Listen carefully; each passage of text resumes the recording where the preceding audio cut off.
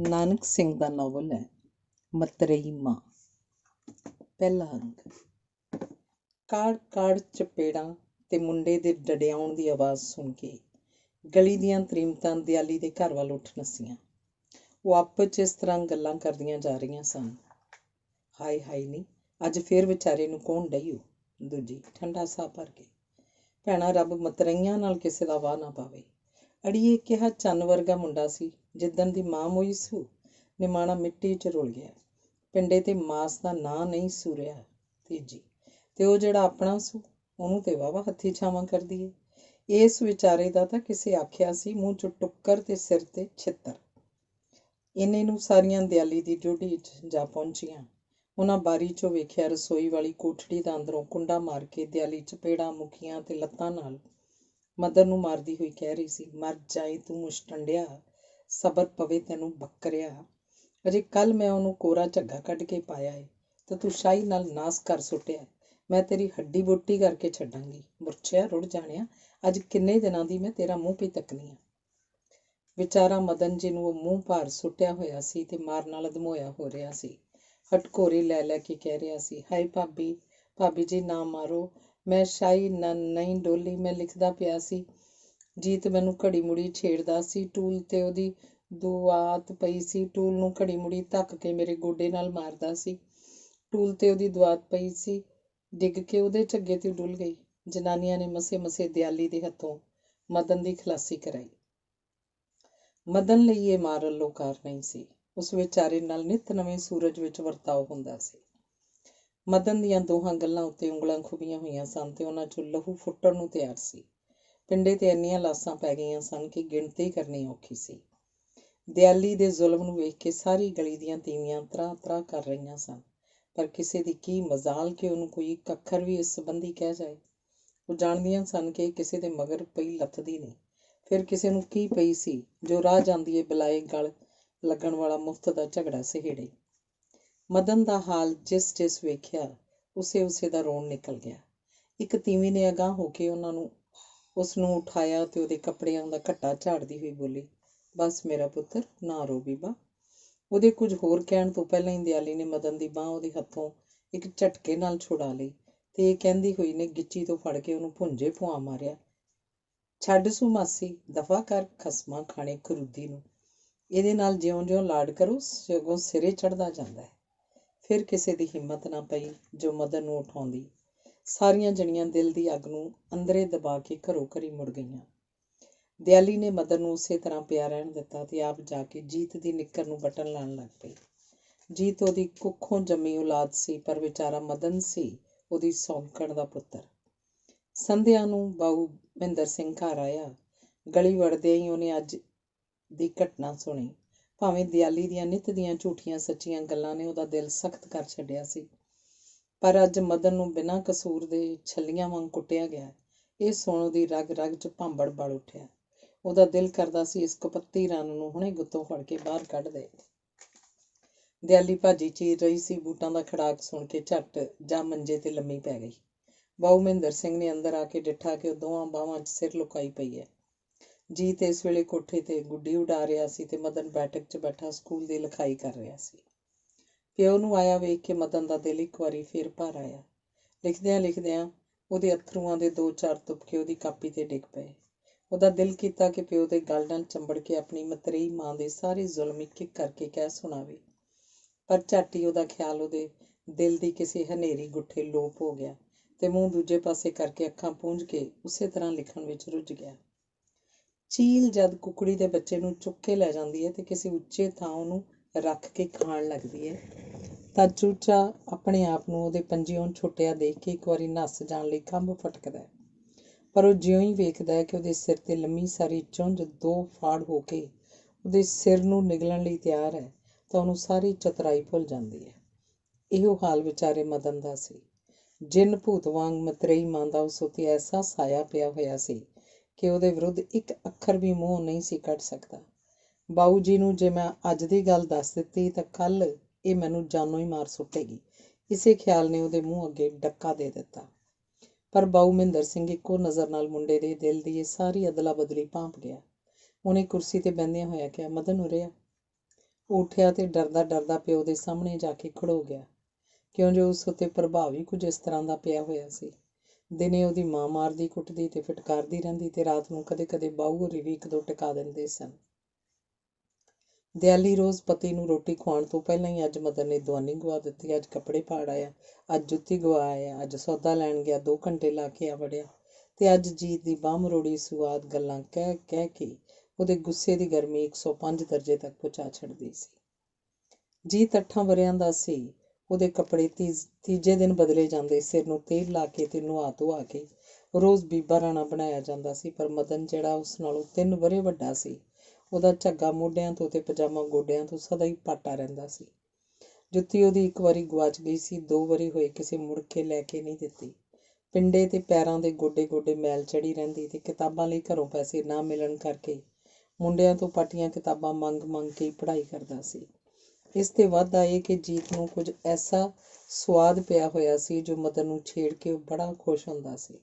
ਉਹ ਕਦੇ ਮਦਨ ਦੀਆਂ ਕਿਤਾਬਾਂ ਲੁਕਾ ਛੱਡਦਾ, ਕਦੇ ਰਾਤ ਨੂੰ ਉਹਦੀ ਦਵਾਤ ਦਾ ਢੱਕਣ ਖੁੱਲ੍ਹਾ ਛੱਡ ਛੱਡਦਾ, ਤੇ ਰਾਤੀਂ ਚੂਹੇ ਉਹਦੀ ਦਵਾਤ ਖਾਲੀ ਕਰ ਜਾਂਦੇ। ਪਰ ਮਦਨ ਦੇ ਦਿਲ ਦਾ ਮੱਚ ਮਰ ਚੁੱਕਾ ਸੀ। ਉਹ ਹਰ ਗੱਲੇ ਦੁਖੀ ਹੁੰਦਾ ਹੋਇਆ ਵੀ ਇਹਨਾਂ ਗੱਲਾਂ ਦਾ ਆਦੀ ਹੋ ਚੁੱਕਾ ਸੀ। ਉਹਨੂੰ ਜੇ ਕੋਈ ਚਿੰਤਾ ਰਹਿੰਦੀ ਤਾਂ ਕੇਵਲ ਇਹ ਕਿ ਸਕੂਲ ਦਾ ਕੰਮ ਕਿਸੇ ਤਰ੍ਹਾਂ ਹੋ ਜਾਏ। ਕੋਲ ਆਉਣ ਤੇ ਜਦ ਮਹਿੰਦਰ ਸਿੰਘ ਨੇ ਮਦਨ ਨੂੰ ਬਾਹੋਂ ਫੜਿਆ ਤਾਂ ਮਦਨ ਦਾ ਦਿਲ ਧੜਕਣ ਲੱਗ ਪਿਆ। ਉਹਦਾ ਖਿਆਲ ਸੀ ਖੌਰੇ ਮਾਰ ਪੈਣ ਲੱਗੀ ਏ, ਪਰ ਹੱਕਾ ਬੱਕਾ ਹੋ ਗਿਆ ਜਦ ਉਹਨੇ ਡਿੱਠਾ ਕਿ ਪਿਓ ਨੇ ਉਹਨੂੰ ਪਿਆਰ ਨਾਲ ਜੱਫੀ 'ਚ ਲੈ ਕੇ ਠੋਡੀ ਫੜ ਕੇ ਪੁੱਛਿਆ, ਮਦਨਾ, ਤੈਨੂੰ ਅੱਜ ਤੇਰੀ ਭਾਬੀ ਨੇ ਮਾਰਿਆ ਸੀ? ਮਦਨ ਸੋਚ ਹੀ ਰਿਹਾ ਸੀ ਕਿ ਕੀ ਜਵਾਬ ਦੇਵੇ ਜਾਂ ਇੰਨੇ ਨੂੰ ਦਿਆਲੀ ਸਾਹਮਣੇ ਆ ਖੜੋਤੀ। ਮਹਿੰਦਰ ਸਿੰਘ ਨੇ ਇੱਕ ਵਾਰੀ ਉਸ ਵੱਲ ਘਿਰਨਾ ਨਾਲ ਤੱਕਿਆ ਤੇ ਫਿਰ ਮਦਨ ਵੱਲ ਤੱਕ ਕੇ ਬੋਲਿਆ, ਪੁੱਤਰ, ਇਸ ਤੋਂ ਡਰਨਾ। ਬੇਸ਼ੱਕ ਸੱਚੋ ਸੱਚ। ਅਚਾਨਕ ਹੀ ਉਹਦੀ ਨਿਗਾਹ ਮਦਨ ਦੀਆਂ ਗੱਲਾਂ ਤੇ ਪਈ।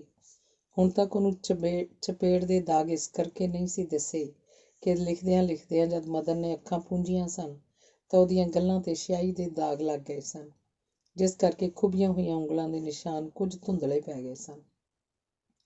ਬਾਊ ਮਹਿੰਦਰ ਸਿੰਘ ਦੀਆਂ ਅੱਖਾਂ ਲਾਲ ਹੋ ਗਈਆਂ। ਉਹ ਇੱਕ ਵਾਰੀ ਅੱਖਾਂ ਪਾੜ ਕੇ ਦਿਆਲੀ ਵੱਲ ਤੱਕਦਿਆਂ ਬੋਲਿਆ, ਕਮਜਾਤੇ, ਇੰਨੀ ਮਾਰ? ਇਹਨੇ ਤੇਰਾ ਕੀ ਗਵਾਇਆ ਸੀ? ਮਦਨ ਇਸ ਵੇਲੇ ਥਰ ਥਰ ਕੰਬ ਰਿਹਾ ਸੀ। ਉਹ ਨਹੀਂ ਸੀ ਚਾਹੁੰਦਾ ਕਿ ਬਾਊ ਹੋਰਾਂ ਨੂੰ ਇਸ ਮਾਰ ਦਾ ਪਤਾ ਲੱਗੇ, ਕਿਉਂਕਿ ਉਹ ਜਾਣਦਾ ਸੀ ਜੇ ਮੈਂ ਇੱਕ ਅੱਖਰ ਵੀ ਮਾਂ ਦੇ ਵਿਰੁੱਧ ਕਿਹਾ ਤਾਂ ਉਹਦੇ ਬਾਹਰ ਨਿਕਲਦਿਆਂ ਹੀ ਇਹ ਮੇਰਾ ਚੰਮ ਲਾ ਦੇਵੇਗੀ। ਪਤੀ ਦੇ ਸ਼ਬਦਾਂ ਨੇ ਦਿਆਲੀ ਦੇ ਤਨ ਮਨ ਨੂੰ ਅੱਗ ਲਾ ਦਿੱਤੀ। ਉਹਨੇ ਛੇਤੀ ਨਾਲ ਜੀਤ ਦਾ ਝੱਗਾ ਮੇਜ਼ ਤੋਂ ਚੱਕ ਕੇ ਪਤੀ ਦੇ ਅੱਗੇ ਸੁੱਟ ਕੇ ਕਿਹਾ, ਇਹ ਦੇਖੋ, ਆਪਣੀ ਸਾਂਝ ਦੀ ਕਰਤੂਤ, ਨਵੇਂ ਝੱਗੇ ਦਾ ਨਾਸ ਕਰ ਛੱਡਿਆ ਸੂ। ਇਸ ਤਰ੍ਹਾਂ ਸ਼ਹਿ ਦਿਓਗੇ ਤਾਂ ਕਿਉਂ ਨਾ ਵਿਗੜੇਗਾ। ਏਡੇ ਲਾਡ ਸਾੜਨੇ ਹੋਣ ਤਾਂ ਨਾਲ ਹੀ ਲੈ ਜਾਇਆ ਕਰੋ ਸੂ। ਮੇਰੇ ਕੋਲੋਂ ਨਹੀਂ ਰੋਜ਼ ਦਿਹਾੜੀਏ ਦੇ ਸਿਆਪੇ ਹੁੰਦੇ। ਵੱਡੇ ਵੇਲੇ ਕੱਪੜੇ ਪਾਓ, ਲੋਡੇ ਵੇਲੇ ਪਰਛੇ ਲਾ ਲਿਆਉਂਦਾ ਹੈ। ਔਂਤਰੀ ਜੰਮ ਕੇ ਮੇਰੇ ਜੋਗਾ ਵਕਤ ਪਾ ਗਈ ਹੈ। ਨਾ ਖਸਮਾ ਖਾਣਾ ਮਰਦਾ ਹੈ, ਨਾ ਮਗਰੋਂ ਲੈਂਦਾ ਹੈ। ਇੰਨੇ ਨੂੰ ਬਾਹਰੋਂ ਕਿਸੇ ਦੀ ਆਵਾਜ਼ ਆਈ, ਝੂਠ ਕਹਿੰਦੀ ਜੇ, ਉੱਕਾ ਝੂਠ। ਸ਼ਾਹੀ ਜੀਤ ਨੇ ਆਪੇ ਡੋਲੀ ਸੀ ਤੇ ਨਾਲੇ ਝੱਗਾ ਚੁੱਕ ਕੇ ਰਤਾ ਪਿੰਡਾਂ ਦੇ ਵੇਖੋ ਸੂ, ਮਾਰ ਦਾ ਪਤਾ ਲੱਗੇ। ਬਲਦੀ ਤੇ ਤੇਲ ਪੈ ਗਿਆ। ਦਿਆਲੀ ਭੱਜ ਕੇ ਬਾਹਰ ਨਿਕਲੀ, ਜੋ ਵੇਖੇ ਕਿਹੜੀ ਨਖਸਮੀ ਉਹਦੀਆਂ ਚੁਗਲੀਆਂ ਲਾ ਰਹੀ ਏ। ਪਰ ਵਿਹੜੇ 'ਚ ਨੱਠੀ ਜਾਂਦੀ ਇੱਕ ਨਿੱਕੀ ਜਿਹੀ ਕੁੜੀ ਦੀ ਪਿੱਠ ਹੀ ਉਹਦੀ ਨਜ਼ਰੀਂ ਪਈ, ਜੋ ਗਲੀ ਦਾ ਮੋੜ ਮੁੜ ਕੇ ਉਹਦੀ ਨਜ਼ਰੋਂ ਓਹਲੇ ਹੋ ਗਈ। ਦਿਆਲੀ ਖਪਦੀ ਖਿੱਚਦੀ ਮੁੜ ਆਈ। ਜੇ ਉਹਨੂੰ ਪਤਾ ਲੱਗ ਜਾਂਦਾ ਕਿ ਫਲਾਣੀ ਕੁੜੀ ਸੀ ਤਾਂ ਖੌਰੇ ਉਹਨੂੰ ਚੀਰ ਕੇ ਹੀ ਖਾ ਜਾਂਦੀ। ਮਹਿੰਦਰ ਸਿੰਘ ਨੇ ਬਥੇਰਾ ਪੁੱਛਿਆ, ਪਿਆਰ ਕੀਤਾ, ਪਰ ਮਦਨ ਦੇ ਮੂੰਹੋਂ ਹੋਰ ਕੁਝ ਨਾ ਨਿਕਲਿਆ। ਅਖੀਰ ਉਹਨੇ ਜ਼ਰਾ ਗੁੱਸੇ ਵਾਲਾ ਮੂੰਹ ਬਣਾ ਕੇ ਕਿਹਾ, ਦੱਸੇਂਗਾ ਕਿ ਨਹੀਂ? ਸੱਚੋ ਸੱਚ ਦੱਸ, ਭਾਬੀ ਨੇ ਮਾਰਿਆ ਤੈਨੂੰ? ਅਖੀਰ ਬੜੀ ਅਖੁਆਈ ਨਾਲ ਮਦਨ ਦੇ ਮੂੰਹੋਂ ਨਿਕਲਿਆ, ਨਹੀਂ ਬਾਊ ਜੀ, ਮੈਨੂੰ ਭਾਬੀ ਨੇ ਨਹੀਂ ਮਾਰਿਆ। ਤੇ ਹੋਰ ਕਿਸ ਮਾਰਿਆ ਸੀ? ਸਕੂਲੋਂ ਆਉਂਦਿਆਂ ਇੱਕ ਮੁੰਡਾ ਮੇਰੇ ਨਾਲ ਲੜ ਪਿਆ ਸੀ। ਕਿਹੜਾ ਮੁੰਡਾ ਸੀ? ਮੈਨੂੰ ਉਹਦਾ ਨਾਂ ਨਹੀਂ ਆਉਂਦਾ। ਕਿੱਥੇ ਮਾਰਿਆ ਸੀ? ਮੂੰਹ ਤੇ। ਹੋਰ ਕਿਤੇ ਵੀ? ਬਸ ਹੋਰ ਕਿਤੇ ਨਹੀਂ। ਇੰਨਾ ਕਹਿ ਕੇ ਉਹਨੂੰ ਖਿਆਲ ਆ ਗਿਆ ਕਿ ਹੁਣੇ ਇੱਕ ਕੁੜੀ ਕੀ ਕਹਿ ਗਈ ਸੀ। ਉਹ ਝੱਟ ਬੋਲਿਆ, ਪਿੰਡੇ ਤੇ ਵੀ। ਮਹਿੰਦਰ ਸਿੰਘ ਨੇ ਮਦਨ ਦਾ ਝੱਗਾ ਚੱਕ ਕੇ ਵੇਖਿਆ। ਨਿੱਤ ਦਾ ਗਿੱਜਾ ਚੋਰ ਜੇ ਇੱਕ ਵਾਰੀ ਫੜਿਆ ਜਾਏ ਤਾਂ ਘਰ ਦੇ ਮਾਲਕ ਨੂੰ ਪਿਛਲੀਆਂ ਸਾਰੀਆਂ ਚੋਰੀ ਗਈਆਂ ਚੀਜ਼ਾਂ ਦੀ ਯਾਦ ਫਿਰ ਸੱਜਰੀ ਹੋ ਆਉਂਦੀ ਹੈ। ਮਦਨ ਦੇ ਪਿੰਡੇ ਤੇ ਮਾਰ ਦੇ ਲਾਲ ਲਾਲ ਦਾਗ ਵੇਖ ਕੇ ਬਾਊ ਮਹਿੰਦਰ ਸਿੰਘ ਇੱਕ ਵਾਰੀ ਆਤਮਕ ਪੀੜ ਨਾਲ ਤੜਪ ਉੱਠਿਆ ਤੇ ਉਹਦਾ ਹੱਡੀਆਂ ਦਾ ਪਿੰਜਰ ਸਰੀਰ ਵੇਖ ਕੇ ਉਹਨੇ ਇੱਕ ਹੌਕਾ ਭਰ ਕੇ ਦਿਲ 'ਚ ਕਿਹਾ, ਵਾਹ ਲਾਡਲੇ, ਮਦਨ ਦਾ ਸਰੀਰ ਇੱਕ ਚੰਦਨ ਦੀ ਗੇਲੀ ਵਰਗਾ ਸੀ। ਇਸ ਡੈਣ ਨੇ ਮੁੰਡੇ ਦਾ ਇਹ ਹਾਲ ਕਰ ਦਿੱਤਾ। ਮੇਰੀ ਕਹੀ ਮੱਤ ਮਾਰੀ ਗਈ। ਉਹਨੇ ਦਿਆਲੀ ਨੂੰ ਹੋਰ ਕੁਝ ਨਾ ਕਿਹਾ। ਉਹਨੂੰ ਇਸ ਵੇਲੇ ਉਹ ਜਾਨੋਂ ਮਾਰ ਦਿੰਦਾ ਤਾਂ ਵੀ ਕੋਈ ਵੱਡੀ ਗੱਲ ਨਹੀਂ ਸੀ, ਪਰ ਇਹ ਸੋਚ ਕੇ ਕਿ ਜੇ ਇਹਨੂੰ ਮਾਰਿਆ ਕੁੱਟਿਆ ਤਾਂ ਹਫ਼ਤਿਆਂ ਬੱਧੀ ਘਰ 'ਚ ਕਲੇਸ਼ ਪਿਆ ਰਹੇਗਾ, ਉਹ ਮਨ ਮਾਰ ਕੇ ਰਹਿ ਗਿਆ। ਦਿਆਲੀ ਚੋਖਾ ਚਿਰ ਰੋਂਦੀ ਰਹੀ ਤੇ ਅੱਜ ਆਪਣਾ ਜਾਦੂ ਨਾ ਚੱਲਿਆ ਵੇਖ ਕੇ ਗਲੀ ਮੁਹੱਲੇ ਵਾਲਿਆਂ ਦੇ ਅਗਲਿਆਂ ਪਿਛਲਿਆਂ ਨੂੰ ਲੱਗੀ ਪੁਣਨ। ਉਹਦਾ ਖਿਆਲ ਸੀ ਕਿ ਗਲੀ ਵਾਲਿਆਂ ਨੇ ਮੇਰੇ ਪਤੀ ਨੂੰ ਆਉਂਦਿਆਂ ਸਭ ਕੁਝ ਦੱਸ ਦਿੱਤਾ। ਅੰਗ 2।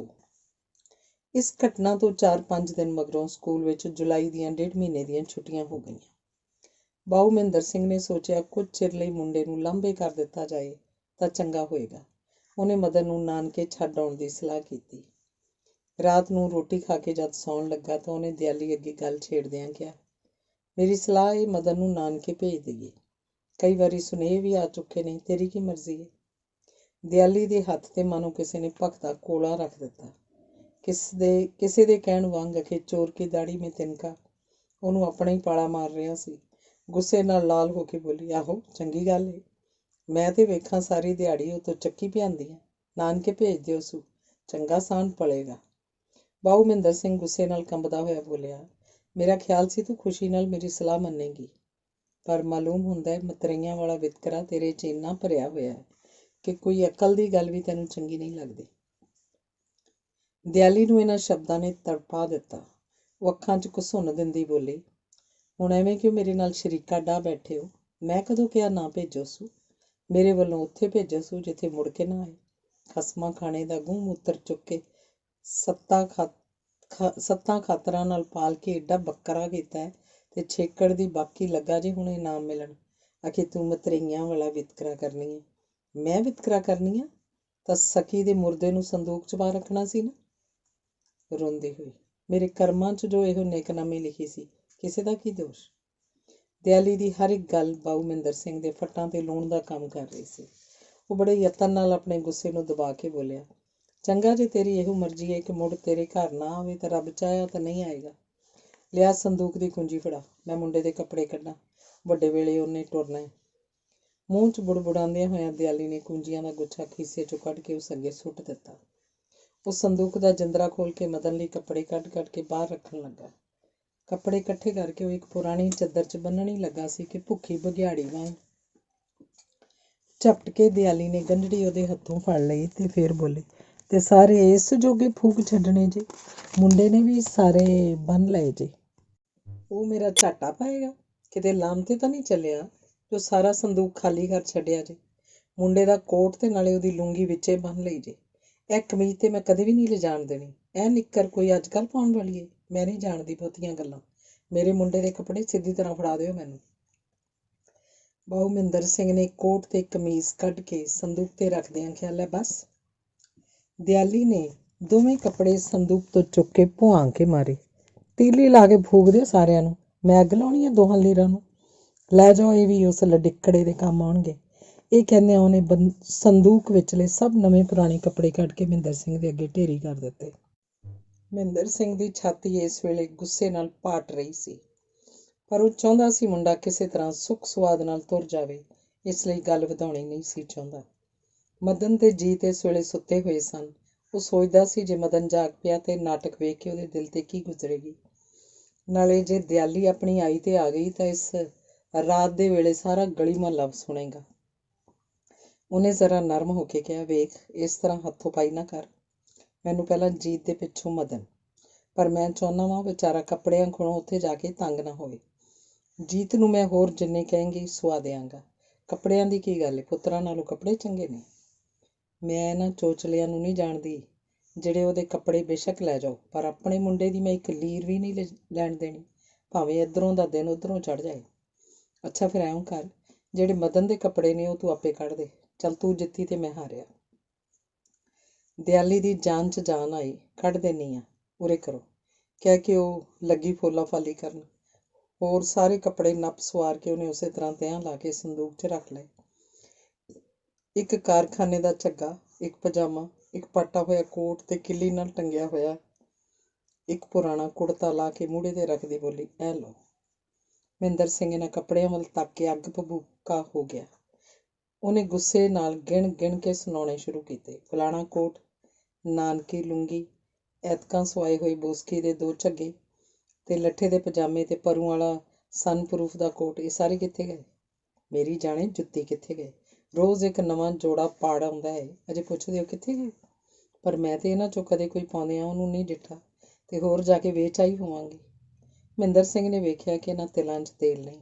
ਉਹਨੇ ਉਹ ਚਾਰੇ ਕੱਪੜੇ ਚੁੱਕ ਕੇ ਇੱਕ ਪਾਸੇ ਰੱਖ ਦਿੱਤੇ ਤੇ ਆਪ ਜਾ ਕੇ ਸੌਂ ਗਿਆ। ਅੰਗ ਤੀਸਰਾ। ਬਾਊ ਮਹਿੰਦਰ ਸਿੰਘ ਦੇ ਨਾਲ ਦਾ ਘਰ ਸਰਦਾਰ ਪ੍ਰਤਾਪ ਸਿੰਘ ਖਜ਼ਾਨਚੀ ਦਾ ਸੀ। ਇਹ ਚੰਗਾ ਰੱਜਿਆ ਪੁੱਜਿਆ ਘਰਾਣਾ ਸੀ। ਇਹਨਾਂ ਦੇ ਘਰ ਇੱਕੋ ਹੀ 8 ਵਰ੍ਹਿਆਂ ਦੀ ਕੁੜੀ ਸ਼ਾਂਤੀ ਸੀ। ਭਾਵੇਂ ਮਦਨ ਦੀ ਤਰਸਯੋਗ ਹਾਲਤ ਵੇਖ ਕੇ ਸਾਰੀ ਗਲੀ ਅੱਥਰੂ ਘੇਰਦੀ ਸੀ, ਪਰ ਇਸ ਘਰ ਦੇ ਬੰਦੇ ਤਾਂ ਮੁੰਡੇ ਦੇ ਦੁੱਖ ਨੂੰ ਆਪਣਾ ਹੀ ਦੁੱਖ ਸਮਝਦੇ ਸਨ। ਖਬਰੇ ਕੰਧ ਇੱਕੋ ਹੋਣ ਕਰਕੇ ਇਹ ਮਦਨ ਦੀ ਮਤਰੇਈ ਮਾਂ ਦੇ ਨਿੱਤ ਦੇ ਜ਼ੁਲਮ ਦੇਖਦੇ ਰਹਿੰਦੇ ਸਨ, ਜਾਂ ਖਬਰੇ ਇਸ ਕਰਕੇ ਕਿ ਉਹਨਾਂ ਦੀ ਕੁੜੀ ਸ਼ਾਂਤੀ ਤੇ ਮਦਨ ਨਿੱਕੇ ਹੁੰਦਿਆਂ ਤੋਂ, ਜਦੋਂ ਅਜੇ ਮਦਨ ਦੀ ਮਾਂ ਜਿਉਂਦੀ ਸੀ, ਇਕੱਠੇ ਖੇਡਦੇ ਰਹੇ ਸਨ। ਇਸ ਤੋਂ ਛੋਟੇ ਦਾ ਇੱਕ ਹੋਰ ਕਾਰਨ ਵੀ ਸੀ ਕਿ ਸ਼ਾਂਤੀ ਦੀ ਮਾਂ ਤੇ ਮਦਨ ਦੀ ਮਾਂ ਦੋਵੇਂ ਸਹੇਲੀਆਂ ਸਨ। ਮਦਨ ਦੀ ਮਾਂ ਜਦ ਮਰਨ ਲੱਗੀ ਸੀ ਤਾਂ ਆਪਣੇ ਮਦਨ ਦੀ ਬਾਂਹ ਸ਼ਾਂਤੀ ਦੀ ਮਾਂ ਜਮਨਾ ਨੂੰ ਫੜਾ ਗਈ ਸੀ, ਪਰ ਜਦ ਤੋਂ ਬਾਊ ਮਹਿੰਦਰ ਸਿੰਘ ਨੇ ਦਿਆਲੀ ਨੂੰ ਲਿਆਂਦਾ ਤਦ ਤੋਂ ਮਦਨ ਨੂੰ ਬੁਲਾਉਣ ਦਾ ਵੀ ਹਿਆ ਨਹੀਂ ਸੀ ਕਰ ਸਕਦੀ। ਕਾਰਨ, ਮਦਨ ਨੂੰ ਜਿਹੜਾ ਕੋਈ ਪਿਆਰ ਨਾਲ ਬੁਲਾਉਂਦਾ ਸੀ, ਦਿਆਲੀ ਉਹਦੇ ਗਲ ਦਾ ਹਾਰ ਬਣ ਜਾਂਦੀ ਸੀ। ਉਸ ਦਿਨ ਜਿਸ ਕੁੜੀ ਨੇ ਵਿਹੜੇ 'ਚ ਲੁੱਕ ਕੇ ਆਵਾਜ਼ ਦਿੱਤੀ ਸੀ, ਝੂਠ ਕਹਿੰਦੀ ਏ ਉੱਕਾ ਝੂਠ, ਉਹ ਸ਼ਾਂਤੀ ਹੀ ਸੀ। ਅੱਜ ਰਾਤ ਦੀ ਜੋ ਗੱਲਬਾਤ ਸ਼ਾਂਤੀ ਦੀ ਮਾਂ ਨੇ ਸੁਣੀ ਸੀ, ਉਹਨੇ ਸਾਰੀ ਆਪਣੇ ਪਤੀ ਨੂੰ ਸੁਣਾਈ। ਖਜ਼ਾਨਚੀ ਦੇ ਦਿਲ ਤੇ ਕੁਝ ਐਸਾ ਅਸਰ ਪਿਆ ਕਿ ਉਹ ਅਥਰੂਆਂ ਨੂੰ ਰੋਕ ਨਾ ਸਕਿਆ। ਉਹਨੇ ਜਮਨਾ ਨੂੰ ਕਿਹਾ, ਕੀ ਕਰੀਏ, ਮੁੰਡੇ ਦੀ ਦੁਰਦਸ਼ਾ ਨਹੀਂ ਵੇਖੀ ਜਾਂਦੀ। ਦੂਜੇ ਦਿਨ ਐਤਵਾਰ ਸੀ। ਸਵੇਰੇ ਜਦ ਮਹਿੰਦਰ ਸਿੰਘ ਖਜ਼ਾਨਚੀ ਦੇ ਘਰ ਅੱਗੋਂ ਲੰਘ ਕੇ ਬਾਜ਼ਾਰ ਜਾਣ ਲੱਗਾ ਤਾਂ ਘਰ ਦੇ ਬੂਹੇ ਅੱਗੇ ਖਜ਼ਾਨਚੀ ਖਲੋਤਾ ਸੀ। ਮਹਿੰਦਰ ਸਿੰਘ ਉਹਨੂੰ ਵੇਖ ਕੇ ਖੜਾ ਹੋ ਗਿਆ ਤੇ ਬੋਲਿਆ, ਸੁਣਾਓ ਸਰਦਾਰ ਜੀ, ਅੱਜ ਛੁੱਟੀ ਮਨਾ ਰਹੇ ਹੋ? ਉਹ ਬੋਲਿਆ, ਬਾਊ ਜੀ ਅੱਜ ਸਾਡੀ ਛੁੱਟੀ ਕਾਹਦੀ, ਇਹ ਵੇਖੋ। ਕੰਮ ਦਾ ਥੈਲਾ ਨਾਲ ਹੀ ਲੈ ਆਇਆ। ਰੋਟੀ ਖਾ ਕੇ ਬੈਠਾਂਗਾ ਤਾਂ ਮਸੇ ਕਿਤੇ 3 ਵਜੇ ਮੁੱਕੇਗਾ। ਛੁੱਟੀ ਤਾਂ ਤੁਹਾਡੀ ਏ, ਜਿਹਨਾਂ ਨੂੰ ਕੱਖ ਭੰਨ ਕੇ ਦੂਰਾ ਨਹੀਂ ਕਰਨਾ ਪੈਂਦਾ। ਮਹਿੰਦਰ ਸਿੰਘ ਇੱਕ ਹੌਕਾ ਭਰ ਕੇ ਬੋਲਿਆ, ਸਰਦਾਰ ਜੀ, ਮੇਰੇ ਵਰਗੇ ਬਦਨਸੀਬ ਦੇ ਕਰਮਾਂ 'ਚ ਸੁੱਖ ਕਿੱਥੇ। ਐਸੇ ਚੰਦਰੇ ਦਿਨ ਕਪੱਤੀ ਘਰ 'ਚ ਆਈ ਏ ਜੋ ਹਰ ਵੇਲੇ ਕਲੇਸ਼ ਪਿਆ ਰਹਿੰਦਾ। ਮੁੰਡੇ ਦੇ ਭਾ ਦੀ ਤਾਂ ਸ਼ਾਮਤ ਆਈ ਰਹਿੰਦੀ ਹੈ। ਹਰ ਵੇਲੇ ਵਿਚਾਰੇ ਦੇ ਸੋਤਰ ਸੁੱਕੇ ਰਹਿੰਦੇ ਨੇ। ਖਜ਼ਾਨਚੀ ਨੇ ਕਿਹਾ, ਬਾਊ ਜੀ, ਇਹ ਮਤਰੇਈਆਂ ਬੁਰੀਆਂ ਹੁੰਦੀਆਂ ਨੇ। ਮੈਂ ਜਦ ਕਾਕੇ ਵੱਲ ਵੇਖਣਾ ਵਾਂ ਤਾਂ ਉਹ ਦਿਨ ਮੇਰੀਆਂ ਅੱਖਾਂ ਅੱਗੇ ਆ ਜਾਂਦੇ ਨੇ, ਜਦ ਪਾਰਬਤੀ, ਮਦਨ ਦੀ ਮਾਂ, ਇਹਨੂੰ ਉਂਗਲੀ ਲਾ ਕੇ ਸਾਡੇ ਘਰ ਲਿਆਉਂਦੀ ਹੁੰਦੀ ਸੀ। ਮੈਨੂੰ ਕੱਲ੍ਹ ਵਾਂਗ ਚੇਤਾ ਹੈ ਜਦੋਂ ਇੱਕ ਦਿਨ ਮੈਂ ਪੁੱਛਿਆ ਸੀ, ਪਾਰੋ, ਟਿੱਕੇ ਲਾ ਲਾ ਕੇ ਮੁੰਡੇ ਦਾ ਮੂੰਹ ਮੱਥਾ ਕਿਉਂ ਕਾਲਾ ਕਰ ਛੱਡਦੀ ਹੈ? ਤਾਂ ਅੱਗੋਂ ਬੋਲੀ, ਭਾਈ ਜੀ ਕੀ ਕਰਾਂ, ਬਾਜੀਆਂ ਤਰੀਮਤਾਂ ਦੀ ਨਜ਼ਰ ਬੜੀ ਪੱਥਰ ਪਾੜ ਹੁੰਦੀ ਹੈ। ਉਹ ਮਦਨ ਅੱਜ ਐਵੇਂ ਤਾਂ ਨਹੀਂ ਕਿਸੇ ਕਿਹਾ ਕਿ ਮਾਵਾਂ ਠੰਡੀਆਂ ਛਾਵਾਂ। ਸਰਦਾਰ ਜੀ, ਇਸ ਤੋਂ ਤੰਗ ਆ ਕੇ ਮੁੰਡੇ ਨੂੰ ਨਾਨਕੇ ਭੇਜਣ ਦੀ ਸਲਾਹ ਕੀਤੀ ਹੈ। ਹੋਰ ਨਹੀਂ ਤਾਂ 1.5 ਮਹੀਨਾ ਤਾਂ ਵਿਚਾਰਾ ਸੁੱਖ ਦਾ ਕੱਟੇਗਾ। ਮੈਂ ਤਾਂ ਹੁਣ ਦਿਲ 'ਚ ਫੈਸਲਾ ਕਰ ਲਿਆ ਜੋ ਹਮੇਸ਼ਾ ਲਈ ਮੁੰਡਾ ਇਸ ਡੈਣ ਦੇ ਸਾਏ ਤੋਂ ਬਚਿਆ ਰਹੇ। ਇਸ ਘਰ 'ਚ ਉਹ ਕਿਚਰਕ ਜਿਉਂਦਾ ਰਹਿ ਸਕੇਗਾ। ਖਜ਼ਾਨਚੀ ਨੇ ਕੋਈ ਡੂੰਘੀ ਸੋਚ ਕੇ ਕਿਹਾ, ਪਰ ਤੁਸੀਂ ਕਿਉਂ ਇਸ ਗੱਲ ਦਾ ਫਿਕਰ ਕਰਦੇ ਹੋ? ਕਾਕੇ ਨੂੰ ਤੁਸੀਂ ਸਾਡੇ ਘਰ ਰਹਿਣ ਦਿਆ ਕਰੋ ਖਾਂ, ਇਹ ਵੀ ਤੁਹਾਡਾ ਹੀ ਘਰ ਹੈ। ਇੰਨੇ ਨੂੰ ਜਮਨਾ, ਜੋ ਲਾਗੇ ਬੈਠੀ ਸੀ, ਬੋਲ ਉੱਠੀ, ਭਰਾ ਜੀ, ਪਾਰੋ ਤੁਹਾਨੂੰ ਯਾਦ ਹੋਏਗਾ, ਕਾਕੇ ਦੀ ਬਾਂਹ ਮੇਰੇ ਹੱਥ ਫੜਾ ਗਈ ਸੀ ਤੇ ਮੈਨੂੰ ਮਦਨ ਸ਼ਾਂਤੀ ਨਾਲੋਂ ਵੱਧ ਪਿਆਰਾ ਹੈ। ਪਰ ਕੀ ਕਰੀਏ, ਸਾਡੀ ਕੋਈ ਪੇਸ਼ ਨਹੀਂ ਜਾਂਦੀ। ਜੇ ਰਤਾ ਮੁੰਡੇ ਨੂੰ ਹੱਸ ਕੇ ਬੁਲਾ ਬਈਏ ਤਾਂ ਸਾਰੀ ਦਿਹਾੜੀ ਦੀ ਲੜਾਈ ਛਿੜ ਪੈਂਦੀ ਹੈ। ਬਥੇਰਾ ਦਿਲ ਕੁੜਦਾ ਹੈ, ਪਰ ਡਰਦੇ ਮਾਰੇ ਹੁੱਤ ਨਹੀਂ ਕਰਦੇ। ਮਹਿੰਦਰ ਸਿੰਘ ਧੰਨਵਾਦ ਭਰੀ ਨਜ਼ਰ ਨਾਲ ਜਮਨਾ ਵੱਲ ਤੱਕ ਕੇ ਬੋਲਿਆ, ਬੀਬੀ ਜੀ, ਜਿੰਨਾ ਚਿਰ ਜਿਉਂਦੀ ਰਹੀ ਏ ਤੁਹਾਡਾ ਨਾਂ ਲੈ ਲੈ ਕੇ ਜੀਂਦੀ ਸੀ। ਮੈਨੂੰ ਬੀਬੀ ਜੀ ਕੀ ਪਤਾ ਸੀ ਜੋ ਮੇਰੀ ਗੱਲ ਸਾਰੀ ਉਮਰ ਦਾ ਕਲੇਸ਼ ਪੈ ਜਾਏਗਾ। ਮੈਂ ਤਾਂ ਇਹ ਕਹਿੰਦਿਆਂ ਮਹਿੰਦਰ ਸਿੰਘ ਦਾ ਗਲਾ ਰੁਕ ਗਿਆ। ਖਜ਼ਾਨਚੀ ਨੇ ਉਹਨੂੰ ਧੀਰਜ ਦੇ ਕੇ ਕਿਹਾ, ਬਾਊ ਜੀ, ਕਿਸੇ ਦੇ ਕੋਈ ਵੱਸ ਨਹੀਂ। ਜੋ ਪ੍ਰਾਲਬੱਧ ਵਿੱਚ ਲਿਖਿਆ ਹੁੰਦਾ ਹੈ, ਹਰ ਸ਼ਰਤ 'ਚ ਮਨੁੱਖ ਨੂੰ ਭੋਗਣਾ ਹੀ ਪੈਂਦਾ ਹੈ। ਮੈਂ ਤੇ ਤੁਹਾਨੂੰ ਅਜੇ ਵੀ ਕਹਿਣਾ ਵਾਂ, ਜੋ ਤੁਸੀਂ ਕਾਕੇ ਨੂੰ ਸਾਡੇ ਪਾਸ ਰਹਿਣ ਦਿਆ ਕਰੋ, ਅਸੀਂ ਉਹਨੂੰ ਸੀਨੇ ਨਾਲ ਲਾ ਕੇ ਰੱਖਾਂਗੇ। ਸਰਦਾਰ ਜੀ, ਮੈਂ ਬੜਾ ਨਸੀਬ ਵਾਲਾ ਵਾਂ, ਤੁਹਾਡੇ ਵਰਗੇ ਦੇਵਤਿਆਂ ਦਾ ਹੱਥ ਮੇਰੇ ਸਿਰ ਤੇ ਹੈ। ਮੈਂ ਮਦਨ ਨੂੰ ਤੁਹਾਡੇ ਸਪੁਰਦ ਕਰਨ 'ਚ 1 ਮਿੰਟ ਢਿੱਲ ਨਾ ਕਰਦਾ, ਪਰ ਜਾਣਦੇ ਹੋ ਚੁੜੇਲ ਕੀ ਕਰ ਗੁਜ਼ਰੇਗੀ। ਮੇਰੀ ਸਲਾਹ, ਜੇ ਤੁਸੀਂ ਆਗਿਆ ਦਿਓ ਤਾਂ ਛੁੱਟੀਆਂ ਉਹ ਨਾਨਕੇ ਬਿਤਾ ਆਵੇ। ਉੱਚਰਾਂ ਨੂੰ ਅਸੀਂ ਕੋਈ ਐਸਾ ਢੰਗ ਸੋਚਾਂਗੇ ਜੋ ਤੁਹਾਡੀ ਛਾਂ ਹੇਠ ਪਲੇ। ਜਮਨਾ ਰਾਤ ਦੀ ਘਟਨਾ ਸੁਣ ਚੁੱਕੀ ਸੀ। ਉਹਨੂੰ ਪਤਾ ਸੀ ਕਿ ਦਿਆਲੀ ਨੇ ਮਦਨ ਲਈ ਜਿਹੜੇ ਕੱਪੜੇ ਦੇਣੇ ਚਾਹੇ ਸਨ ਉਹ ਮਹਿੰਦਰ ਸਿੰਘ ਨਹੀਂ ਸੀ ਲੈਣੇ ਚਾਹੁੰਦਾ ਤੇ ਨਵੇਂ ਕੱਪੜੇ ਸਵਾਉਣ ਦੀ ਫਿਕਰ 'ਚ। ਉਹਨੇ ਸਾਰੀ ਗੱਲ ਖੋਲ੍ਹ ਹੀ ਦਿੱਤੀ। ਬੋਲੀ, ਭਰਾ ਜੀ, ਰਾਤ ਦੀ ਤੁਹਾਡੀ ਸਾਰੀ ਗੱਲਬਾਤ ਮੈਂ ਸੁਣ ਚੁੱਕੀ ਹਾਂ। ਤੁਸੀਂ ਕੱਪੜਿਆਂ ਦਾ ਕੋਈ ਉਚੇਚ ਨਾ ਕਰਨਾ। ਲੋਡੇ ਵੇਲੇ ਤੋੜੀ ਸਾਰੇ ਕੱਪੜੇ ਤਿਆਰ ਹੋ ਜਾਣਗੇ। ਮਹਿੰਦਰ ਸਿੰਘ ਨੇ ਬਥੇਰੀ ਨਾਂਹ ਨੁੱਕਰ ਕੀਤੀ ਪਰ ਉਹਦੀ ਕੋਈ ਪੇਸ਼ ਨਾ ਗਈ। ਦੂਜੇ ਦਿਨ ਮਦਨ ਦੇ ਤੁਰਨ ਦਾ ਵੇਲਾ ਫੈਸਲਾ ਹੋਇਆ। ਖਜ਼ਾਨਚੀ ਹੋਰਾਂ ਮਦਨ ਲਈ ਲੋੜ ਤੋਂ ਵੱਧ ਕੱਪੜੇ ਤਿਆਰ ਕਰਵਾ ਲਏ ਸਨ। ਇਸ ਤੋਂ ਛੁੱਟ ਕੁਝ ਮਠਿਆਈ ਵੀ ਨਾਲ ਬੰਨ੍ਹ ਛੱਡੀ। ਪ੍ਰਭਾਤ ਵੇਲੇ ਹੀ ਸ਼ਾਂਤੀ ਨੇ ਬਨੇਰੇ ਤੋਂ ਟੱਪ ਕੇ ਕੋਠੇ ਤੇ ਸੁੱਤੇ ਮਦਨ ਦਾ ਮੋਢਾ ਜਾ ਹਲੂਣਿਆ ਤੇ ਕਿਹਾ, ਮੱਧੋ ਉੱਠ, ਮੇਰੀ ਭਾਬੀ ਸੱਦਦੀ ਓ। ਮਦਨ ਉੱਠ ਕੇ ਉਹਦੇ ਨਾਲ ਹੀ ਪੌੜੀਆਂ ਥਾਣੀ ਉਤਰ ਕੇ ਖਜ਼ਾਨਚੀ ਦੇ ਘਰ ਗਿਆ। ਉਹਨੇ ਜਾ ਕੇ ਡਿੱਠਾ, ਸਭ ਸਮਾਨ ਤਿਆਰ ਸੀ। ਜਮਨਾ ਨੇ ਸਭ ਤੋਂ ਪਹਿਲਾਂ ਨੁਹਾਇਆ। ਇਸ ਵੇਲੇ ਉਹਦੇ ਪੈਰਾਂ ਤੋਂ ਮੈਲ ਲਾਹੁਣ ਤੇ ਸਾਬਣ ਮਲਣ 'ਚ ਨਿੱਕੀ ਜਿਹੀ ਸ਼ਾਂਤੀ ਨੇ ਚਾਈਂ ਮਾਂ ਦਾ ਹੱਥ ਵਟਾਇਆ। ਜਦੋਂ ਨਹਾ ਚੁੱਕਾ ਤਾਂ ਸ਼ਾਂਤੀ ਦੌੜ ਕੇ ਮੇਜ਼ ਤੋਂ ਨਵੇਂ ਕੱਪੜੇ ਜਿਹੜੇ ਮਦਨ ਦੇ ਪਾਉਣ ਲਈ ਰੱਖੇ ਸਨ ਚੁੱਕ ਲਿਆਈ। ਇੱਚਰ ਨੂੰ ਬਾਊ ਮਹਿੰਦਰ ਸਿੰਘ ਵੀ ਆ ਗਿਆ। ਉਹ ਸਾਰੇ ਸਮਾਨ ਵੱਲ ਤੱਕ ਕੇ ਨਿਮਰਤਾ ਨਾਲ ਬੋਲਿਆ, ਬੀਬੀ ਜੀ, ਇੰਨੀ ਖੇਚਲ? ਜਮਨਾ ਨੇ ਮੁਸਕਰਾ ਕੇ ਕਿਹਾ, ਆਪਣੇ ਧੀਆਂ ਪੁੱਤਰਾਂ ਲਈ ਕਾਹਦੀ ਖੇਚਲ? ਮਹਿੰਦਰ ਸਿੰਘ ਖਜ਼ਾਨਚੀ ਤੇ ਜਮਨਾ ਨੂੰ ਸਤਿ ਸ੍ਰੀ ਅਕਾਲ ਬੁਲਾ ਕੇ ਤੇ ਸ਼ਾਂਤੀ ਦੇ ਸਿਰ ਪਿਆਰ ਦੇ ਕੇ ਮਦਨ ਨੂੰ ਨਾਲ ਲੈ ਕੇ ਵਿਦਾ ਹੋਇਆ। ਮਦਨ ਨੇ ਦੋਹਾਂ ਨੂੰ ਮੱਥਾ ਟੇਕਿਆ। ਸ਼ਾਂਤੀ ਨੇ ਬਾਲਾਂ ਵਾਲੀ ਚੰਚਲਤਾ ਨਾਲ ਉਸ ਵੱਲ ਤੱਕਿਆ ਤੇ ਫਿਰ ਬੋਲੀ, ਮੱਧੋ ਛੇਤੀ ਛੇਤੀ ਆਵੀਂ। ਮਦਨ ਇਹਦਾ ਕੋਈ ਜਵਾਬ ਨਾ ਦੇ ਜ਼ਰਾ ਕੁ ਮੁਸਕਰਾ ਕੇ ਪਿਓ ਨਾਲ ਦਹਿਲੀਜ਼ੋਂ ਬਾਹਰ ਹੋ ਗਿਆ। ਅੰਕ ਚੌਥਾ। ਮਦਨ ਨੇ ਨਾਨਕੇ ਜਾ ਕੇ ਸੁੱਖ ਦਾ ਸਾਹ ਲਿਆ। ਮਾਸੀਆਂ ਤੇ ਨਾਨੀ ਨੇ ਜਦ ਮਦਨ ਦਾ ਜ਼ਰਾ ਜਿੰਨਾ ਮੂੰਹ ਤੇ ਸੁੱਕੜਾ ਪਿੰਡਾ ਵੇਖਿਆ ਤਾਂ ਉਹਨਾਂ ਦੇ ਦਿਲਾਂ 'ਚ ਰੁੱਗ ਭਰਿਆ ਗਿਆ।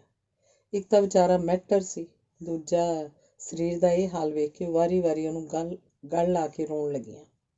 ਬੁੱਢੀ ਨਾਨੀ ਨੇ ਚੁੰਮ ਕੇ ਉਹਦੇ ਪਿੰਡੇ ਤੇ ਹੱਥ ਫੇਰ ਕੇ ਪਿਆਰ ਨਾਲ ਕਿਹਾ, ਮੱਧੋ ਪੁੱਤ, ਡਾਢਾ ਮਾੜਾ ਹੋ ਗਿਆ। ਮਾਂ ਮਾਰਿਆ ਕਰਦੀ ਸੀ।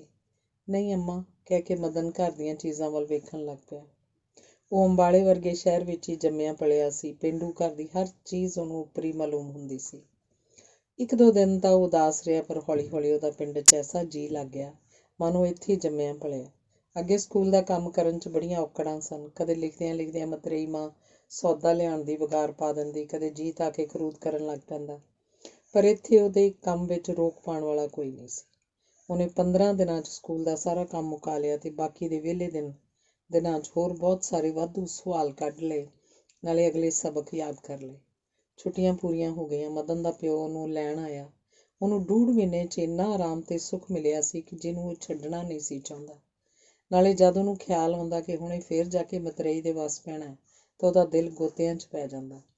ਉਹ ਹਿਚਕਚੋਲੇ ਖਾਂਦਾ ਪਿਓ ਨਾਲ ਤਿਆਰ ਹੋ ਪਿਆ ਪਰ ਜਾਣ ਨੂੰ ਉਹਦਾ ਵੱਡਿਆਂ ਰੂਹ ਨਹੀਂ ਸੀ ਕਰਦਾ। ਮਹਿੰਦਰ ਸਿੰਘ ਮੁੰਡੇ ਦੀ ਇਸ ਹਾਲਤ ਨੂੰ ਤਾੜ ਗਿਆ ਤੇ ਦਿਲਾਸੇ ਨਾਲ ਪੁੱਛਣ ਲੱਗਾ, ਕਾਕਾ ਕੀ ਸੋਚ ਰਿਹਾ? ਕੁਝ ਨਹੀਂ ਬਾਊ ਜੀ। ਨਹੀਂ, ਤੂੰ ਜ਼ਰੂਰ ਕੁਝ ਸੋਚ ਰਿਹਾ, ਸੱਚੋ ਸੱਚ ਦੱਸ। ਮਦਨ ਕੁਝ ਚਿਰ ਚੁੱਪ ਰਿਹਾ। ਅਖੀਰ ਉਹਦੇ ਮੂੰਹ ਇੰਨਾ ਨਿਕਲਿਆ, ਬਾਊ ਜੀ, ਭਾਬੀ। ਮਹਿੰਦਰ ਸਿੰਘ ਉਹਦਾ ਮਤਲਬ ਸਮਝ ਗਿਆ। ਉਹ ਪਿਆਰ ਨਾਲ ਉਹਦਾ ਸਿਰ ਜੱਫੀ 'ਚ ਲੈ ਕੇ ਕਹਿਣ ਲੱਗਾ, ਕਾਕਾ ਤੈਨੂੰ ਹੁਣ ਭਾਬੀ ਦੇ ਘਰ ਨਹੀਂ ਜਾਣਾ ਪਏਗਾ। ਤੇ ਬਾਊ ਜੀ, ਹੋਰ ਕਿੱਥੇ ਲੈ ਚੱਲੋਗੇ? ਖਜ਼ਾਨਚੀ ਦੇ ਘਰ। ਮਦਨ ਦੇ ਦਿਲ 'ਚ ਬਿਜਲੀ ਜਿਹੀ ਦੌੜ ਗਈ। ਉਹਨੇ ਕਾਹਲੀ ਨਾਲ ਪੁੱਛਿਆ, ਸ਼ਾਂਤੀ ਦੇ ਘਰ? ਆਹੋ। ਨਾ ਬਾਊ ਜੀ, ਮੈਂ ਉਹਨਾਂ ਦੇ ਘਰ ਨਹੀਂ ਰਹਿਣਾ। ਅੱਗੇ ਇੱਕ ਵਾਰੀ ਉਹਨਾਂ ਦੇ ਘਰ ਗਿਆ ਸੀ ਤੇ ਭਾਬੀ ਮੈਨੂੰ ਘੜੀਸ ਕੇ ਲੈ ਗਈ ਸੀ। ਸੋਟੀ ਨਾਲ ਮਾਰਿਆ ਸਾਸੂ। ਨਹੀਂ ਕਾਕਾ, ਉਹ ਤੈਨੂੰ ਨਹੀਂ ਮਾਰੇਗੀ ਤੇ ਹੁਣ ਉਹਦੇ ਘਰ ਕਦੀ ਨਹੀਂ ਜਾਏਗਾ। ਤੇ ਜੇ ਉਹ ਮੈਨੂੰ ਫੜ ਕੇ ਲੈ ਗਈ ਫਿਰ? ਨਹੀਂ, ਤੂੰ ਡਰਨਾ, ਉਹ ਤੈਨੂੰ ਫੜਨ ਨਹੀਂ ਆਏਗੀ। ਮੈਂ ਉਹਨੂੰ ਸਮਝਾ ਦਿਆਂਗਾ। ਮਦਨ ਨੂੰ ਇਸ ਗੱਲ ਦੀ ਖੁਸ਼ੀ ਤਾਂ ਹੋਈ ਪਰ ਡਰ ਉਹਦੇ ਦਿਲੋਂ ਅਜੇ ਵੀ ਨਾ ਗਿਆ। ਉਹ ਲੋਡੇ ਵੇਲੇ ਸ਼ਹਿਰ ਅੱਪੜ ਗਏ। ਗਲੀ ਵੜਦਿਆਂ ਹੀ ਮਦਨ ਦਾ ਦਿਲ ਧੜਕਣ ਲੱਗ ਪਿਆ। ਸਾਹਮਣੇ ਹੀ ਸ਼ਾਂਤੀ ਦਿਸੀ ਜੋ ਕੁੜੀਆਂ ਨਾਲ ਗੁੱਡੀਆਂ ਪਟੋਲੇ ਖੇਡ ਰਹੀ ਸੀ। ਮਦਨ ਨੂੰ ਆਉਂਦਾ ਵੇਖ ਕੇ ਉਹਨੂੰ ਗੁੱਡੀਆਂ ਪਟੋਲੇ ਸਾਰੇ ਭੁੱਲ ਗਏ ਤੇ ਹਨੇਰੀ ਵਾਂਗ ਉੱਡਦੀ ਮਦਨ ਪਾਸ ਆ ਪਹੁੰਚੀ। ਆਉਂਦੇ ਹੀ ਉਹਨੇ ਮਦਨ ਦਾ ਹੱਥ ਫੜ ਕੇ ਕਿਹਾ, ਮੱਧੋ ਤੂੰ ਆ ਗਿਆ? ਮਦਨ ਇਸ ਵੇਲੇ ਇੰਨਾ ਖੁਸ਼ ਸੀ ਕਿ ਉਹਨੂੰ ਪਤਾ ਨਹੀਂ ਸੀ ਲੱਗਦਾ ਕਿ ਸ਼ਾਂਤੀ ਨੂੰ ਕੀ ਜਵਾਬ ਦੇ। ਆਹੋ ਸ਼ਾਂਤੀ ਕਹਿ ਕੇ ਉਹ ਗਾਂਹ ਵਧਿਆ। ਸਾਹਮਣੇ ਘਰ ਦੇ ਥੜੇ ਤੇ ਦਿਆਲੀ ਖਲੋਤੀ ਸੀ। ਉਹ ਕਿਸੇ ਤੀਵੀਂ ਨਾਲ ਹੱਸ ਕੇ ਗੱਲਾਂ ਕਰ ਰਹੀ ਸੀ। ਜਿਉਂ ਹੀ ਮਦਨ ਉਹਦੀ ਨਜ਼ਰੀ ਪਿਆ, ਮੱਥੇ ਤੇ 7 ਠੀਕਰ ਭੱਜ ਗਏ। ਮਦਨ ਦੇ ਸਾਫ਼ ਕੱਪੜੇ ਤੇ ਸਰੀਰ ਦੀ ਪੁਸ਼ਟੀ ਵੇਖ ਕੇ ਸੜ ਬਲ ਕੇ ਕੋਲਾ ਹੋ ਗਈ। ਇਹ ਦ੍ਰਿਸ਼ ਵੇਖਣ ਦੀ ਉਸ 'ਚ ਤਾਬ ਨਹੀਂ ਸੀ। ਉਹ ਅੰਦਰ ਜਾਣ ਲਈ ਪਿਛਾਂਹ ਮੁੜੀ ਸੀ ਜੋ ਕੀ ਵੇਖਦੀ ਹੈ ਕਿ ਮਦਨ ਤੇ ਉਹਦਾ ਪਿਓ ਖਜ਼ਾਨਚੀ ਦੇ ਘਰ ਵੜ ਗਏ। ਇਹ ਵੇਖ ਕੇ ਤਾਂ ਉਹਦੀ ਛਾਤੀ ਤੇ ਸੱਪ ਲੇਟ ਗਿਆ। ਬਗਾਨੇ ਅੱਗੇ ਹੋਏ ਤੇ ਆਪਣੇ ਪਿੱਛੇ ਹੋ ਗਏ। ਘਰ ਆਉਂਦਾ ਏ ਤਾਂ ਚੰਗੀ ਤਰ੍ਹਾਂ ਬੂਥਾ ਸਾੜਾਂਗੀ ਸੂ, ਉਹਦੇ ਘਰ ਕੀ ਮੰਨਣਾ ਸਾਸੂ। ਇਹ ਸੋਚਦੀ ਹੋਈ ਉਹ ਅੰਦਰ ਮੰਜੇ ਤੇ ਜਾ ਬੈਠੀ ਤੇ ਉਡੀਕਣ ਲੱਗੀ ਕਿ ਹੁਣੇ ਆਉਂਦੇ ਨੇ ਤੇ ਦੋਵਾਂ ਪਿਓ ਪੁੱਤਰਾਂ ਦੀ ਖਬਰ ਲੈਣੀ ਆ। ਜੋ ਖਜ਼ਾਨਚੀ ਨੂੰ ਪੈਰੀਂ ਪਾਉਣਾ ਫੇਰ ਨਹੀਂ ਸੀ ਕੀਤਾ ਜਾਂਦਾ। ਉਹਨੂੰ ਪੈਰਾਂ ਦਾ ਖੜਾਕਾ ਆਇਆ ਤਾਂ ਤਣ ਕੇ ਬੈਠ ਗਈ, ਪਰ ਅੰਦਰ ਕੋਈ ਨਾ ਆਇਆ। ਖਰੇ ਬੂਟ ਲਾਉਣ ਲੱਗੇ ਹੋਣੇ ਨੇ, ਪਰ ਬਾਰੀ ਥਾਣੀ ਤੱਕਿਆ ਤਾਂ ਪਤਾ ਲੱਗਾ ਜੋ ਇਹ ਤਾਂ ਬਿੱਸੋ ਦਾ ਘਰ ਵਾਲਾ ਲੰਘਿਆ, ਉੱਥੇ ਹੀ ਘਰ ਪਾ ਬੈਠੇ। ਚੋਖਾ ਚਿਰ ਲੰਘ ਗਿਆ, ਕਿੰਨਾ ਹੀ ਚਿਰ ਫੇਰ ਕਿਸੇ ਦੇ ਆਉਣ ਦਾ ਖੜਾਕ ਨਾ ਹੋਇਆ। ਉਹਦਾ ਗੁੱਸਾ ਪਲ ਪਲ ਵੱਧਦਾ ਜਾਂਦਾ ਸੀ। ਉਧਰ ਮਦਨ ਅਜੇ ਗਲੀ 'ਚ ਹੀ ਸੀ ਕਿ ਸ਼ਾਂਤੀ ਇੱਕ ਛੂਟ ਕਰਕੇ ਘਰ ਜਾ ਪੁੱਜੀ। ਜਮਨਾ ਵਿਹੜੇ 'ਚ ਚਰਖਾ ਕੱਤ ਰਹੀ ਸੀ। ਭਾਬੀ ਮੱਦੋ ਆ ਗਿਆ ਕਹਿ ਕੇ ਉਹਨੇ ਮਾਂ ਦਾ ਹੱਥ ਫੜ ਕੇ ਕਿਹਾ, ਚੱਲ ਤੈਨੂੰ ਦਿਖਾਵਾਂ। ਇੰਨੇ ਨੂੰ ਦੋਵੇਂ ਪਿਓ ਪੁੱਤਰ ਅੰਦਰ ਆ ਗਏ। ਵੇਖ ਕੇ ਜਮਨਾ ਨੂੰ ਚੰਨ ਚੜ੍ਹ ਗਿਆ। ਉਹਨੇ ਮਦਨ ਨੂੰ ਪੈਰਾਂ ਤੋਂ ਚੁੱਕ ਕੇ ਗਲ ਲਾਇਆ, ਮੱਥਾ ਚੁੰਮਿਆ ਤੇ ਪਿਆਰ ਨਾਲ ਬਿਠਾਇਆ। ਮਹਿੰਦਰ ਸਿੰਘ ਵੀ ਸਤਿ ਸ੍ਰੀ ਅਕਾਲ ਬੁਲਾ ਕੇ ਬੈਠ ਗਿਆ। ਕੁਝ ਚਿਰ ਇੱਧਰ ਉੱਧਰ ਦੀਆਂ ਗੱਲਾਂ ਹੁੰਦੀਆਂ ਰਹੀਆਂ। ਅੰਤ ਮਹਿੰਦਰ ਸਿੰਘ ਬੋਲਿਆ, ਬੀਬੀ ਜੀ, ਮੱਦੋ ਦੀ ਮਾਂ ਨੇ ਤਾਂ ਇਹਦੀ ਬਾਂਹ ਤੁਹਾਨੂੰ ਫੜਾਈ ਸੀ, ਪਰ ਮੈਂ ਇਹਨੂੰ ਤੁਹਾਡੀ ਝੋਲੀ ਪਾਉਂਦਾ। ਅੱਜ ਇਹ ਤੁਹਾਡਾ ਪੁੱਤਰ ਹੈ। ਮੈਂ ਨਹੀਂ ਚਾਹੁੰਦਾ ਜੋ ਇਹ ਉਸ ਕਲੈਣੀ ਦੇ ਮੱਥੇ ਲੱਗੇ। ਜਮਨਾ ਖੁਸ਼ੀ ਨਾਲ ਇੱਕ ਤੋਂ ਚਾਰ ਹੋ ਗਈ। ਜਿਸ ਤਰ੍ਹਾਂ ਗਰੀਬ ਨੂੰ ਕੋਈ ਮੋਹਰਾਂ ਦਾ ਟੋਕਰਾ ਦੇ ਦੇ ਤਾਂ ਉਹਨੂੰ ਫਿਕਰ ਪੈ ਜਾਂਦਾ ਹੈ ਕਿ ਮੈਂ ਇਹਨੂੰ ਕਿੱਥੇ ਸਾਂਭਾਂਗਾ। ਜਮਨਾ ਨੂੰ ਇਸ ਖੁਸ਼ੀ ਦੇ ਨਾਲ ਹੀ ਇਸ ਚਿੰਤਾ ਨੇ ਆ ਘੇਰਿਆ, ਖਬਰੇ ਦਿਆਲੀ ਉਹਨੂੰ ਮੇਰੇ ਕੋਲ ਰਹਿਣ ਦੇਗੀ ਕਿ ਨਹੀਂ। ਖੁਸ਼ੀ ਨਾਲ ਉਹਦੀਆਂ ਅੱਖਾਂ 'ਚ ਅੱਥਰੂ ਆ ਗਏ। ਗਦ ਹੋ ਕੇ ਬੋਲੀ, ਭਰਾ ਜੀ, ਮਦਨ ਅੱਗੇ ਹੀ ਮੈਨੂੰ ਟੱਬਰ ਨਾਲੋਂ ਪਿਆਰ ਹੈ। ਮੈਂ ਇਹਨੂੰ ਜਿੰਦ ਪ੍ਰਾਣ ਨਾਲੋਂ ਵੱਧ ਸਮਝ ਕੇ ਕਲੇਜੇ ਨਾਲ ਲਾਈ ਰੱਖਾਂਗੀ। ਕੁਝ ਚਿਰ ਹੋਰ ਗੱਲਾਂ ਕਰਨ ਤੋਂ ਬਾਅਦ ਮਹਿੰਦਰ ਸਿੰਘ ਮਦਨ ਨੂੰ ਉੱਥੇ ਹੀ ਛੱਡ ਤੁਰਿਆ। ਜਿਉਂ ਹੀ ਦਿਆਲੀ ਨੇ ਜਾਣਿਆ ਕਿ ਬੈਠਕ ਦਾ ਬੂਹਾ ਕਿਸੇ ਖੋਲ੍ਹਿਆ, ਉਹ ਬਿੱਲੀ ਵਾਂਗ ਛਹਿ ਕੇ ਬੈਠ ਗਈ। ਉਹ ਪਹਿਲਾਂ ਮਦਨ ਉੱਤੇ ਤੇ ਫਿਰ ਪਤੀ ਉੱਤੇ ਆਪਣਾ ਸਾਰਾ ਗੁੱਸਾ ਝਾੜਨਾ ਚਾਹੁੰਦੀ ਸੀ, ਪਰ ਮਦਨ ਨੂੰ ਨਾ ਵੇਖ ਕੇ ਉਹਦੀਆਂ ਅੱਖਾਂ ਵਿੱਚੋਂ ਅਲੰਬੇ ਨਿਕਲਣ ਲੱਗ ਪਏ। ਮਹਿੰਦਰ ਸਿੰਘ ਕੋਟ ਕਿੱਲੀ ਤੇ ਟੰਗਦਾ ਬੋਲਿਆ, ਜੀਤ ਅਜੇ ਨਹੀਂ ਆਇਆ? ਪਰ ਕੋਈ ਉੱਤਰ ਨਾ ਮਿਲਿਆ। ਉਹਨੇ ਪੁੱਛਿਆ, ਕੀ ਗੱਲ ਹੈ, ਸਰੀਰ ਤਕੜਾ ਹੈ? ਦਿਆਲੀ ਸੋਚ ਰਹੀ ਸੀ ਇਸ ਮਹਾਂਭਾਰਤ ਦਾ ਮੁੱਢ ਕਿੱਥੋਂ ਸ਼ੁਰੂ ਕਰੇ। ਉਹ ਝਟਪਟ ਬੋਲ ਉੱਠੀ, ਤੇ ਉਹਨੂੰ ਕਿੱਥੇ ਛੱਡ ਆਇਓ? ਕਿਹਨੂੰ? ਮੱਦੋ ਨੂੰ? ਉਹ ਹੁਣ ਜਿਉਂਦਾ ਇਸ ਘਰ ਨਹੀਂ ਵੜੇਗਾ। ਕਿਉਂ ਦਾ ਮਤਲਬ ਮੇਰੇ ਪਾਸੋਂ ਪੁੱਛਣੀ ਹੈ? ਟੁਰਨ ਲੱਗਿਆ ਤੂੰ ਆਪ ਹੀ ਤਾਂ ਕਿਹਾ ਸੀ ਜੋ ਅਜਿਹਾ ਜਾਏ ਕਿ ਮੁੜ ਕੇ ਨਾ ਆਏ। ਸ਼ਰਮਿੰਦੀ ਹੋਣ ਦੀ ਥਾਂ ਸਗੋਂ ਭੱਕ ਕੇ ਬੋਲੇ, ਬਸ ਮੈਂ ਜਾਣਨੀ ਹਾਂ ਤੁਹਾਡੇ ਪਿਓ ਪੁੱਤਰਾਂ ਦੇ ਮਨਸੂਬੇ। ਸਿੱਧੇ ਕਿਉਂ ਨਹੀਂ ਕਹਿੰਦੇ ਜੋ ਮੁੰਡੇ ਨੂੰ ਨਵੀਂ ਮਾਂ ਸਹੇੜ ਦਿੱਤੀ ਹੈ? ਰੋਜ਼ ਦਿਹਾੜੀ ਘੁਸਰ ਮੁਸਰ ਹੁੰਦੀ ਰਹਿੰਦੀ ਸੀ। ਉਹਨੇ ਇੱਕ ਨਾ ਇੱਕ ਦਿਨ ਚੰਨ ਚਾੜਨਾ ਹੀ ਸੀ ਕਿ ਉਸ ਨਿਖਸਮੀ ਨੂੰ ਘਰ ਹੀ ਕਿਉਂ ਨਹੀਂ ਲਿਆ ਵਸਾਉਂਦੇ। ਮੈਂ ਕੋਈ ਕੱਲ੍ਹ ਦੀ ਬਾਲੜੀ ਹਾਂ? ਦਿਆਲੀ ਜੋ ਮੂੰਹ ਆਇਆ ਕਹੇਗੀ। ਬੋਲਦਿਆਂ ਉੱਚੀ ਭੁੱਬਾਂ ਮਾਰ ਕੇ ਰੋਣ ਲੱਗ ਪਈ। ਗਲੀ ਵਾਲਿਆਂ ਦੇ ਕੰਨ ਖੜੇ ਹੋ ਗਏ। ਮਹਿੰਦਰ ਸਿੰਘ ਪੱਥਰ ਦਾ ਬੁੱਤ ਬਣਿਆ ਬੈਠਾ ਸੀ ਤੇ ਉਹਦੇ ਸਿਰ ਨੂੰ ਚੱਕਰ ਆ ਰਹੇ ਸਨ। ਖਜ਼ਾਨਚਣ ਨੇ ਜਦੋਂ ਰੋਣ ਦੀ ਆਵਾਜ਼ ਸੁਣੀ ਤਾਂ ਸਾਰਾ ਮਾਮਲਾ ਸਮਝ ਗਈ। ਉਹਦਾ ਦਿਲ ਬੈਠਦਾ ਜਾਂਦਾ ਸੀ। ਦਿਆਲੀ ਦੇ ਡਰ ਕਰਕੇ ਨਹੀਂ, ਬਲਕਿ ਇਸ ਫਿਕਰ ਨਾਲ ਕਿ ਬਾਊ ਮਹਿੰਦਰ ਸਿੰਘ ਕਿਤੇ ਦਿਆਲੀ ਤੋਂ ਡਰਦਾ ਮਦਨ ਨੂੰ ਲੈ ਨਾ ਜਾਵੇ। ਉਹ ਧੜਕਦੇ ਦਿਲ ਨਾਲ ਮਦਨ ਲਈ ਰੋਟੀ ਪਾਣੀ ਦਾ ਪ੍ਰਬੰਧ ਕਰਨ ਲੱਗ ਪਈ। ਮਹਿੰਦਰ ਸਿੰਘ ਨੇ ਬੜੀ ਕੋਸ਼ਿਸ਼ ਕੀਤੀ ਕਿ ਦਿਆਲੀ ਦਾ ਗੁੱਸਾ ਠੰਡਾ ਹੋ ਜਾਏ, ਪਰ ਵਹਿੰਦੇ ਹੜ ਕੌਣ ਰੋਕੇ। ਦੋਵਾਂ ਘਰਾਂ 'ਚ ਰਾਤ ਨੂੰ ਅਜੇ ਪਰੇਸ਼ਾਨੀ ਸੀ। ਮਹਿੰਦਰ ਸਿੰਘ ਦੇ ਘਰ ਦਿਆਲੀ ਦੇ ਕੁਪੱਤ ਨੇ ਨਰਕ ਦਾ ਨਕਸ਼ਾ ਖਿੱਚ ਰੱਖਿਆ ਸੀ ਤੇ ਮਹਿੰਦਰ ਸਿੰਘ ਦੀ ਭੁੱਖ ਤਰੇ ਦਾ ਪਤਾ ਨਹੀਂ ਕਿੱਥੇ ਚਲੀ ਗਈ ਸੀ। ਲੱਖ ਯਤਨ ਕਰਨ ਤੇ ਵੀ ਦਿਆਲੀ ਮੰਜੀਆਂ ਉੱਠਣ ਦਾ ਨਾਂ ਨਹੀਂ ਸੀ ਲੈਂਦੀ। ਜੀਤ ਰੋ ਫਾਵਾ ਹੋ ਰਿਹਾ ਸੀ ਤੇ ਉਧਰ ਖਜ਼ਾਨਚੀ ਜਦ ਰਾਤ ਨੂੰ ਘਰ ਆਇਆ ਤਾਂ ਉਹਨੇ ਸਾਰਾ ਹਾਲ ਸੁਣਿਆ। ਮਦਨ ਨੂੰ ਮਿਲ ਕੇ ਉਹ ਬੜਾ ਖੁਸ਼ ਹੋਇਆ, ਪਰ ਇਹ ਖੁਸ਼ੀ ਕਿਸ ਤਰ੍ਹਾਂ ਬਣੀ ਰਹਿ ਸਕੇਗੀ, ਇਸ ਚਿੰਤਾ ਨੇ ਉਹਨੂੰ ਪਰੇਸ਼ਾਨ ਕਰ ਦਿੱਤਾ। ਸਾਰੀ ਰਾਤ ਉਹਨੇ ਬੇਆਰਾਮੀ ਨਾਲ ਕੱਟੀ। ਇਹਨਾਂ ਸਾਰਿਆਂ 'ਚ ਜੇ ਕੋਈ ਖੁਸ਼ ਸੀ ਤਾਂ ਉਹ ਸ਼ਾਂਤੀ ਸੀ। ਉਹ ਮਦਨ ਨੂੰ ਘਰ ਆਇਆ ਵੇਖ ਕੇ ਅੰਦਰ ਬਾਹਰ ਖੁਸ਼ੀ ਨਾਲ ਭੁੜਕਦੀ ਫਿਰਦੀ ਸੀ। ਖਜ਼ਾਨਚੀ ਨੇ ਸੋਚਿਆ, ਇੱਥੇ ਰਹਿਣ ਨਾਲ ਦਿਆਲੀ ਸਾਨੂੰ ਕਦੇ ਸੁਖੀ ਨਹੀਂ ਹੋਣ ਦੇਗੀ। ਦੂਜੇ ਦਿਨ ਉਹਨੇ ਆਪਣੀ ਬਦਲੀ ਕਰਾਉਣ ਲਈ ਦਰਖਾਸਤ ਦੇ ਦਿੱਤੀ। ਸਰਕਾਰੀ ਦਰਬਾਰੇ ਉਹਦੀ ਬੜੀ ਇੱਜ਼ਤ ਹੁੰਦੀ ਸੀ। ਦਰਖਾਸਤ ਮਨਜ਼ੂਰ ਹੋ ਗਈ ਤੇ ਕੁਝ ਦਿਨਾਂ ਬਾਅਦ ਖਜ਼ਾਨਚੀ ਹੋਰਾਂ ਦੀ ਇਲਾਹਾਬਾਦ ਬਦਲੀ ਹੋ ਗਈ। ਅੰਗ 5ਵਾਂ। ਖਜ਼ਾਨਚੀ ਨੂੰ ਟੱਬਰ ਸਣੇ ਇਲਾਹਾਬਾਦ ਆਇਆਂ 6 ਮਹੀਨੇ ਹੋ ਗਏ। ਇਸ ਸਮੇਂ 'ਚ ਕੋਈ ਖਾਸ ਗੱਲ ਅਜਿਹੀ ਨਹੀਂ ਹੋਈ ਜਿਹਦਾ ਇੱਥੇ ਜ਼ਿਕਰ ਕੀਤਾ ਜਾਏ। ਹਾਂ, ਮਦਨ ਤੇ ਸ਼ਾਂਤੀ ਦਾ ਪ੍ਰੇਮ ਦਿਨੋਂ ਦਿਨ ਵੱਧਦਾ ਜਾਂਦਾ ਸੀ। ਉਹ ਦੋਵੇਂ ਆਪਣੇ ਸਕੂਲੋਂ ਆ ਕੇ ਇਕੱਠੇ ਪੜ੍ਹਾਈ ਲਿਖਾਈ ਦਾ ਕੰਮ ਕਰਦੇ ਸਨ। ਕਦੇ ਕਦੇ ਦੋਵੇਂ ਜਿੱਦ ਕੇ ਸਬਕ ਯਾਦ ਕਰਨ ਬੈਠਦੇ ਸਨ। ਇਸੇ ਤਰ੍ਹਾਂ ਘਰ ਦੇ ਚੌਹਾਂ ਜੀਆਂ ਦੇ ਦਿਨ ਬੜੀ ਖੁਸ਼ੀ 'ਚ ਬੀਤ ਰਹੇ ਸਨ। ਖਜ਼ਾਨਚੀ ਤੇ ਜਮਨਾ ਨੂੰ ਸਭ ਤੋਂ ਵਧੇਰੇ ਖੁਸ਼ੀ ਇਸ ਗੱਲ ਦੀ ਸੀ ਕਿ ਮਦਨ ਐਤਕੀ ਇਮਤਿਹਾਨ 'ਚ ਸਾਰੀ ਜਮਾਤ 'ਚੋਂ ਅੱਵਲ ਰਿਹਾ ਸੀ। ਇੱਕ ਦਿਨ ਖਜ਼ਾਨਚੀ ਆਪਣੇ ਦਫ਼ਤਰ 'ਚ ਬੈਠਾ ਕੰਮ ਕਰ ਰਿਹਾ ਸੀ ਜੋ ਚਪੜਾਸੀ ਨੇ ਉਹਦੇ ਨਾਂ ਦੀ ਇੱਕ ਤਾਰ ਲਿਆ ਕੇ ਦਿੱਤੀ। ਤਾਰ ਨੂੰ ਉਹਨੇ ਖੋਲ੍ਹ ਕੇ ਪੜ੍ਹਿਆ ਲਿਖਿਆ ਸੀ, ਮਹਿੰਦਰ ਸਿੰਘ ਸਖਤ ਬਿਮਾਰ ਹੈ, ਮਦਨ ਨੂੰ ਪਹਿਲੀ ਗੱਡੀ ਭੇਜੋ। ਤਾਰ ਪੜ੍ਹ ਕੇ ਖਜ਼ਾਨਚੀ ਡੂੰਘੀਆਂ ਸੋਚਾਂ 'ਚ ਪੈ ਗਿਆ। ਉਸ ਵੇਲੇ ਸਾਈਕਲ ਤੇ ਚੜ੍ਹ ਕੇ ਘਰ ਪੁੱਜਾ। ਮਦਨ ਅੱਜ ਸਕੂਲੋਂ ਨਹੀਂ ਸੀ ਆਇਆ। ਜਮਨਾ ਨੂੰ ਉਹਨੇ ਤਾਰ ਦਾ ਮਤਲਬ ਸਮਝਾਇਆ। ਉਹ ਸੁਣ ਕੇ ਕਿਸੇ ਹੋਰ ਹੀ ਵਹਿਮ 'ਚ ਰੁੜਨ ਲੱਗ ਪਈ। ਦਿਲ 'ਚ ਸੋਚਣ ਲੱਗੀ, ਖਬਰੇ ਉਹਨਾਂ ਮਦਨ ਨੂੰ ਸਾਥੋਂ ਲੈ ਜਾਣ ਲਈ ਇਹ ਬਹਾਨਾ ਹੀ ਕੀਤਾ ਹੋਵੇ। ਕੀ ਪਤਾ ਫੇਰ ਮੁੜ ਕੇ ਉਹਨੂੰ ਆਉਣ ਦੇਣ ਕਿ ਨਾ। ਉਹ ਬੋਲੀ, ਫਿਰ ਹੁਣ ਕੀ ਕੀਤਾ ਜਾਏ? ਕਰਨਾ ਕੀ ਹੈ, ਮਦਨ ਨੂੰ ਭੇਜਣਾ ਹੀ ਪਏਗਾ। ਮੇਰੀ ਸਲਾਹ ਮੈਂ ਵੀ ਮੁੰਡੇ ਦੇ ਨਾਲ ਚਲੀ ਜਾਵਾਂ, ਨਾਲੇ ਖਬਰ ਲੈ ਆਵਾਂਗੀ। ਵਰ੍ਹਾ ਹੋ ਚੱਲਿਆ, ਖਬਰੇ ਕੰਧਾਂ ਕੋਠਿਆਂ ਦਾ ਕੀ ਹਾਲ ਹੋਣਾ। ਐਤਕੀ ਦੀਆਂ ਝੜੀਆਂ ਨਾਲ ਲੋਕਾਂ ਦੇ ਨਵੇਂ ਹੀ ਘਰ ਵੀ ਚੋਂਦੇ ਰਹੇ ਨੇ। ਕੀ ਪਤਾ ਚੁਬਾਰੇ ਦੀ ਛੱਤ ਚੋਪੀ ਹੋਵੇ ਤੇ ਕੱਪੜਾ ਲੀੜਾ ਸਾਰਾ ਮਿੱਟੀ ਹੋ ਗਿਆ ਹੋਵੇ। ਗੱਲ ਤਾਂ ਠੀਕ ਹੈ, ਪਰ ਦਿਆਲੀ ਦੇ ਸੁਭਾਅ ਤੋਂ ਤਾਂ ਤੂੰ ਜਾਣੂ ਹੈ। ਜੇ ਉਹ ਕਪੱਤ ਪਾ ਬੈਠੀ ਫੇਰ ਕੀ ਬਣੂ? ਇਹ ਗੱਲ ਸੁਣ ਕੇ ਜਮਨਾ ਦਲੀਲਾਂ 'ਚ ਪੈ ਗਈ।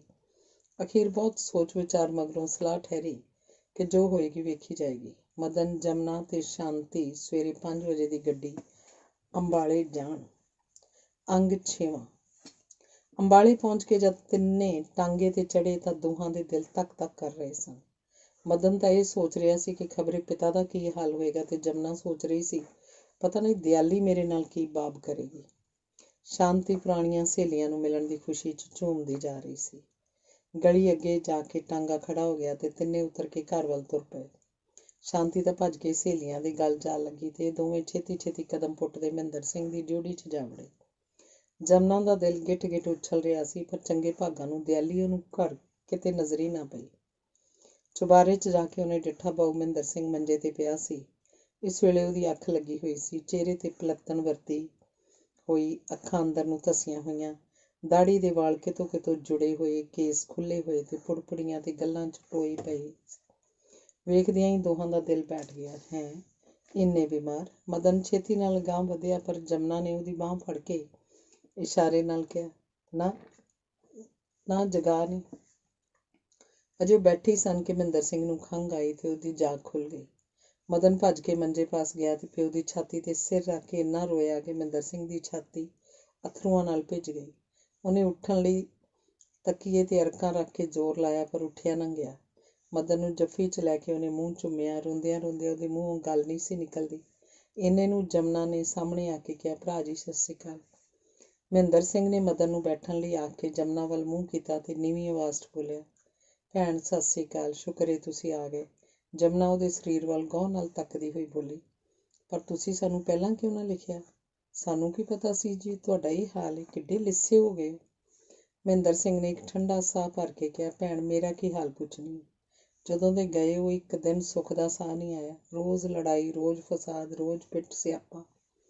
ਇਹ ਕਹਿ ਕੇ ਮਹਿੰਦਰ ਸਿੰਘ ਚੁੱਪ ਹੋ ਗਿਆ। ਉਹਨੂੰ ਸਾਹ ਚੜ੍ਹ ਗਿਆ। ਫਿਰ ਕੁਝ ਚਿਰ ਠਹਿਰ ਕੇ ਬੋਲਿਆ, ਭੈਣ 3 ਮਹੀਨੇ ਹੋ ਚੱਲੇ ਮੰਜੇ ਤੇ ਪਿਆ। ਇਸ ਕੁਪੱਤੀ ਰੰਨ ਦਾ ਕੱਖ ਨਾ ਰਹੇ। ਮੇਰਾ ਤਾਂ ਲਹੂ ਪੀ ਲਿਆ ਸੀ। ਰੋਜ਼ ਦੇ ਕਲੇਸ਼ ਕਿੱਥੋਂ ਤੱਕ ਸਹਾਰੇ ਜਾਂਦੇ ਨੇ। ਮੰਜੇ ਤੇ ਪੈ ਗਿਆ, ਪਰ ਉਸ ਕਸੈਨ ਨੂੰ ਪਤਾ ਨਹੀਂ ਕਿ ਮੇਰਾ ਆਦਮੀ ਹੈ ਜਾਂ ਕੁੱਤਾ ਬੂਹੇ ਤੇ ਪਿਆ ਹੋਇਆ। ਥੋੜਾ ਰੁਕ ਕੇ ਮਹਿੰਦਰ ਸਿੰਘ ਫੇਰ ਬੋਲਿਆ, ਭੈਣ ਤੈਨੂੰ ਕੀ ਦੱਸਾਂ? ਜੇ ਹੋਰ 4 ਦਿਨ ਤੁਸੀਂ ਨਾ ਆਉਂਦੇ ਤਾਂ ਇਸ ਘਰ ਮੇਰਾ ਮੁਰਦਾ ਤਰਕਦਾ ਵੇਖਦੇ। ਅੱਜ 10 ਦਿਨ ਹੋਏ ਪੇਕੇ ਗਈ ਨੂੰ। ਭਤੀਜੀ ਦਾ ਵਿਆਹ ਸੂ। ਬਥੇਰੇ ਵਾਸਤੇ ਪਏ ਭਲੀਏ ਲੋਕੇ, ਮੇਰਾ ਇਹ ਹਾਲ ਹੈ, ਅਧਮੋਇਆ ਛੱਡ ਕੇ ਨਾ ਜਾ। ਪਰ ਕੌਣ ਸੁਣਦਾ ਸੀ? ਮੈਂ ਆਖਿਆ, ਅੱਛਾ ਮੁੰਡੇ ਨੂੰ ਹੀ ਛੱਡ ਜਾ, ਪਾਣੀ ਦੀ ਘੁੱਟ ਤਾਂ ਦੇਏਗਾ। ਪਰ ਕਿੱਥੇ, ਉਹਨੂੰ ਤਾਂ ਵਿਆਹ ਦੀਆਂ ਖੁਸ਼ੀਆਂ ਚੜ੍ਹੀਆਂ ਸਨ। ਮੇਰੇ ਮਰਨ ਜਿਉਣ ਨਾਲ ਉਹਨੂੰ ਕੀ, ਚਲੀ ਗਈ। 2 ਵਾਰੀ ਆਦਮੀ ਭੇਜਿਆ, ਪਰ ਉਹਨੂੰ ਦਰਦ ਹੋਵੇ ਤਾਂ ਆਵੇ ਨਾ। ਉਹ ਤਾਂ ਖੈਰ ਸੁੱਖਾਂ ਸੁੱਖ ਦੀ ਹੋਣੀ ਹੈ, ਜੋ ਛੇਤੀ ਮਰੇ ਤੇ ਸੌਖੀ ਹੋਵਾਂ। ਕਹਿੰਦਿਆਂ ਮਹਿੰਦਰ ਸਿੰਘ ਦਾ ਸਾਹ ਜ਼ੋਰ ਦੀ ਚੱਲਣ ਲੱਗ ਪਿਆ ਤੇ ਉਹਨੂੰ ਗਲੇਡੂ ਆ ਗਏ। ਜਮਨਾ ਤੇ ਮਦਨ ਦੀਆਂ ਅੱਖਾਂ ਮੀਂਹ ਵਰ੍ਹਾ ਰਹੀਆਂ ਸਨ। ਅਖੀਰ ਜਮਨਾ ਰੁਮਾਲ ਨਾਲ ਮਹਿੰਦਰ ਸਿੰਘ ਦਾ ਮੂੰਹ ਤੇ ਦਾੜੀ ਪੂੰਝਦੀ ਬੋਲੀ, ਭਰਾ ਜੀ ਉਹ ਜਾਣੇ ਭਲਾ ਹੋਵੇ ਸੋ, ਤੁਸੀਂ ਕੋਈ ਫਿਕਰ ਨਾ ਕਰੋ, ਗੁਰੂ ਮਹਾਰਾਜ ਭਲੀ ਕਰੇਗਾ। ਤੁਸੀਂ 2-4 ਦਿਨਾਂ 'ਚ ਰਾਜ਼ੀ ਹੋ ਜਾਓਗੇ। ਮੈਂ ਅੱਜ ਹੀ ਉਹਨਾਂ ਨੂੰ ਤਾਰ ਦੇ ਦਿੰਦੀ ਹਾਂ। ਮਹਿੰਦਰ ਸਿੰਘ ਖੰਘਦਾ ਬੋਲਿਆ, ਨਹੀਂ ਭੈਣ, ਹੁਣ ਕੋਈ ਖੇਚਲ ਕਰਨ ਦੀ ਲੋੜ ਨਹੀਂ। ਮੇਰਾ ਬਚਣਾ ਹੁਣ ਔਖਾ ਹੈ। ਇੱਕ ਵਾਰੀ ਕਾਕੇ ਨੂੰ ਵੇਖਣ ਤੇ ਦਿਲ ਭਟਕਦਾ ਸੀ, ਸੋ ਵੇਖ ਲਿਆ। ਮਹਾਰਾਜ ਤੁਹਾਨੂੰ ਸਲਾਮਤ ਰੱਖੇ। ਬਚਣਾ ਔਖਾ ਸੁਣ ਕੇ ਮਦਨ ਦੀਆਂ ਚੀਕਾਂ ਨਿਕਲ ਗਈਆਂ। ਉਹ ਪਿਓ ਦੇ ਗਲ ਨਾਲ ਚੰਬੜ ਕੇ ਫੁੱਟ ਫੁੱਟ ਕੇ ਰੋਣ ਲੱਗਾ। ਮਹਿੰਦਰ ਸਿੰਘ ਨੇ ਉਹਦਾ ਮੂੰਹ ਚੁੰਮਿਆ, ਦਿਲਾਸਾ ਦਿੱਤਾ, ਪਿਆਰ ਨਾਲ ਆਖਿਆ, ਨਾ ਰੋ ਮੇਰੇ ਲਾਲ ਪੁੱਤਰ, ਤੂੰ ਨਾ ਰੋ। ਤੇਰੇ ਰੋਣ ਨਾਲ ਕਲੇਜਾ ਪਾਟਦਾ ਹੈ। ਤੇਰੇ ਮਾਂ ਪਿਓ ਜਿਨ੍ਹਾਂ ਦੀ ਮੈਂ ਤੈਨੂੰ ਝੋਲੀ ਪਾਇਆ ਸਲਾਮਤ ਰਹਿਣ। ਇਹਨਾਂ ਦੇ ਹੁੰਦਿਆਂ ਪੁੱਤਰ ਤੈਨੂੰ ਕਿਸੇ ਗੱਲ ਦਾ ਵੀ ਗੋਚਾ ਨਹੀਂ। ਨਾ ਰੋ ਬੀਬਾ। ਜਮਨਾ ਤੇ ਮਦਨ ਨੂੰ ਜੱਫੀ 'ਚ ਲੈ ਕੇ ਦਿਲਾਸਾ ਦਿੱਤਾ ਤੇ ਆਪ ਘਰ ਦੀਆਂ ਚੀਜ਼ਾਂ ਸਵਾਰ ਕੇ ਥਾਂ ਥਾਂ ਰੱਖਣ ਲੱਗੀ। ਬੈਠਕ 'ਚ ਇੰਨਾ ਗੰਦ ਤੇ ਬਦਬੂ ਫੈਲੀ ਸੀ ਕਿ ਨੱਕ ਨਹੀਂ ਸੀ ਦਿੱਤਾ ਜਾਂਦਾ। ਜਮਨਾ ਨੂੰ ਆਪਣੇ ਘਰ ਦਾ ਚੇਤਾ ਹੀ ਭੁੱਲ ਗਿਆ।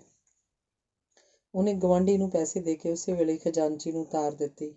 ਗਲੀ ਦੇ ਕਈ ਆਦਮੀ ਤੇ ਤੀਵੀਆਂ ਭਾਵੇਂ ਹਰ ਵੇਲੇ ਮਹਿੰਦਰ ਸਿੰਘ ਦੀ ਖਾਤਰਗਿਰੀ ਰੱਖਦੇ ਸਨ, ਪਰ ਖੇਤੀ ਖਸਮਾਂ ਸੇਤੀ ਹੁੰਦੀ ਹੈ। ਘਰ ਦੀ ਮਾਲਕਣ ਘਰ ਨਾ ਹੋਣ ਕਰਕੇ ਕਿਸੇ ਦਾ ਹੀਆ ਹੀ ਨਹੀਂ ਸੀ ਪੈਂਦਾ ਜੋ ਬਹੁਤਾ ਚਿਰ ਉੱਥੇ ਠਹਿਰੇ।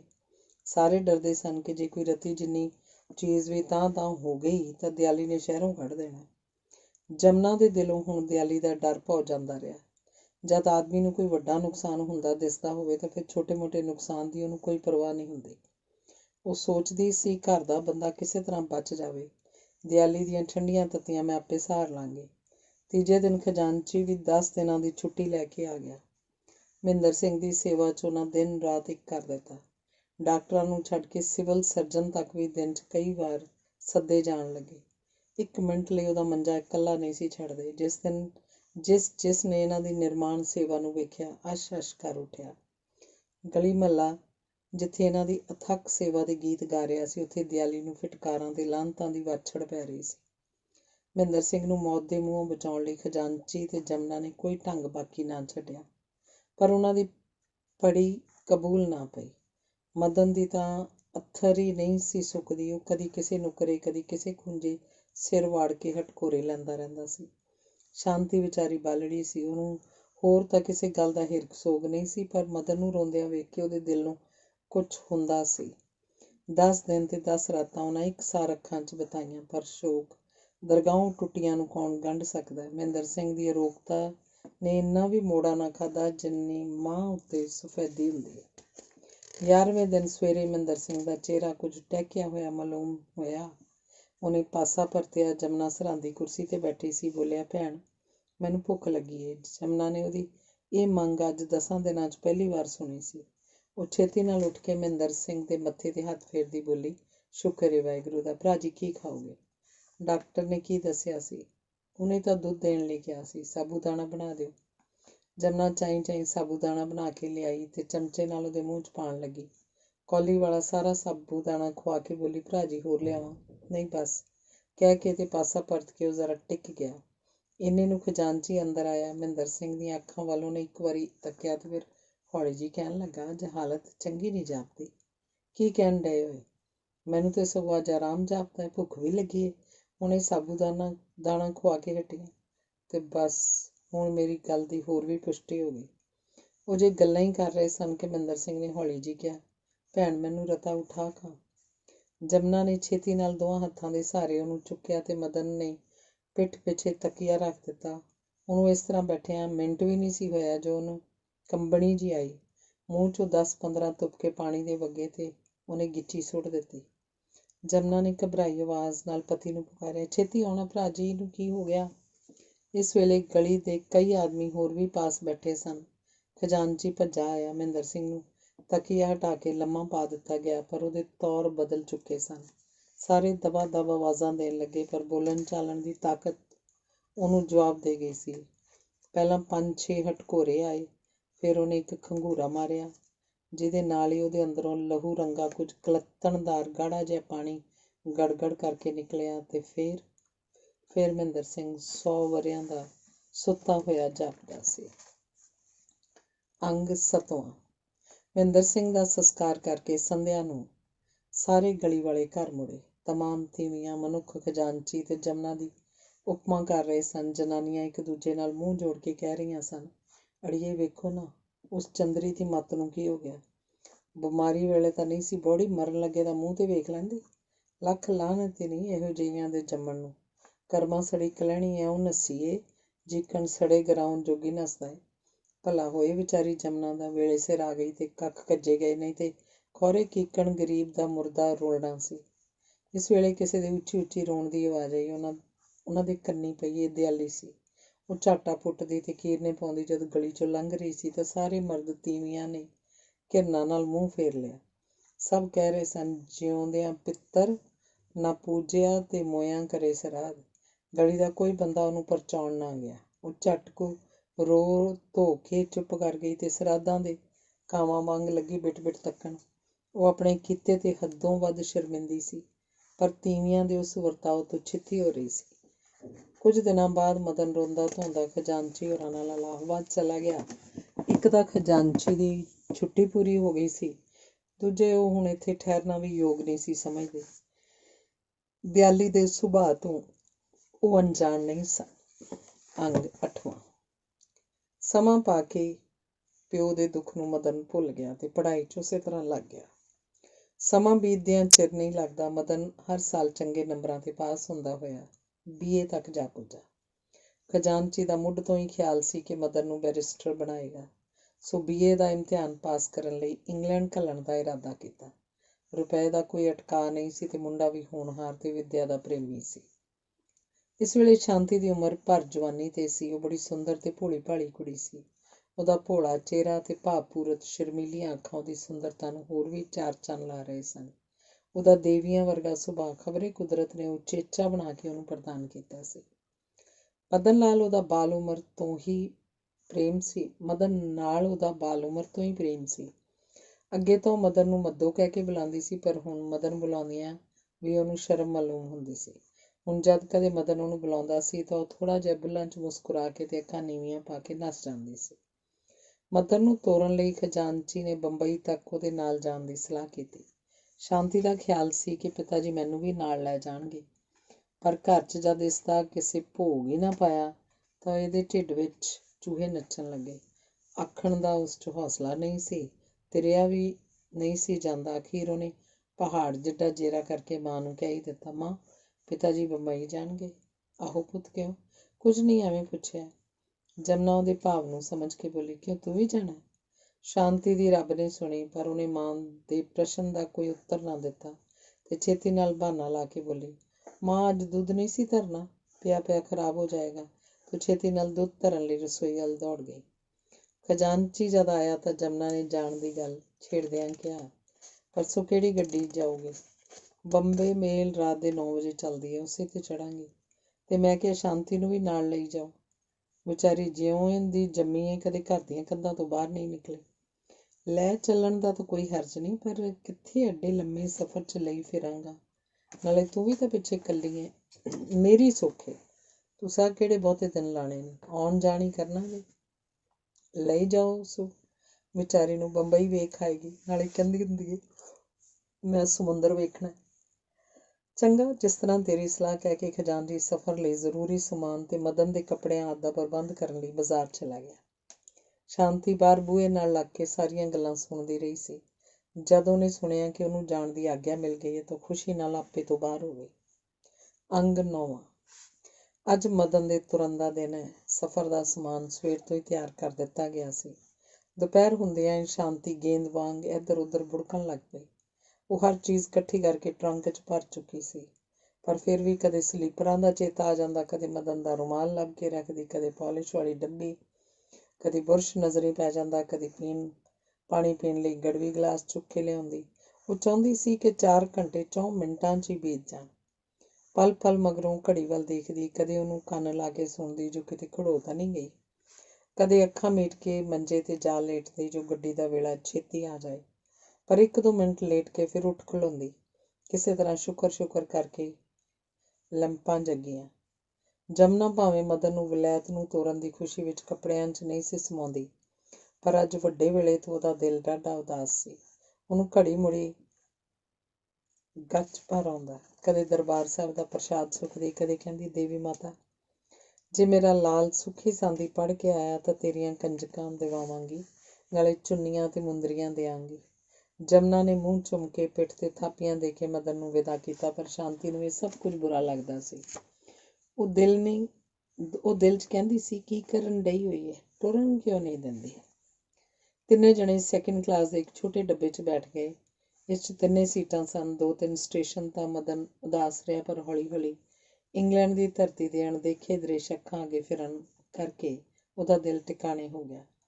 ਮਦਨ ਤੇ ਸ਼ਾਂਤੀ ਦੋਵੇਂ ਇੱਕ ਸੀਟ 'ਤੇ ਨਾਲੋਂ ਨਾਲ ਬੈਠੇ ਸਨ ਤੇ ਖਜ਼ਾਨਚੀ ਸਾਹਮਣੀ ਸੀਟ 'ਤੇ ਢਾਸ ਨਾਲ ਲਾਈ ਲੰਮਾ ਪਿਆ ਸੀ। ਬਾਰੀ ਰਾਹੀਂ ਹਵਾ ਛਪਾ-ਛਪ ਆ ਰਹੀ ਸੀ। ਮਦਨ ਆਪਣੇ ਖਿਆਲਾਂ 'ਚ ਮਸਤ ਸੀ।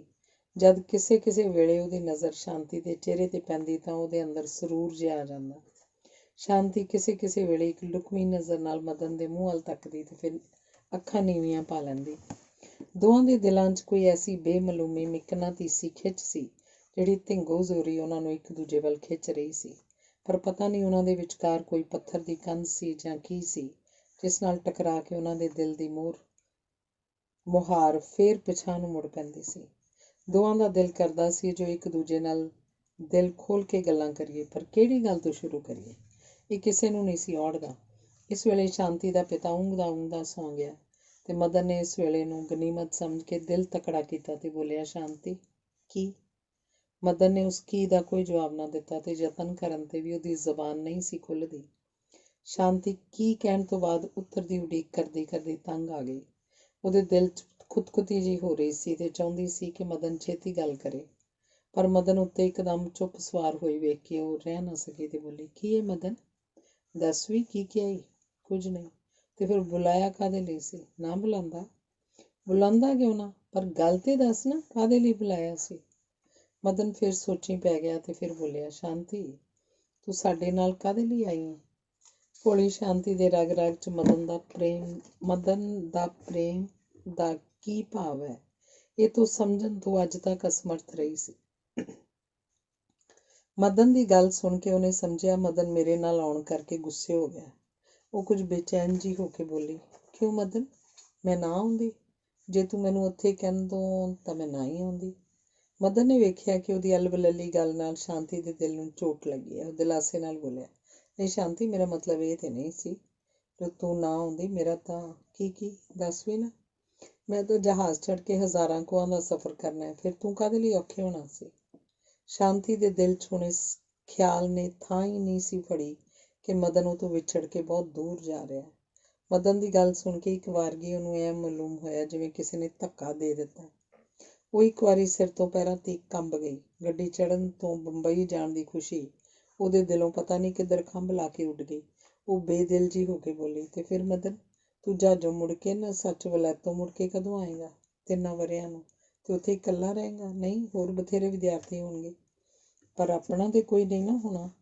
ਮਦਨ ਦੀਆਂ ਅੱਖਾਂ ਭਰ ਆਈਆਂ। ਬੜੀ ਔਖਿਆਈ ਨਾਲ ਆਵਾਜ਼ ਠੀਕ ਕਰਕੇ ਬੋਲਿਆ, ਸ਼ਾਂਤੀ, ਆਪਣਿਆਂ ਪਾਸੋਂ ਤਾਂ ਵਿਛੜ ਕੇ ਜਾ ਰਿਹਾ ਵਾਂ। ਰੱਬ ਮਿਲਾਇਆ ਤਾਂ 3 ਵਰ੍ਹਿਆਂ ਬਾਅਦ ਹੀ ਆਪਣਿਆਂ ਦੇ ਸੋਹਣੇ ਮੂੰਹ ਵੇਖਾਂਗਾ। ਇਹ ਵੀ ਪਤਾ ਨਹੀਂ ਜੋ ਖਬਰੇ ਉੱਥੇ ਹੀ ਚੋਗਾ ਨਿਖੁੱਟ ਜਾਵੇ। ਗੱਲ ਸੁਣਦਿਆਂ ਸ਼ਾਂਤੀ ਦੇ ਦਿਲ ਚੀਸਾਂ ਪੈਣ ਲੱਗੀਆਂ। ਉਹਦੇ ਸਬਰ ਦਾ ਕੜ ਪਾਟ ਗਿਆ। ਉਹ ਰੋਂਦੀ ਬੋਲੀ, ਹਾਏ ਮਦਨ, ਤੂੰ।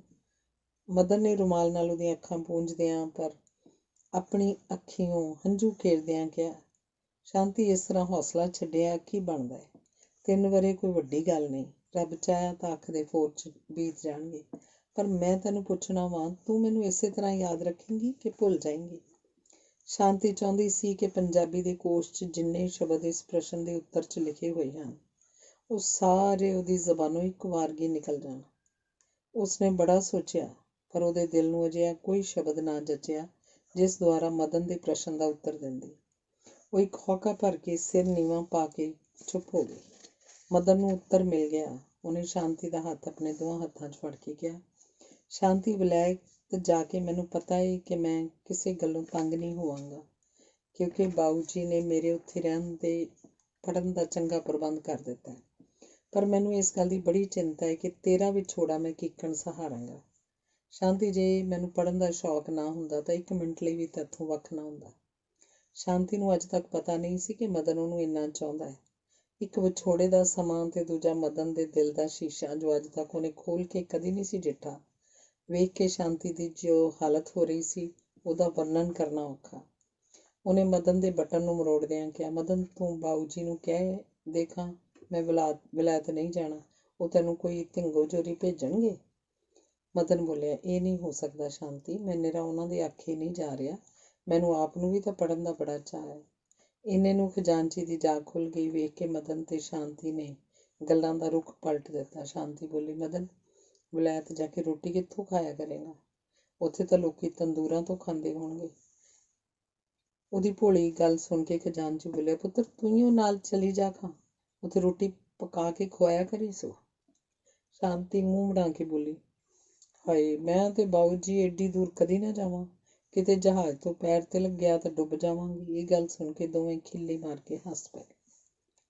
ਅੰਗ 10ਵਾਂ। ਜਿਸ ਦਿਨ ਇਹ ਬੰਬਈ ਪਹੁੰਚੇ ਉਹ ਤੋਂ ਦੂਜੇ ਦਿਨ ਜਹਾਜ਼ ਤੁਰਨਾ ਸੀ। ਪਾਸਪੋਰਟ ਦਾ ਪ੍ਰਬੰਧ ਪਹਿਲਾਂ ਹੀ ਹੋ ਚੁੱਕਾ ਸੀ। ਮਦਨ ਤੇ ਸ਼ਾਂਤੀ ਨੇ ਇਹ ਦਿਨ ਬੜੀ ਉਦਾਸੀ ਦਾ ਕੱਟਿਆ। ਦੂਜੇ ਦਿਨ ਬੰਦਰਗਾਹ ਤੇ ਜਾ ਕੇ ਕੁੱਲ ਅਸਬਾਬ ਲਦਵਾ ਦਿੱਤਾ ਗਿਆ। ਜਹਾਜ਼ ਨੇ ਪਹਿਲੀ ਵਿਸਲ ਕੀਤੀ। ਇਸ ਵੇਲੇ ਤਿੰਨੇ ਜਣੇ ਵਿਸਮਾਦੀ ਹਾਲਤ 'ਚ ਪਲੇਟਫਾਰਮ ਤੇ ਖੜੇ ਸਨ। ਸ਼ਾਂਤੀ ਲਈ ਬੜੀ ਔਕੜ ਦਾ ਸਮਾਂ ਸੀ। ਇੰਨੇ ਨੂੰ ਖਜ਼ਾਨਚੀ ਇੱਕ ਲਾਗੇ ਖੜੇ ਪੰਜਾਬੀ ਫੌਜੀ ਨਾਲ ਜਾ ਕੇ ਗੱਲਾਂ ਕਰਨ ਲੱਗ ਪਿਆ। ਸ਼ਾਂਤੀ ਤੇ ਮਦਨ ਨੂੰ ਅਖੀਰੀ ਮੁਲਾਕਾਤ ਦਾ ਇਹ ਚੰਗਾ ਮੌਕਾ ਹੱਥ ਲੱਗ ਗਿਆ। ਸ਼ਾਂਤੀ ਨੇ ਮਦਨ ਵੱਲ ਇੱਕ ਨਜ਼ਰ ਭਰ ਕੇ ਤੱਕਿਆ ਤੇ ਬੋਲੀ, ਮਦਨ, ਤੇ ਹੋਰ ਕੁਝ ਨਾ ਬੋਲ ਸਕੀ। ਮਦਨ ਨੇ ਛੇਤੀ ਨਾਲ ਉਹਦਾ ਹੱਥ ਫੜ ਕੇ ਪਿਆਰ ਨਾਲ ਕਿਹਾ, ਸ਼ਾਂਤੀ। ਇਹ ਦੋਹਾਂ ਵੱਲੋਂ ਇੱਕ ਸ਼ਬਦ ਦੇ ਸੰਕੇਤ ਸਨ ਜਿਨ੍ਹਾਂ ਦਾ ਮਤਲਬ ਦੋਵੇਂ ਚੰਗੀ ਤਰ੍ਹਾਂ ਸਮਝ ਗਏ। ਸ਼ਾਂਤੀ ਦੀਆਂ ਅੱਖਾਂ ਫੇਰ ਭਰ ਆਈਆਂ, ਪਰ ਉਹਦੇ ਅੰਦਰ ਦੀ ਕਿਸੇ ਡੂੰਘੀ ਸਤ੍ਹਾ ਵਿੱਚ ਇੱਕ ਨਿੱਕੀ ਜਿਹੀ ਝਰਨਾਹਟ ਉੱਠੀ ਤੇ ਉਹਨੇ ਉਹਦੇ ਦਿਲ ਦੀ ਵੱਧਦੀ ਜਾਂਦੀ ਪੀੜ ਨੂੰ ਇਸ ਤਰ੍ਹਾਂ ਖਿੱਚ ਲਿਆ ਮਾਨੋ ਫੱਟ ਉੱਤੇ ਧਨੰਤਰ ਵੈਦ ਨੇ ਫੇਹਾ ਰੱਖ ਦਿੱਤਾ ਹੋਵੇ। ਮਦਨ ਵੀ ਇਸ ਵੇਲੇ ਹੌਸਲੇ 'ਚ ਸੀ। ਦੋਵੇਂ ਇੱਕ ਦੂਜੇ ਦੇ ਮੂੰਹ ਵੱਲ ਇੱਕ ਟੱਕ ਤੱਕਦੇ ਰਹੇ। ਦੂਜੀ ਵਿਸਲ ਹੋਈ, ਜਿਹਦਾ ਮਤਲਬ ਇਹ ਸੀ ਕਿ ਸਭ ਯਾਤਰੂ ਸਵਾਰ ਹੋ ਜਾਣ। ਖਜ਼ਾਨਚੀ ਛੇਤੀ ਨਾਲ ਆ ਗਿਆ। ਮਦਨ ਨੇ ਉਹਦੇ ਪੈਰਾਂ 'ਤੇ ਸਿਰ ਰੱਖਿਆ। ਉਹਨੇ ਗਲ ਨਾਲ ਲਾ ਕੇ ਕਿਹਾ, ਪੁੱਤਰ, ਗੁਰੂ ਅੰਗ ਸੰਗ ਹੋਵੇ, ਖਤ ਪਾਉਂਦੇ ਰਹਿਣਾ, ਉੱਥੇ ਜਾ ਕੇ ਸਾਨੂੰ ਭੁਲਾ ਨਾ ਛੱਡਣਾ। ਨਾਲੇ ਉਹ ਬੋਲਦਾ ਬੋਲਦਾ ਰੁਕ ਗਿਆ, ਪਰ ਮਦਨ ਨੇ ਸਮਝ ਲਿਆ ਕਿ ਉਹਨਾਂ ਦੇ ਇਸ਼ਾਰੇ ਦਾ ਭਾਵ ਹੈ ਚਾਲ ਚੱਲਣ ਠੀਕ ਰੱਖਣਾ। ਉਹਨੇ ਅੱਖਾਂ 'ਚ ਹੀ ਇਹਦਾ ਉੱਤਰ ਦਿੱਤਾ ਤੇ ਇੱਕ ਵਾਰੀ ਸ਼ਾਂਤੀ ਵੱਲ ਨਜ਼ਰ ਭਰ ਕੇ ਤੱਕਿਆ। ਫਿਰ ਉਹ ਖਜ਼ਾਨਚੀ ਨੂੰ ਹੱਥ ਜੋੜ ਕੇ ਜਹਾਜ਼ ਦੀਆਂ ਪੌੜੀਆਂ ਚੜ੍ਹਨ ਲੱਗ ਪਿਆ। ਸ਼ਾਂਤੀ ਇਸ ਵੇਲੇ ਨੀਮ ਹੋਸ਼ੀ ਦੀ ਹਾਲਤ ਵਿੱਚ ਸੀ। ਮਦਨ ਦੇ ਡੈਕ ਤੇ ਪਹੁੰਚਣ ਦੀ ਢਿੱਲ ਹੋਈ ਜੋ ਤੀਜੀ ਵਿਸਲ ਹੋ ਗਈ ਤੇ ਇੱਕ ਖਰਵੀ ਚੀਕ ਮਾਰ ਕੇ ਜਹਾਜ਼ ਸਮੁੰਦਰ ਦੀ ਛਾਤੀ ਤੇ ਤਰਨਾ ਸ਼ੁਰੂ ਹੋ ਗਿਆ। ਤੁਰਨ ਲੱਗਿਆ ਮਦਨ ਨੇ ਇੱਕ ਵਾਰੀ ਫਿਰ ਪਿਛਾਂਹ ਤੱਕਿਆ। ਜਦ ਤੀਕ ਜਹਾਜ਼ ਦਿਸਦਾ ਰਿਹਾ, ਮਦਨ ਤੇ ਸ਼ਾਂਤੀ ਦੀਆਂ ਨਜ਼ਰਾਂ ਮਿਲੀਆਂ ਰਹੀਆਂ, ਪਰ ਜਹਾਜ਼ ਦੇ ਲੋਪ ਹੁੰਦਿਆਂ ਸ਼ਾਂਤੀ ਦੇ ਧੀਰਜ ਨੇ ਵੀ ਜਵਾਬ ਦੇ ਦਿੱਤਾ। ਅੰਗ 11ਵਾਂ। ਸਮਾਂ ਹਮੇਸ਼ਾ ਆਪਣੀ ਇੱਕ ਰਸ ਤੋਰੇ ਤੁਰਦਾ ਹੀ ਰਹਿੰਦਾ ਹੈ। ਮਦਨ ਨੂੰ ਵਲਾਇਤ ਗਿਆ 3 ਵਰ੍ਹੇ ਹੋਣ 'ਚ 2 ਕੁ ਮਹੀਨਿਆਂ ਦੀ ਢਿੱਲ ਬਾਕੀ ਸੀ। ਘਰ 'ਚ ਮਦਨ ਦੀਆਂ ਉਡੀਕਾਂ ਲੱਗੀਆਂ ਹੋਈਆਂ ਸਨ। ਸ਼ਾਂਤੀ ਨੇ ਲੰਮਾ ਸਮਾਂ ਘੜੀਆਂ ਗਿਣ ਗਿਣ ਕੇ ਲੰਘਾਇਆ ਸੀ। ਸੱਚੀ ਗੱਲ ਤਾਂ ਇਹ ਹੈ ਕਿ ਮਦਨ ਦੇ ਆਉਣ ਦੀ ਆਸ ਤੇ ਹੀ ਉਹ ਜੀ ਰਹੀ ਸੀ, ਨਹੀਂ ਤਾਂ ਉਹਦੇ ਕੋਮਲ ਦਿਲ 'ਚ ਵਿਛੋੜੇ ਦੀ ਮਾਰ ਝੱਲਣ ਦੀ ਇੰਨੀ ਤਾਕਤ ਕਿੱਥੇ ਸੀ। ਜਿਸ ਦਿਨ ਦਾ ਮਦਨ ਗਿਆ, ਉਹਦੀ ਸਾਰੀ ਖੁਸ਼ੀ, ਹੱਸਣਾ ਖੇਡਣਾ ਸੁਪਨਾ ਹੋ ਗਿਆ ਸੀ। ਉਸ ਦਿਨ ਦੀਆਂ ਗੱਡੀ ਵਾਲੀਆਂ ਗੱਲਾਂ ਤੇ ਫਿਰ ਜਹਾਜ਼ ਚੜ੍ਹਨ ਵੇਲੇ ਦਾ ਦੁਖਦਾਈ ਦ੍ਰਿਸ਼, ਇਹ 2 ਚੀਜ਼ਾਂ ਹੀ ਉਹਦੀ ਮਾਲਾ ਬਣ ਚੁੱਕੀਆਂ ਸਨ। ਕਦੀ ਕਦੀ ਜਦ ਵੱਡੇ ਵੇਲੇ ਉਹ ਸੁੱਤੀ ਉੱਠਦੀ ਸੀ ਤਾਂ ਉਹਦਾ ਦਿਲ ਇਉਂ ਜਾਪਦਾ ਸੀ ਜਿਵੇਂ ਕਿਰਦਾ ਜਾਂਦਾ। ਉਹਨੂੰ ਹਰ ਪਾਸੇ ਉਦਾਸੀ ਤੇ ਨਿਰਾਸ਼ਤਾ ਦਾ ਰਾਜ ਵਿਖਾਈ ਦਿੰਦਾ ਸੀ। ਅੰਮ੍ਰਿਤ ਵੇਲੇ ਦੀ ਠੰਡੀ ਠੰਡੀ ਹਵਾ ਜਦ ਛਾਂ ਛਾਂ ਕਰਦੀ ਉਹਦੇ ਕੰਨਾਂ ਪਾਸੋਂ ਲੰਘਦੀ ਸੀ ਤਾਂ ਉਹ ਸਮਝਦੀ ਸੀ, ਇਹ ਮੇਰੇ ਵਾਂਗ ਕਿਸੇ ਦੇ ਵਿਛੋੜੇ 'ਚ ਹੌਕੇ ਲੈ ਰਹੀ ਹੈ। ਫੁੱਲਾਂ ਤੇ ਪੰਖੜੀਆਂ ਉੱਤੇ ਤਰੇਲ ਦੇ ਤੁਪਕੇ ਵੇਖ ਕੇ ਉਹਦੇ ਸਾਹਮਣੇ ਉਹ ਦ੍ਰਿਸ਼ ਆ ਜਾਂਦਾ ਸੀ ਜਦ ਰੇਲ 'ਚ ਮਦਨ ਦੇ ਅੱਥਰੂ ਡਿੱਗੇ ਸਨ। ਧੁੰਦਲੇ ਆਕਾਸ਼ ਵਿੱਚ ਪੰਛੀਆਂ ਨੂੰ ਉੱਡਦੇ ਤੇ ਚਹਿਕਦੇ ਵੇਖ ਕੇ ਸ਼ਾਂਤੀ ਦਾ ਦਿਲ ਕਰਦਾ ਸੀ ਉਹ ਵੀ ਸੀਨੇ ਦੇ ਪਿੰਜਰੇ ਵਿੱਚੋਂ ਦਿਲ ਰੂਪੀ ਪੰਛੀ ਨੂੰ ਕੱਢ ਕੇ ਉਡਾ ਦੇ ਤੇ ਇੱਕੋ ਉਡਾਰੀ ਨਾਲ ਮਦਨ ਦਾ ਸੁੱਖ ਸੁਨੇਹਾ ਲਿਆ ਦੇਵੇ। ਭਾਵੇਂ ਸਿਆਲ ਦੀ ਰੁੱਤ ਹੋਣ ਕਰਕੇ ਅੰਤ ਦੀ ਠੰਡ ਪੈਂਦੀ ਸੀ, ਪਰ ਸ਼ਾਂਤੀ ਨੂੰ ਨੀਂਦਰ ਕਿੱਥੇ। ਨਾ ਵੇਲਾ ਵੇਖਦੀ, ਨਾ ਕੁਵੇਲਾ। ਮੰਜਿਓਂ ਉੱਠ ਕੇ ਠਰੂ ਠਰੂ ਕਰਦੀ ਕੋਠੇ ਤੇ ਚੜ੍ਹ ਜਾਂਦੀ। ਚੰਨ ਦੀ ਨਿਖਰੀ ਹੋਈ ਚਾਨਣੀ ਵੇਖ ਕੇ ਉਹਦੇ ਦਿਲ ਦੇ ਸਮੁੰਦਰ 'ਚ ਜੁਆਰ ਭਾਟ ਆ ਜਾਂਦਾ। ਚੰਦਰਮਾ ਵੱਲ ਨੀਝ ਲਾ ਕੇ ਵੇਖਦੀ, ਸੋਚਣ ਲੱਗ ਪੈਂਦੀ, ਖਬਰੇ ਇਸ ਵੇਲੇ ਮਦਨ ਵੀ ਸਕੂਲ ਦੇ ਕੋਠੇ ਤੇ ਚੜ੍ਹ ਕੇ ਇਸ ਚੰਨ ਨੂੰ ਵੇਖ ਰਿਹਾ ਹੋਵੇ। ਇਹਨਾਂ ਖਿਆਲਾਂ 'ਚ ਹੀ ਉਹਦੇ ਸਬਰ ਦਾ ਸੋਮਾ ਫੁੱਟ ਨਿਕਲਦਾ ਤੇ ਉਹ ਇੱਕ ਨੁੱਕਰੇ ਜਾ ਕੇ ਇੰਨਾ ਰੋਂਦੀ ਕਿ ਜੇ ਇਹਦੀ ਇਹ ਹਾਲਤ ਕੋਈ ਪੱਥਰ ਦਿਲ ਵਾਲਾ ਬੰਦਾ ਵੀ ਵੇਖ ਲਏ ਤਾਂ ਖੌਰੇ ਉਹਦਾ ਦਿਲ ਟੋਟੇ ਟੋਟੇ ਹੋ ਜਾਏ। ਜਦ ਰੋ ਰੋ ਕੇ ਉਹਦਾ ਦਿਲ ਹੌਲਾ ਹੋ ਜਾਂਦਾ ਤੇ ਨਾਲ ਹੀ ਉਹਦੀ ਬਿਰਹੋਂ ਖੁਮਾਰੀ ਵੀ ਉਤਰਨੀ ਸ਼ੁਰੂ ਹੋ ਜਾਂਦੀ ਤਾਂ ਉਹ ਦੱਬੇ ਪੈਰੀਂ ਹੇਠਾਂ ਉਤਰ ਕੇ ਆਪਣੇ ਮੰਜੇ ਤੇ ਜਾ ਪੈਂਦੀ। ਸ਼ਾਂਤੀ ਬੜੀ ਸ਼ਰਮੀਲੀ ਕੁੜੀ ਸੀ। ਉਹਨੇ ਆਪਣਾ ਇਹ ਹਾਲ ਆਪਣੇ ਮਾਂ ਪਿਓ ਜਾਂ ਕਿਸੇ ਸਹੇਲੀ ਤੱਕ ਪ੍ਰਗਟ ਨਹੀਂ ਸੀ ਹੋਣ ਦਿੱਤਾ, ਪਰ ਉਹਨੂੰ ਦਿਨੋਂ ਦਿਨ ਲਿੱਸੀ ਹੁੰਦੀ ਜਾਂਦੀ ਵੇਖ ਕੇ ਤੇ ਉਹਦੇ ਚਿਹਰੇ ਤੇ ਉਦਾਸੀ ਦੇ ਨਿਸ਼ਾਨ ਵੇਖ ਕੇ ਉਹਦੀ ਮਾਂ ਨੇ ਸਾਰਾ ਭੇਤ ਮਾਲੂਮ ਕਰ ਲਿਆ। ਅੰਗ 12ਵਾਂ। ਉਧਰ ਮਦਨ ਦਾ ਹਾਲ ਸ਼ਾਂਤੀ ਨਾਲੋਂ ਵੀ ਵਧੇਕ ਭੈੜਾ ਸੀ, ਕਿਉਂਕਿ ਸ਼ਾਂਤੀ ਤਾਂ ਮਦਨ ਦੇ ਪ੍ਰੇਮ 'ਚ ਪਾਗਲ ਹੋ ਰਹੀ ਸੀ, ਪਰ ਮਦਨ ਦੇ ਸਿਰ ਤੇ ਇੱਕ ਨਹੀਂ ਦੋ ਬੋਝ ਸਨ। ਇੱਕ ਸ਼ਾਂਤੀ ਦੇ ਵਿਛੋੜੇ ਦੀ ਭਟਕਣਾ ਤੇ ਦੂਜਾ ਪੜ੍ਹਾਈ ਦਾ ਫਿਕਰ। ਫਿਰ ਵੀ ਉਹ ਮਰਦ ਸੀ, ਦਿਲ ਨੂੰ ਸਖਤ ਕਰਕੇ ਉਹਨੇ ਪੜ੍ਹਾਈ 'ਚ ਕਿਸੇ ਤਰ੍ਹਾਂ ਦਾ ਫਰਕ ਨਾ ਆਉਣ ਦਿੱਤਾ ਤੇ ਸ਼ੁਕਰ ਕਰਕੇ ਉਹਦੀ ਮਿਹਨਤ ਥਾਂ ਪਈ। ਉਹਨੇ ਇਮਤਿਹਾਨ ਪਾਸ ਕਰ ਲਿਆ। ਮਦਨ ਹੁਣ ਵਤਨ ਤੁਰਨ ਦੀ ਤਿਆਰੀ 'ਚ ਸੀ। ਇਸ ਖੁਸ਼ੀ 'ਚ ਉਹਨੂੰ ਰਾਤੀ ਨੀਂਦਰ ਨਹੀਂ ਸੀ ਪੈਂਦੀ। ਉਹ ਹਰ ਵੇਲੇ ਸੋਚਦਾ ਰਹਿੰਦਾ, ਸ਼ਾਂਤੀ ਜ਼ਰੂਰ ਬੰਬਈ ਆਏਗੀ, ਕਿਉਂਕਿ ਉਹ ਮੈਨੂੰ ਕਈ ਵਾਰੀ ਖਤਾਂ 'ਚ ਲਿਖ ਵੀ ਚੁੱਕੀ ਹੈ। ਉਹ ਮੈਨੂੰ ਵੇਖ ਕੇ ਕਿੰਨੀ ਖੁਸ਼ ਹੋਏਗੀ, ਮੈਨੂੰ ਦੂਰੋਂ ਵੇਖ ਕੇ ਭੀੜ ਚੀਰਦੀ ਹੋਈ ਭੱਜੀ ਆਏਗੀ। ਇਸ ਵੇਲੇ ਮਦਨ ਦੇ ਸਾਹਮਣੇ ਸ਼ਾਂਤੀ ਦੀ ਹੂ-ਬ-ਹੂ ਉਹ ਗੱਡੀ ਵਾਲੀ ਸ਼ਕਲ ਆ ਗਈ। ਉਹ ਰੋ ਮੇਰੇ ਕੋਟ ਦੇ ਬਟਨਾਂ ਨਾਲ ਕਲੋਲ ਕਰਦੀ ਹੋਈ ਮੇਰੇ ਵਿਛੋੜੇ ਤੋਂ ਘਾਬਰ ਕੇ ਕੰਬ ਰਹੀ ਸੀ। ਉਸ ਵੇਲੇ ਤਾਂ ਉਹਦਾ ਚਿਹਰਾ ਸਗੋਂ ਹੋਰ ਵੀ ਸੋਹਣਾ ਲੱਗਦਾ ਸੀ।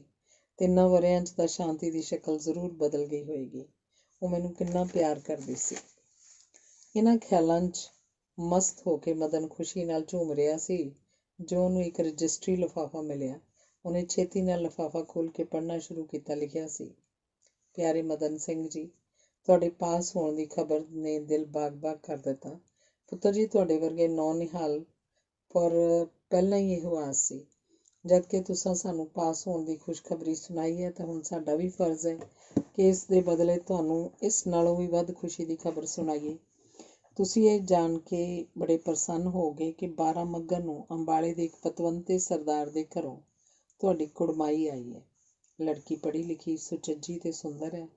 ਉਹਨਾਂ ਵਿਆਹ ਵੀ ਨਾਲ ਦਿੱਤਾ, ਪਰ ਅਸੀਂ ਵਿਆਹ ਦਾ ਦਿਨ ਮੁਕਰਰ ਨਹੀਂ ਕਰ ਸਕੇ। ਇਹ ਤੁਹਾਡੇ ਆਉਣ 'ਤੇ ਹੋਏਗਾ। ਸੋ ਤੁਸੀਂ ਤਾਰ ਦੁਆਰਾ ਪਤਾ ਦਿਓ ਕਿ ਕਿਸ ਤਾਰੀਖ ਨੂੰ ਇੱਥੇ ਪਹੁੰਚੋਗੇ ਤਾਂ ਜੋ ਵਿਆਹ ਦਾ ਦਿਨ ਮੁਕਰਰ ਕੀਤਾ ਜਾਏ। ਤੁਹਾਡੀ ਮਾਂ ਜੀ ਵੱਲੋਂ ਬਹੁਤ-ਬਹੁਤ ਪਿਆਰ। ਸ਼ਾਂਤੀ ਵੱਲੋਂ ਸਤਿ ਸ਼੍ਰੀ ਅਕਾਲ। ਤੁਹਾਡਾ ਪ੍ਰਤਾਪ ਸਿੰਘ। ਪੜ੍ਹਦਿਆਂ ਮਦਨ ਦੇ ਹੱਥੋਂ ਖੱਤ ਡਿੱਗ ਪਿਆ। ਉਹਨੂੰ ਮਾਲੂਮ ਹੁੰਦਾ ਸੀ ਜਿਕਣ ਛੱਤ ਉੱਪਰ ਆ ਪਈ। ਸਾਰਾ ਸਰੀਰ ਉਹਦਾ ਸੁੰਨ ਹੋ ਗਿਆ ਤੇ ਸਾਹ ਉਹਦਾ ਰੁਕਦਾ ਜਾਂਦਾ ਮਾਲੂਮ ਹੁੰਦਾ ਸੀ। ਉਹਦੀਆਂ ਆਸਾਂ ਉਮੀਦਾਂ ਦੀ ਖੇਤੀ ਜੋ ਲਗਭਗ ਪੱਕਣ ਵਾਲੀ ਸੀ, ਉੱਤੇ ਗੜੇਮਾਰ ਹੋ ਗਈ ਸੀ।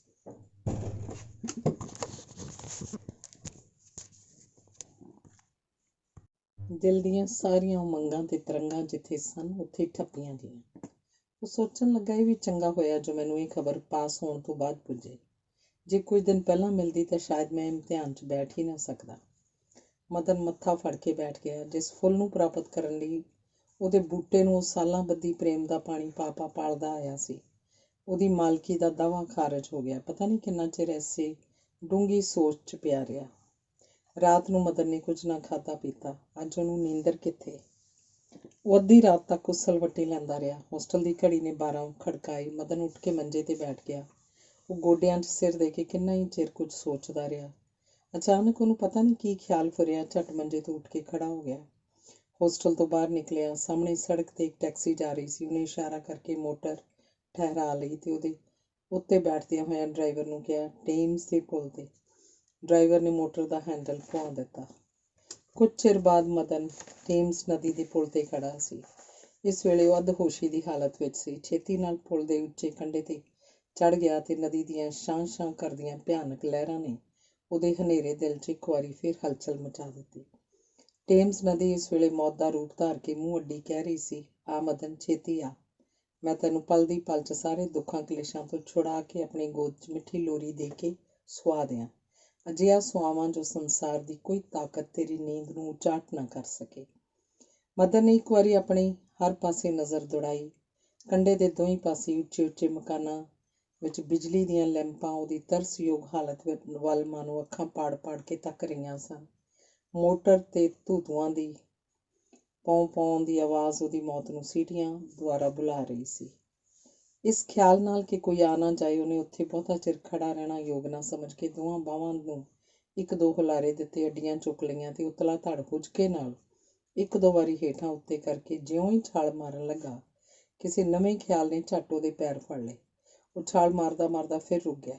ਇਸ ਵੇਲੇ ਕੋਈ ਸੋਹਣੀ ਮੂਰਤ ਉਹਦੀਆਂ ਅੱਖਾਂ ਅੱਗੇ ਆ ਗਈ। ਦਿਲ 'ਚ ਕਿਸੇ ਦੇ ਖਿਆਲ ਨੇ ਉਥਲ-ਪੁਥਲ ਮਚਾ ਦਿੱਤੀ। ਮਦਨ ਦੀਆਂ ਅੱਖਾਂ 'ਚੋਂ ਟੇਮਸ ਨਦੀ ਤੋਂ ਵੱਧ ਤੇਜ਼ੀ ਨਾਲ ਅਥਰੂਆਂ ਦਾ ਹੜ੍ਹ ਵਗ ਰਿਹਾ ਸੀ। ਉਹਦੇ ਮੂੰਹੋਂ ਨਿਕਲ ਗਿਆ, ਸ਼ਾਂਤੀ, ਤੂੰ ਮੈਨੂੰ ਇਸ ਵੇਲੇ ਨਾ ਰੋਕ। ਤੈਨੂੰ ਗੁਆ ਕੇ ਮੈਂ ਨਹੀਂ ਜੀਵਾਂਗਾ। ਸ਼ਾਂਤੀ, ਇਸ ਸੰਸਾਰ 'ਚ ਮੇਰਾ ਸਭ ਕੁਝ ਤੂੰ ਹੀ ਹਿੱਸਾ ਹੈ। ਜਦ ਤੂੰ ਗੁਆਚ ਗਈ ਹੋ ਤਾਂ ਇਸ ਮਦਨ ਦੇ ਜਿਉਣ ਦੀ ਕੀ ਲੋੜ ਹੈ? ਕਿਹਨੂੰ ਲੋੜ ਹੈ? ਫਿਰ ਮਦਨ ਪੁਲ ਦੇ ਥੜੇ ਤੋਂ ਉਤਰ ਕੇ ਇੱਕ ਪਾਸੇ ਜਾ ਖੜੋਤਾ। ਸੋਚਣ ਲੱਗਾ, ਭਾਵੇਂ ਸ਼ਾਂਤੀ ਮੈਥੋਂ ਖੋਹ ਲਈ ਗਈ, ਪਰ ਉਹਦਾ ਪ੍ਰੇਮ ਤਾਂ ਮੇਰੇ ਦਿਲ 'ਚੋਂ ਕੋਈ ਖਿੱਚ ਨਹੀਂ ਸਕਦਾ। ਫਿਰ ਜਦ ਮੈਂ ਉਹਨੂੰ ਪ੍ਰੇਮ ਕਰਦਾ ਤਾਂ ਪ੍ਰੇਮ ਹੀ ਨਹੀਂ, ਉਹਨੂੰ ਆਪਣੇ ਦਿਲ ਦੀ ਮਾਲਕਣ ਸਮਝਦਾ, ਤਾਂ ਮੇਰਾ ਕੀ ਹੱਕ ਹੈ ਜੋ ਸ਼ਾਂਤੀ ਨੂੰ ਦੁਖੀ ਕਰਨ ਵਾਲਾ ਕੋਈ ਕੰਮ ਕਰਾਂ? ਕੀ ਮੇਰੇ ਮਰਨ ਨਾਲ ਉਹ ਦੁਖੀ ਨਹੀਂ ਹੋਏਗੀ?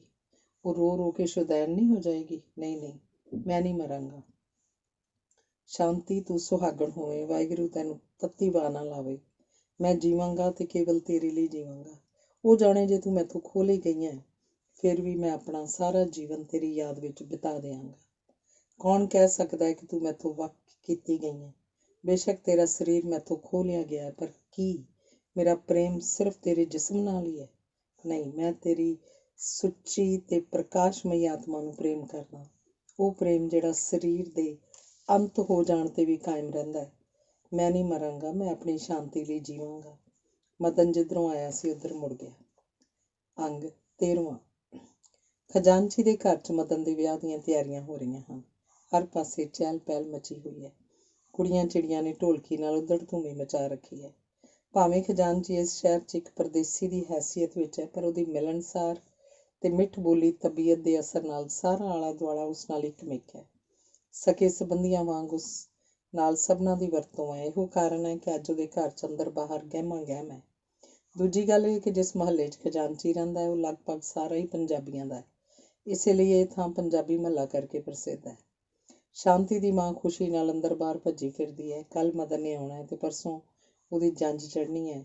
ਇਸ ਲਈ ਸ਼ਾਂਤੀ ਦੀ ਮਾਂ ਅੱਜ ਮੂੰਹ ਹਨੇਰੇ ਤੋਂ ਹੀ ਕੰਮ ਧੰਦੇ ਲੱਗੀ ਹੋਈ ਹੈ। ਇਸ ਵੇਲੇ ਉਹ ਹਲਵਾਈਆਂ ਨੂੰ ਕੁਝ ਚੇਤਾਵਨੀਆਂ ਕਰਦੀ ਸੀ ਕਿ ਇੰਨੇ ਨੂੰ ਇੱਕ ਤੀਵੀਂ ਨੇ ਆ ਕੇ ਪੁੱਛਿਆ, ਭਾਬੋ, ਕਾਕਾ ਤਾਂ ਅਜੇ ਆਇਆ ਨਹੀਂ, ਕਦੋਂ ਆਏਗਾ ਸੁੱਖ ਨਾਲ? ਬੀਬੀ, ਕੱਲ੍ਹ ਦੁਪਹਿਰੇ 11 ਵਜੇ ਦੀ ਗੱਡੀ ਆਉਣਾ ਸੂ। ਆਪ ਪਰਸੋਂ ਦੇ ਬੰਬਈ ਗਏ ਹੋਏ ਨੇ, 19 ਨੂੰ ਆਉਣਾ ਸੂ। ਵਿਆਹ ਦਾ ਮਹੂਰਤ ਨਿਕਲਿਆ ਏ 20ਵੀਂ ਦਾ। ਵਿਚਾਰਾ ਲੰਮੇ ਪੰਨ 'ਚੋਂ ਥੱਕਾ ਮੰਨਦਾ ਆਏਗਾ ਤੇ ਆਉਂਦਿਆਂ ਹੀ ਜੰਝ ਦੀ ਤਿਆਰੀ। ਇਹ ਤਾਂ ਬੀਬੀ ਉਹ ਗੱਲ ਬਣੀ ਹੈ ਕਿ ਝੱਟ ਰੋਟੀ ਪੱਟ ਦਾਲ। ਉਹ ਜਾਣੇ ਭਾਬੋ, ਸ਼ੁਕਰ ਏ ਵਾਹਿਗੁਰੂ ਨੇ ਇਹ ਦਿਨ ਦਿੱਤਾ ਏ। ਆਪੇ ਘਰ ਜਾ ਕੇ ਪਿਆ ਆਰਾਮ ਕਰੇਗਾ। ਕੱਲ੍ਹ ਜੰਝ ਕਿਹੜੇ ਵੇਲੇ ਤੁਰੇਗੀ? ਪਹਿਲਾਂ ਤਾਂ ਰਾਤ ਦੀ ਗੱਡੀ ਸਲਾਹ ਸੀ, ਪਰ ਉਹ ਕਹਿੰਦੇ ਸਨ ਰਾਹ 'ਚ ਬਦਲਦੀ ਏ, ਇਸ ਕਰਕੇ ਪ੍ਰਭਾਤੇ 4:15 ਦੀ ਗੱਡੀ ਜਾਣ ਦੀ ਪੱਕੀ ਹੋਈ ਏ। ਅੱਗੋਂ ਵੇਖੀਏ, ਹੁਣ ਕਾਕਾ ਸੁੱਖ ਸੰਦ ਨਾਲ ਆ ਗਿਆ ਤਾਂ ਸਾਰੇ ਕੰਮ ਹੋ ਜਾਣਗੇ। ਅੱਛਾ ਭਾਬੋ, ਗੁਰੂ ਮਹਾਰਾਜ ਤੇਰੀ ਛਾਤੀ ਠੰਡੀ ਕਰੇ। ਵਿਚਾਰੇ ਨੇ ਟੱਬਰ ਤੋਂ ਵਿਛੜ ਕੇ ਖੌਰੇ ਕਿਹਨਾਂ ਹਾਲਾਂ 'ਚ 3 ਸਾਲ ਕੱਟੇ ਹੋਣੇ ਨੇ। ਕੀ ਦੱਸਾਂ ਬੀਬੀ, ਜਾਂ ਖਤ ਆਉਂਦਾ ਸੀ ਇਹੋ ਲਿਖਦਾ ਸੀ, ਡਾਢਾ ਹੁਸੜਿਆ ਹੋਇਆ ਵਾ। ਇਹ ਕਹਿ ਕੇ ਉਹ ਫਿਰ ਕੰਮ ਧੰਦੇ ਲੱਗ ਗਈ। ਅੰਗ 14ਵਾਂ। ਜਹਾਜ਼ ਜਿਉਂ-ਜਿਉਂ ਮੁੰਬਈ ਦੇ ਨੇੜੇ ਪਹੁੰਚਦਾ ਜਾਂਦਾ, ਤਿਉਂ-ਤਿਉਂ ਮਦਨ ਦੇ ਦਿਲ ਦਾ ਧੀਰਜ ਦੂਰ ਹੁੰਦਾ ਜਾਂਦਾ। ਸਭ ਤੋਂ ਪਹਿਲਾਂ ਉਹਨੂੰ ਦੂਰੋਂ ਧੂੰਆਂ ਜਿਹਾ ਨਜ਼ਰ ਆਇਆ, ਫਿਰ ਧੁੰਦਲੀ ਜਿਹੀ ਧਰਤੀ, ਫਿਰ ਉੱਥੇ ਮਕਾਨ, ਕਾਰਖਾਨਿਆਂ ਦੀਆਂ ਚਿਮਨੀਆਂ, ਬੰਦਰਗਾਹ ਦਾ ਰਮਣੀਕ ਦ੍ਰਿਸ਼। ਉਹ ਸੋਚ ਰਿਹਾ ਸੀ ਖਬਰੇ ਸ਼ਾਂਤੀ ਵੀ ਆਈ ਹੋਏਗੀ, ਪਰ ਮੈਂ ਉਹਨੂੰ ਹੁਣ ਕਿਹੜੇ ਢੰਗ ਨਾਲ ਮਿਲਾਂਗਾ? ਕੀ ਉਹ ਅੱਗੇ ਵਰਗੀ ਗਰਮਜੋਸ਼ੀ ਨਾਲ ਮੇਰੀ ਆਓ ਭਗਤ ਕਰੇਗੀ? ਨਹੀਂ, ਉਹ ਹੁਣ ਉਹਨੂੰ ਇਹ ਸਭ ਕੁਝ ਨਹੀਂ ਕਰਨਾ ਚਾਹੀਦਾ। ਮੈਂ ਉਹਨੂੰ ਹੁਣ ਇਸ ਤਰ੍ਹਾਂ ਮਿਲ ਸਕਦਾ ਜਿਕਣ ਕਿਸੇ ਸਧਾਰਨ ਜਾਣ ਪਛਾਣ ਦੀ ਕੁੜੀ ਨੂੰ। ਉਹ ਬਥੇਰੇ ਵਲਵਲੇਵੇਂ ਪਾ ਕੇ ਆਪਣੇ ਦਿਲ ਨੂੰ ਕਿਸੇ ਹੋਰ ਪਾਸੇ ਪਾਉਣ ਦਾ ਯਤਨ ਕਰਦਾ ਸੀ, ਪਰ ਅਮੋੜ ਘੋੜੇ ਵਾਂਗ ਦਿਲ ਉਲਟਾ ਹੀ ਜਾਂਦਾ ਸੀ। ਮਦਨ ਨੇ ਇੱਕ ਵਾਰੀ ਦੋਵਾਂ ਹੱਥਾਂ ਨਾਲ ਆਪਣੇ ਸੀਨੇ ਨੂੰ ਜ਼ੋਰ ਦੀ ਦਬਾਇਆ। ਇਸ ਤਰ੍ਹਾਂ ਉਹਦੇ ਦਿਲ ਦੀ ਸੜਨ ਕੁਝ ਘੱਟ ਮਾਲੂਮ ਹੁੰਦੀ ਸੀ। ਉਹਦਾ ਜੀਅ ਕੀਤਾ ਛਾਤੀ ਦੇ ਦੁਆਲੇ ਕੱਸ ਕੇ ਪੱਟੀ ਬੰਨ੍ਹਦਿਆਂ, ਪਰ ਇੰਨੇ ਨੂੰ ਜਹਾਜ਼ ਐਨ ਬੰਦਰ ਦੇ ਕੋਲ ਜਾ ਪੁੱਜਾ। ਮਦਨ ਨੂੰ ਸਭ ਕੁਝ ਭੁੱਲ ਗਿਆ। ਉਹਨੇ ਰੇਲਿੰਗ ਪਾਸ ਜਾ ਕੇ ਬੰਦਰ 'ਤੇ ਖੜੇ ਆਦਮੀਆਂ ਦੀ ਭੀੜ ਵੱਲ ਤੱਕਣਾ ਸ਼ੁਰੂ ਕੀਤਾ। ਉੱਤੇ ਫੱਟਿਆਂ 'ਤੇ ਕਿਸੇ ਨੇ ਉਰਦੂ 'ਚ ਮੋਟੇ ਅੱਖਰਾਂ 'ਚ ਲਿਖਿਆ ਸੀ, ਵਤਨ ਮੇਂ ਆਨਾ ਮੁਬਾਰਕ ਹੋ, ਤੇ ਕਿਸੇ ਅੰਗਰੇਜ਼ੀ ਵਿੱਚ ਵੈਲਕਮ ਹੋਮ ਲਿਖਿਆ ਸੀ। ਇਹਨਾਂ ਨੂੰ ਪੜ੍ਹ ਕੇ ਮਦਨ ਦੇ ਦਿਲ 'ਤੇ ਇੱਕ ਹੋਰ ਠੋਕਰ ਜਿਹੀ ਵੱਜੀ ਆ। ਮੇਰੇ ਨਾਲ ਦੇ ਯਾਤਰੂ ਵਤਨ ਆਉਣ ਦੀ ਖੁਸ਼ੀ 'ਚ ਕਿੱਡੇ ਖੁਸ਼ ਹੋਣਗੇ, ਪਰ ਮੈਂ ਮੌਤ ਦੇ ਮੂੰਹ 'ਚ ਜਾ ਰਿਹਾ। ਜਹਾਜ਼ ਬੰਦਰਗਾਹ 'ਤੇ ਜਾ ਲੱਗਾ। ਮਦਨ ਦੀਆਂ ਅੱਖਾਂ ਚੌਂਹੀ ਪਾਸੇ ਕਿਸੇ ਦੀ ਭਾਲ ਕਰ ਰਹੀਆਂ ਸਨ, ਜੋ ਅਚਾਨਕ ਉਸੇ ਦੀ ਨਜ਼ਰ ਖਜ਼ਾਨਚੀ 'ਤੇ ਪਈ, ਪਰ ਜਿਸ ਚੀਜ਼ ਨੂੰ ਢੂੰਡ ਰਿਹਾ ਸੀ ਉਹ ਨਹੀਂ ਸੀ। ਮਦਨ ਛੇਤੀ ਛੇਤੀ ਅਸਬਾਬ ਚੁਕਾ ਕੇ ਜਹਾਜ਼ ਤੋਂ ਉਤਰਿਆ ਤੇ ਦੌੜ ਕੇ ਖਜ਼ਾਨਚੀ ਦੇ ਪੈਰਾਂ ਤੇ ਜਾ ਡਿੱਗਾ। ਖਜ਼ਾਨਚੀ ਨੇ ਚੋਖਾ ਚਿਰ ਉਹਨੂੰ ਛਾਤੀ ਨਾਲ ਲਾਈ ਰੱਖਿਆ। ਮਦਨ ਨੇ ਵੀ ਦਿਲ ਦੀ ਅੱਗ ਦਿਲ 'ਚ ਹੀ ਦਬਾ ਕੇ ਬਨਾਵਟੀ ਖੁਸ਼ੀ ਨਾਲ ਗੱਲਾਂ ਕਰਨੀਆਂ ਸ਼ੁਰੂ ਕੀਤੀਆਂ। ਉਹਨੇ ਸਭ ਤੋਂ ਪਹਿਲੇ ਪੁੱਛਿਆ, ਭਾਬੀ ਜੀ ਰਾਜੀ ਹਨ? ਰਾਜੀ ਖੁਸ਼ੀ? ਉਹ ਤਾਂ ਨਾਲ ਆਉਣ ਨੂੰ ਤਿਆਰ ਸੀ, ਪਰ ਮੈਂ ਢਿੰਗੋ ਜੋਰੀ ਛੱਡ ਕੇ ਆਇਆ। ਮੈਂ ਆਖਿਆ ਘਰ 'ਚ ਵਿਆਹ ਰਚਿਆ ਹੋਇਆ ਹੈ, ਪਿੱਛੇ ਕੰਮ ਧੰਦਾ ਕੌਣ ਕਰੇਗਾ? ਮਦਨ ਨੇ ਦਿਲ ਨੂੰ ਜ਼ਰਾ ਪੱਕਾ ਕਰਕੇ ਬੜੀ ਔਖਾਈ ਨਾਲ ਪੁੱਛਿਆ, ਸ਼ਾਂਤੀ ਰਾਜੀ ਸੀ? ਆਹੋ, ਘਰ ਹੁੰਦੀ ਤਾਂ ਨਾਲ ਆਏ ਬਿਨਾਂ ਕਿੱਥੇ ਛੱਡਣ ਲੱਗੀ ਸੀ। ਅੰਬਾਲੇ ਗਈ ਹੋਈ ਹੈ, ਅੱਜ 12 ਦਿਨ ਹੋਏ ਸੀ। ਤੇਰੀ ਭਾਬੀ ਨਾਲ ਗਈ ਹੈ? ਇਹ ਤਾਂ ਘਰ ਦੀ ਸਫਾਈ ਕਰਾ ਕੇ ਮੁੜ ਆਈ, ਪਰ ਉਹਨੂੰ ਉੱਥੇ ਛੱਡ ਆਈ। ਢੁਕਣਾ ਜੋ ਵਿੱਚੇ ਹੀ ਹੋਇਆ। ਨਾਲੇ ਸਾਡੀ ਸਲਾਹ ਵਹੁਟੀ ਨੂੰ ਫੇਰਾ ਵੀ ਉੱਥੇ ਹੀ ਪਵਾਵਾਂਗੇ ਤੇ ਕੁਝ ਦਿਨ ਉੱਥੇ ਹੀ ਰਹਾਂਗੇ। ਇਸੇ ਕਰਕੇ ਮੈਂ ਸਲਾਹ ਕੀਤੀ ਹੈ, ਇਲਾਹਾਬਾਦ ਜਿਹੜਾ ਮੇਲ ਜੋਲ ਆਇਆ ਹੋਇਆ ਉਹ ਸਾਰਾ ਜੰਜ ਨਾਲ ਹੀ ਚੱਲੇਗਾ। ਮਦਨ ਨੂੰ ਇਹਨਾਂ ਗੱਲਾਂ ਨਾਲ ਕੋਈ ਮਸ ਨਹੀਂ ਸੀ। ਫਿਰ ਉਹ ਸੋਚਣ ਲੱਗਾ, ਚਲੋ ਇਹ ਵੀ ਚੰਗਾ ਹੋਇਆ ਜੋ ਸ਼ਾਂਤੀ ਨਹੀਂ ਆਈ। ਉਹਨੂੰ ਵੇਖ ਕੇ ਮੇਰੇ ਦਿਲ ਨੂੰ ਦੁੱਖ ਹੀ ਹੋਣਾ ਸੀ। ਅੰਗ 15ਵਾਂ। ਇਲਾਹਾਬਾਦ ਰੇਲਵੇ ਸਟੇਸ਼ਨ ਤੇ ਮਦਨ ਦੀ ਆਓ ਭਗਤ ਲਈ ਬੇਅੰਤ ਖਲਕਤ ਜੁੜੀ ਸੀ। ਸ਼ਹਿਰ ਦੇ ਕਈ ਪਤਵੰਤੇ ਹੱਥਾਂ 'ਚ ਫੁੱਲਾਂ ਦੇ ਸਿਹਰੇ ਲਈ ਇੱਧਰ ਉੱਧਰ ਟਹਿਲ ਰਹੇ ਸਨ। ਬਹੁਤ ਸਾਰੀਆਂ ਜਨਾਨੀਆਂ ਸਣੇ ਜਮਨਾ ਦੇ ਵੇਟਿੰਗ ਰੂਮ 'ਚ ਬੈਠੀਆਂ ਗੱਡੀ ਦੀ ਉਡੀਕ ਕਰ ਰਹੀਆਂ ਸਨ। ਇੰਨੇ ਨੂੰ ਟਨ ਟਨ ਕਰਕੇ ਗੱਡੀ ਆਉਣ ਦੀ ਘੰਟੀ ਵੱਜੀ। ਲੋਕੀ ਇੱਕ ਲੰਮੀ ਕਤਾਰ 'ਚ ਖੜੋ ਗਏ। ਉਹਨਾਂ ਦੇ ਹੱਥਾਂ 'ਚ ਰੰਗ ਬਿਰੰਗੇ ਸਿਹਰੇ ਇਸ ਵੇਲੇ ਅਜਬ ਸਮਾਂ ਬਣ ਰਹੇ ਸਨ। ਇੱਕ ਪਾਸੇ ਜਮਨਾ ਤੇ ਹੋਰ ਜਨਾਨੀਆਂ ਖੜੀਆਂ ਸਨ। ਜਮਨਾ ਕੱਪੜਿਆਂ 'ਚ ਨਹੀਂ ਸੀ ਸਮਾਉਂਦੀ। ਉਹ ਘੜੀ ਮੁੜੀ ਸਿਰ ਚੁੱਕ ਕੇ ਪੱਬਾਂ ਭਾਰ ਹੋ ਕੇ ਵੇਖ ਰਹੀ ਸੀ। ਜਿਉਂ ਹੀ ਉਹਨੂੰ ਇੰਜਣ ਦੀ ਸ਼ਕਲ ਨਜ਼ਰੀ ਪਈ, ਉਹਦਾ ਦਿਲ ਧੱਕ ਧੱਕ ਕਰਨ ਲੱਗ ਪਿਆ। ਗੱਡੀ ਦਾ ਇੱਕ ਇੱਕ ਡੱਬਾ ਉਹਦੇ ਸਾਹਮਣਿਓਂ ਲੰਘਦਾ ਜਾਂਦਾ ਸੀ ਤੇ ਉਹਦੀ ਨਜ਼ਰ ਸਭ ਮੁਸਾਫਰਾਂ ਤੇ ਫਿਰਦੀ ਜਾਂਦੀ ਸੀ। ਗੱਡੀ ਖੜੀ ਹੋ ਗਈ ਤੇ ਰੱਬ ਸਬੱਬੀ ਜਿਸ ਡੱਬੇ 'ਚ ਮਦਨ ਸੀ ਉਹ ਐਨ ਜਮਨਾ ਦੇ ਕੋਲ ਆ ਕੇ ਠਹਿਰਿਆ। ਜਮਨਾ ਦੀ ਨਜ਼ਰ ਮਦਨ ਤੇ ਪਈ। ਉੱਡਦੀ ਹੋਈ ਸਭ ਤੋਂ ਪਹਿਲਾਂ ਗੱਡੀ ਤੇ ਚੜ੍ਹ ਗਈ। ਮਦਨ ਨੇ ਵੀ ਉਹਨੂੰ ਡਿੱਠਾ ਤੇ ਕੁਝ ਚਿਰ ਲਈ ਉਹ ਸਾਰੇ ਖਿਆਲਾਂ ਨੂੰ ਭੁੱਲ ਗਿਆ। ਇਸ ਧਰਮ ਮਾਂ ਦੇ ਪ੍ਰੇਮ 'ਚ ਉਹ ਸਿਰ ਤੋਂ ਪੈਰਾਂ ਤੱਕ ਰੰਗਿਆ ਗਿਆ। ਉਹ ਮਾਂ ਦੇ ਪੈਰਾਂ ਪਰ ਸਿਰ ਰੱਖਣ ਹੀ ਲੱਗਾ ਸੀ, ਪਰ ਜਮਨਾ ਨੇ ਉਹਨੂੰ ਸਮਾਂ ਹੀ ਨਾ ਦਿੱਤਾ ਤੇ ਜੱਫੀ 'ਚ ਲੈ ਲਿਆ। 3 ਵਰ੍ਹਿਆਂ ਦੇ ਵਿਛੋੜੇ ਦੀ ਕਸਰ ਉਹ ਇੱਕ ਅੱਧ ਮਿੰਟ 'ਚ ਕੀਕਣ ਕੱਢ ਸਕਦੀ ਸੀ। ਨਾਲੇ ਹੋਰ ਲੋਕ ਵੀ ਮਦਨ ਨੂੰ ਘੇਰੀ ਖਲੋਤੇ ਸਨ। ਦਿਲ ਪੱਥਰ ਦਾ ਕਰਕੇ ਉਹਨੇ ਜੱਫੀ ਢਿੱਲੀ ਕੀਤੀ। ਮਦਨ ਨੂੰ ਇਸ ਸਵਰਗੀ ਪਿਆਰ ਵਿੱਚੋਂ ਉਹ ਸਵਾਦ ਆਇਆ, ਉਹ ਠੰਡਕ ਆਈ ਕਿ ਕੁਝ ਚਿਰ ਲਈ ਉਹ ਸਭ ਕੁਝ ਭੁੱਲ ਗਿਆ। ਮਦਨ ਦੇ ਗਲ 'ਚ ਇੰਨੇ ਸਿਹਰੇ ਪੈ ਗਏ ਕਿ ਉਹਦਾ ਮੂੰਹ ਮੁਸ਼ਕਲ ਨਾਲ ਦਿਸਦਾ ਸੀ। ਫੁੱਲਾਂ ਨਾਲ ਸ਼ਿੰਗਾਰੀ ਹੋਈ ਮੋਟਰ 'ਚ ਬਿਠਾ ਕੇ ਤੇ ਵਾਜਿਆਂ ਗਾਜਿਆਂ ਦੀ ਰੌਣਕ ਨਾਲ ਉਹਦਾ ਜਲੂਸ ਨਿਕਲਿਆ। ਮਦਨ ਘਰ ਪਹੁੰਚਿਆ। ਕੁੜੀਆਂ ਚਿੜੀਆਂ ਤੇ ਆਂਢ ਗੁਆਂਢ ਦੀਆਂ ਤਰੀਮਤਾਂ ਸਭ ਨੇ ਵਾਰੋ ਵਾਰੀ ਉਹ ਤੋਂ ਸੁੱਖ ਸਾਂਦ ਪੁੱਛੀ। ਭਾਵੇਂ ਉਹ ਆਤਮਕ ਪੀੜ ਨਾਲ ਵਿੰਨ੍ਹਿਆ ਪਿਆ ਸੀ, ਪਰ ਇੱਥੇ ਆ ਕੇ ਉਹਨੇ ਆਪਣੇ ਆਪ ਨੂੰ ਐਸਾ ਬਣਾ ਲਿਆ ਕਿ ਕੀ ਮਜਾਲ ਜੋ ਕਿਸੇ ਨੂੰ ਰਤਾ ਵੀ ਸ਼ੱਕ ਹੋ ਜਾਏ। ਉਹ ਹਰ ਇੱਕ ਨੂੰ ਹੱਸ ਹੱਸ ਕੇ ਬੜੇ ਉਤਸ਼ਾਹ ਤੇ ਸਤਿਕਾਰ ਨਾਲ ਮਿਲਿਆ। ਮਦਨ ਜਦ ਥੋੜ੍ਹਾ ਬਹੁਤਾ ਖਾ ਪੀ ਚੁੱਕਾ ਤਾਂ ਜਮਨਾ ਨੇ ਉਹਨੂੰ ਜ਼ਰਾ ਲੇਟ ਜਾਣ ਲਈ ਕਿਹਾ। ਉਹ ਸਫ਼ਰ ਦਾ ਚੂਰ ਕੀਤਾ ਹੋਇਆ ਸੀ, ਝੱਟ ਬੈਠਕ 'ਚ ਜਾ ਕੇ ਸੌਂ ਗਿਆ। ਅੰਗ 16ਵਾਂ। ਦੂਜੇ ਦਿਨ ਮਦਨ ਦੀ ਜੰਝ ਬੜੀ ਧੂਮ-ਧਾਮ ਨਾਲ ਰੇਲ 'ਤੇ ਸਵਾਰ ਹੋਈ। ਗੱਡੀ ਅੰਬਾਲੇ ਪਹੁੰਚੀ। ਰੇਲੋਂ ਉਤਰਦੀਆਂ ਹੀ ਮੇਲ ਦੀਆਂ ਜਨਾਨੀਆਂ ਨੂੰ ਖਜ਼ਾਨਚੀ ਨੇ ਕਿਰਾਏ ਦੀਆਂ ਮੋਟਰਾਂ 'ਚ ਬਿਠਾ ਕੇ ਸ਼ਹਿਰ, ਜਿੱਥੇ ਉਹਦਾ ਆਪਣਾ ਘਰ ਸੀ, ਭੇਜ ਦਿੱਤਾ। ਜਮਨਾ ਵੀ ਨਾਲੇ ਗਈ। ਜੰਝ ਲਈ ਮੋਟਰਾਂ ਆਈਆਂ ਖੜੀਆਂ ਸਨ। ਧੇਤਿਆਂ ਨੇ ਬੜੇ ਸਤਿਕਾਰ ਨਾਲ ਸਭ ਨੂੰ ਮੋਟਰਾਂ 'ਤੇ ਸਵਾਰ ਕੀਤਾ। ਜਾਂਝੀਆਂ ਦੀਆਂ ਮੋਟਰਾਂ ਛਾਉਣੀ 'ਚ ਜਾ ਕੇ ਇੱਕ ਬੜੀ ਆਲੀਸ਼ਾਨ ਕੋਠੀ ਦੇ ਫਾਟਕ ਅੱਗੇ ਖੜੀਆਂ ਹੋ ਗਈਆਂ। ਕੋਠੀ ਦੇ ਬਾਹਰ ਬਗੀਚੀ 'ਚ ਬੜੇ ਸੁੰਦਰ ਢੰਗ ਨਾਲ ਉਤਾਰੇ ਲਈ ਤਿਆਰੀ ਹੋਈ ਸੀ। ਸਾਰੀ ਜੰਝ ਨੂੰ ਉੱਥੇ ਉਤਾਰਿਆ ਗਿਆ। ਮਦਨ ਦੀ ਇਸ ਵੇਲੇ ਇੱਕ ਬੇਜਾਨ ਪੁਤਲੀ ਵਰਗੀ ਹਾਲਤ ਸੀ। ਉਹ ਬੱਧਾ ਚੱਟੀ ਵਾਂਗ ਜਿਸ ਤਰ੍ਹਾਂ ਉਹਦਾ ਧਰਮ ਪਿਓ ਕਹਿੰਦਾ ਸੀ, ਉਸੇ ਤਰ੍ਹਾਂ ਮਨ ਮਾਰ ਕੇ ਕਰੀ ਜਾਂਦਾ ਸੀ। ਜੇ ਕਦੇ ਉਹ ਖਜ਼ਾਨਚੀ ਦੇ ਉਪਕਾਰਾਂ ਨਾਲ ਲੱਦਿਆ ਹੋਇਆ ਨਾ ਹੁੰਦਾ ਤਾਂ ਸ਼ਾਇਦ ਇਸ ਵਿਆਹ ਦੇ ਨੇੜੇ ਵੀ ਨਾ ਆਉਂਦਾ। ਪਰ ਉਸ ਲਈ ਨਾਂਹ ਨੁੱਕਰ ਦੀ ਥਾਂ ਨਹੀਂ ਸੀ। ਵੱਡੇ ਵੇਲੇ ਲਾਵਾਂ ਫੇਰੇ ਹੋਏ ਤੇ ਸ਼ਾਮ ਨੂੰ ਡੋਲੀ ਤੁਰੀ। ਸੋਨੇ ਚਾਂਦੀ ਨਾਲ ਝਿਲਮਿਲ ਕਰਦੀ ਘੋੜੀ 'ਤੇ ਚੜ੍ਹ ਕੇ ਜਦ ਮਦਨ ਡੋਲੀ ਦੇ ਨਾਲ ਘਰ ਵੱਲ ਆ ਰਿਹਾ ਸੀ ਤਾਂ ਉਹਦੇ ਹਨੇਰੇ ਦਿਲ 'ਚ ਮੌਤ ਵਰਗੀ ਚੁੱਪ ਚਾਂ ਸੀ। ਉਹ ਘੜੀ ਮੁੜੀ ਠੰਡੇ ਸਾਹ ਭਰਦਾ ਤੇ ਇੱਕ ਦੋ ਅੱਥਰੂ ਕੇਰਦਾ ਘੋੜੀ 'ਤੇ ਜਾ ਰਿਹਾ ਸੀ। ਸੋਚਦਾ ਸੀ, ਘਰ ਜਾਂਦਿਆਂ ਸ਼ਾਂਤੀ ਮੈਨੂੰ ਜ਼ਰੂਰ ਮਿਲਣ ਲਈ ਦੌੜੀ ਆਏਗੀ, ਪਰ ਇਹ ਮੁਲਾਕਾਤ ਕਿੰਨੀ ਭਿਆਨਕ ਹੋਏਗੀ। ਮੈਂ ਇਸ ਪਹਾੜ ਜਿੱਡੀ ਸੱਟ ਨੂੰ ਕਿੱਕਣ ਸਹਾਰਾਂਗਾ। ਫਿਰ ਸੋਚਦਾ, ਮੈਨੂੰ ਬਦੋ ਬਦੀ ਫੜ ਕੇ ਜਿਹਦੇ ਗਲ ਮੜਿਆ ਜਾ ਰਿਹਾ ਉਹ ਨਿਕਰਮਣ ਦਾ ਕੀ ਹਾਲ ਹੋਏਗਾ।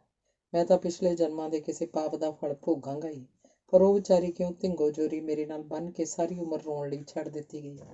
ਕੀ ਮੈਂ ਇਸ ਦੁਨੀਆ 'ਚ ਸ਼ਾਂਤੀ ਤੋਂ ਬਿਨਾਂ ਕਿਸੇ ਹੋਰ ਨਾਲ ਪਿਆਰ ਕਰ ਸਕਾਂਗਾ? ਨਹੀਂ, ਇਹ ਕਦੀ ਨਹੀਂ ਹੋ ਸਕਦਾ। ਇਸ ਵੇਲੇ ਵਾਜਿਆਂ ਦੀਆਂ ਸੁਰੀਲੀਆਂ ਆਵਾਜ਼ਾਂ ਮਦਨ ਨੂੰ ਇਸ ਤਰ੍ਹਾਂ ਸੁਣਾਈ ਦਿੰਦੀਆਂ ਸਨ ਮਾਨੋ ਉਹਦੀ ਦਰਦ ਭਰੀ ਹਾਲਤ ਵੇਖ ਕੇ ਵੈਣ ਕਰ ਰਹੀਆਂ ਹੋਣ। ਆਤਿਸ਼ਬਾਜ਼ੀ ਦੀ ਠੂਹ ਠਾਹ ਨਾਲੋਂ ਦੂਣੀ ਚੌਣੀ ਅੱਗ ਦੇ ਬਰੂਦ ਉਹਦੇ ਸੀਨੇ 'ਚ ਟੁੱਟ ਰਿਹਾ ਸੀ। ਡੋਲੀ ਸ਼ਹਿਰ 'ਚ ਜਾ ਵੜੀ। ਇਹ ਤੋਂ ਬਾਅਦ ਮਦਨ ਹੋਰਾਂ ਦੀ ਗਲੀ ਆ ਗਈ। ਘੋੜੀ ਜਿਉਂ ਹੀ ਗਲੀ ਦਾ ਫਾਟਕ ਲੰਘੀ, ਮਦਨ ਨੂੰ ਉਸ ਦਿਨ ਦੀ ਯਾਦ ਆ ਗਈ ਜਿਸ ਦਿਨ ਉਹ ਨਾਨਕਿਓਂ ਆਇਆ ਸੀ ਤੇ ਅੱਗੋਂ ਨਿੱਕੀ ਜਿਹੀ ਸ਼ਾਂਤੀ ਉਹਦੇ ਸਵਾਗਤ ਲਈ ਭੱਜੀ ਆਈ ਸੀ। ਇਸ ਯਾਦ ਨੇ ਬਲਦੀ ਤੇ ਤੇਲ ਪਾ ਦਿੱਤਾ। ਉਹ ਮੱਥੇ ਅੱਗੇ ਲਟਕ ਰਹੇ ਸਿਹਰੇ ਦੇ ਵਿੱਚੋਂ ਹੀ ਝਾਕ ਰਿਹਾ ਸੀ। ਬਸ ਸ਼ਾਂਤੀ ਆਈ ਕਿ ਆਈ, ਹੁਣੇ ਉਹਦਾ ਭੋਲਾ ਮੁਖੜਾ ਖਿੜਿਆ ਹੋਇਆ ਜਾਂ ਪਤਾ ਨਹੀਂ ਮੁਰਝਾਇਆ ਹੋਇਆ ਮੇਰੇ ਸਾਹਮਣੇ ਹੋਏਗਾ, ਪਰ ਅਜੇ ਵੀ ਨਹੀਂ ਆਈ। ਖਬਰੇ ਉਹਨੂੰ ਪਤਾ ਹੀ ਨਹੀਂ ਲੱਗਾ ਹੋਣਾ। ਨਹੀਂ, ਮੈਂ ਹੀ ਭੁੱਲਦਾ। ਉਹ ਵਿਚਾਰੀ ਤਾਂ ਇਸ ਵੇਲੇ ਕੰਮ 'ਚ ਅਜਿਹੀ ਰੁੱਝੀ ਹੋਏਗੀ ਕਿ ਸਿਰ ਖੁਰਕਣ ਦੀ ਵੇਲ ਨਹੀਂ ਸੁ ਹੋਣੀ। ਘੋੜੀ ਜਾ ਕੇ ਖਜ਼ਾਨਚੀ ਦੇ ਬੂਹੇ ਅੱਗੇ ਖੜੋ ਗਈ। ਮਦਨ ਦੇ ਦੁਆਲੇ ਕੁੜੀਆਂ ਤੇ ਜਨਾਨੀਆਂ ਦਾ ਇੰਨਾ ਜਮਘਟਾ ਸੀ ਕਿ ਤੋਬਾ ਭਲੀ। ਇੰਨੇ ਨੂੰ ਡੋਲੀ ਰੱਖੀ ਤੇ ਬਹੁਤ ਸਾਰੀ ਭੀੜ ਇਸ ਵੱਲੋਂ ਹਟ ਕੇ ਡੋਲੀ ਦੇ ਦੁਆਲੇ ਹੋ ਗਈ। ਜਮਨਾ ਬੜੇ ਥੜੇ ਤੇ ਖਲੋਤੀ ਇਸ ਸਵਰਗੀ ਖੁਸ਼ੀ 'ਚ ਝੂਮ ਰਹੀ ਸੀ। ਪਾਣੀ ਦੀ ਗੜਵੀ ਆਈ। ਜਮਨਾ ਡੋਲੀ ਤੋਂ ਵਾਰ ਕੇ ਗੜਵੀ ਨੂੰ ਮੂੰਹ ਲਾਉਣ ਲੱਗੀ। ਮਦਨ ਦਾ ਇੱਧਰ ਖਿਆਲ ਨਹੀਂ ਸੀ। ਕੁੜੀ ਨੇ ਕਿਹਾ, ਮਦਨ ਫੜ ਗੜਵੀ, ਪਾਣੀ ਨਾ ਪੀਣ ਦੇਈ ਸੂ। ਮਦਨ ਨੇ ਜਮਨਾ ਦਾ ਹੱਥ ਫੜ ਲਿਆ। ਇਸੇ ਤਰ੍ਹਾਂ 5 ਵਾਰੀ ਉਹਨੇ ਪਾਣੀ ਵਾਰਿਆ ਤੇ ਮਦਨ ਨੇ ਉਹਨੂੰ ਪੀਣ ਨਾ ਦਿੱਤਾ। ਸ਼ਗਨ ਆਦਿ ਕਰਕੇ ਮਦਨ ਨੂੰ ਰੋਟੀ ਖੁਆਉਣ ਲਈ ਰਸੋਈ ਘਰ 'ਚ ਲਿਜਾਇਆ ਗਿਆ। ਜਮਨਾ ਨੇ ਬੜੇ ਚਾਈਂ ਰੋਟੀ ਪਾ ਕੇ ਦਿੱਤੀ, ਪਰ ਮਦਨ ਨੇ ਕਿਹਾ, ਭਾਬੀ ਜੀ ਮੈਨੂੰ ਤੇ ਭੁੱਖ ਨਹੀਂ। ਅੱਜ ਇੰਨਾ ਕੁਝ ਖਾਧਾ ਏ ਕਿ ਢਿੱਡ 'ਚ ਇੱਕ ਭੂਰਾ ਦੀ ਵੀ ਥਾਂ ਨਹੀਂ। ਨਾ ਪੁੱਤ, ਜਿੰਨਾ ਜੀ ਕਰੇ ਖਾ ਲੈ। ਸੁੱਖ ਨਾਲ ਮੁੱਦਤਾਂ ਪਿੱਛੋਂ ਆਪਣੇ ਘਰ ਪੈਰ ਪਾਇਆ ਏ, ਮੂੰਹ ਵੀ ਨਾ ਜੁਠਾਏਂਗਾ। ਮਦਨ ਨੇ ਮਾਂ ਦੀ ਗੱਲ ਮੰਨਣ ਲਈ ਖਿਚੜੀ ਤੇ ਦਹੀਂ ਦੀਆਂ 2-4 ਗਰਾਹੀਆਂ ਲਈਆਂ। ਫਿਰ ਉਹ ਥਲਵੀਂ ਬੈਠਕ 'ਚ ਜਾ ਕੇ ਮੰਜੇ ਤੇ ਲੰਮਾ ਪੈ ਗਿਆ। ਇਸ ਬੈਠਕ ਵਿੱਚ ਅੱਜ ਉਹ ਘੱਟੋ ਘੱਟ 12 ਵਰ੍ਹਿਆਂ ਪਿੱਛੋਂ ਵੜਿਆ ਸੀ। ਮੰਜੇ ਤੇ ਪੈਂਦਿਆਂ ਹੀ ਫਿਰ ਉਸ ਵੇਲੇ ਨਿੱਕੀ ਜਿਹੀ ਸ਼ਾਂਤੀ ਦੀ ਮੂਰਤ ਉਹਦੀਆਂ ਅੱਖਾਂ ਅੱਗੇ ਫਿਰਨ ਲੱਗੀ। ਇੱਥੇ ਬੈਠ ਕੇ ਅਸੀਂ ਦੋਵੇਂ ਪੜ੍ਹਦੇ ਸੀ, ਇੱਥੇ ਖੇਡਦੇ ਸੀ। ਇੱਕ ਦਿਨ ਜਦ ਮੈਂ ਸੌਣ ਲੱਗਾ ਸਾਂ ਤਾਂ ਉਹ ਘੜੀ ਮੁੜੀ ਮੇਰੇ ਢਿੱਡ ਦੀ ਕੁਤਕੁਤਾਰੀਆਂ ਕਰਦੀ ਸੀ। ਮੈਂ ਖੇਡਦਾ ਸਾਂ ਪਰ ਉਹ ਟਲਦੀ ਨਹੀਂ ਸੀ। ਅੰਤ ਮੈਂ ਜਾ ਕੇ ਭਾਬੀ ਜੀ ਨੂੰ ਸ਼ਿਕਾਇਤ ਕੀਤੀ ਸੀ ਤੇ ਉਹਨਾਂ ਨੇ ਉਹਨੂੰ 1-2 ਚਪੇੜਾਂ ਟਕਾਈਆਂ ਸਨ। ਮੈਨੂੰ ਪਿੱਛੋਂ ਕਿੰਨਾ ਅਰਮਾਨ ਲੱਗਾ ਸੀ। ਥੋੜ੍ਹੇ ਚਿਰ ਪਿੱਛੋਂ ਮੈਂ ਉਹਨੂੰ ਮਨਾਉਂਦਾ ਸਾਂ ਤੇ ਬੋਲਦੀ ਨਹੀਂ ਸੀ। ਜਦ ਮੈਂ ਉਹਨੂੰ ਕਹਾਣੀ ਸੁਣਾਉਣ ਦਾ ਲਾਲਚ ਦਿੱਤਾ ਤਾਂ ਝੱਟ ਬੋਲ ਪਈ। ਇਹਨਾਂ ਖਿਆਲਾਂ 'ਚੋਂ ਪਤਾ ਨਹੀਂ ਕਿੰਨਾ ਚਿਰ ਗੁੰਮ ਹੋਇਆ ਰਿਹਾ। ਕੰਧ ਨਾਲ ਲੱਗੀ ਕਲੌਕ ਨੇ ਟਨ 11 ਖੜਕਾਏ। ਅੱਜ ਉਹਨੂੰ ਰਹਿ ਕੇ ਰੋਣ ਆਉਂਦਾ ਸੀ। ਬਾਹਰ ਇੰਨਾ ਰੌਲਾ ਸੀ ਕਿ ਕਿਸੇ ਦੀ ਗੱਲ ਨਹੀਂ ਸੀ ਸੁਣੀਂਦੀ। ਕਿਤੇ ਭਾਂਡਿਆਂ ਦਾ ਖੜਾਕ, ਕਿਤੇ ਕੁੜੀਆਂ ਦੇ ਗਾਉਣ ਦੀ ਆਵਾਜ਼, ਕਿਤੇ ਬਾਲਾਂ ਦਾ ਰੌਲਾ, ਕਿਤੇ ਮਾਂਜੀਆਂ ਜਾਂਜੀਆਂ ਦੀ ਤੂੰ ਮੈਂ। ਅਚਾਨਕ ਉਹਦੀ ਨਜ਼ਰ ਸਾਹਮਣੇ ਕੰਧ 'ਤੇ ਪਈ। ਇੱਕ ਤਸਵੀਰ ਸੀ। ਖਜ਼ਾਨਚੀ ਇੱਕ ਕੁਰਸੀ 'ਤੇ ਬੈਠਾ ਤੇ ਸ਼ਾਂਤੀ ਉਹਦਾ ਮੋਢਾ ਫੜ ਕੇ ਪਾਸ ਖੜੋਤੀ ਸੀ। ਉਹ ਉੱਠਿਆ ਤੇ ਤਸਵੀਰ ਲਾ ਕੇ ਵੇਖਣ ਲੱਗ ਪਿਆ। ਇੰਨੇ ਨੂੰ ਬਾਹਰੋਂ ਕਿਸੇ ਨੇ ਬੂਹਾ ਖੜਕਾਇਆ। ਮਦਨ ਨੇ ਸੋਚਿਆ ਸ਼ਾਇਦ ਸ਼ਾਂਤੀ ਆਈ ਹੈ। ਵਿਚਾਰੀ ਮਸੇ ਕੰਮ ਧੰਦੇ ਤੋਂ ਹੁਣੇ ਵਿਹਲੀ ਹੋਈ ਹੋਏਗੀ। ਉਹਦਾ ਦਿਲ ਧੜਕਣ ਲੱਗ ਪਿਆ। ਤਸਵੀਰ ਉਹਨੇ ਉੱਥੇ ਟੰਗ ਦਿੱਤੀ। ਛੇਤੀ ਨਾਲ ਜਾ ਕੇ ਬੂਹਾ ਖੋਲ੍ਹਿਆ, ਪਰ ਇਹ ਜਮਨਾ ਸੀ। ਆ ਕੇ ਬੋਲੀ, ਮੈਂ ਆਖਿਆ ਖੌਰੇ ਸੌਂ ਗਿਆ ਹੋਏਗਾ। ਨਹੀਂ ਭਾਬੀ ਜੀ, ਅਜੇ ਤੇ ਨੀਂਦਰ ਨਹੀਂ ਆਈ। ਨੀਂਦਰ ਕੀ ਆਉਣੀ ਸੀ, ਰੌਲੇ ਨਾਲ ਤੇ ਕੰਨਾਂ ਦੇ ਪਰਦੇ ਪਾਟਣ ਡਏ ਨੇ। ਇੱਕ ਤਾਂ ਕੁੜੀਆਂ ਨੇ ਖਰੂਦ ਮਚਾਇਆ ਹੋਇਆ, ਇਸ ਕਰਕੇ ਮੈਂ ਆਖਿਆ ਇੱਥੇ ਤਾਂ ਨੀਂਦਰ ਨਹੀਂ ਪੈਣੀ, ਉਤਲੀ ਬੈਠਕ ਤੇ ਚੱਲ ਸੌਂ, ਮੈਂ ਵਿਛਾਈ ਕਰ ਆਈ ਹਾਂ।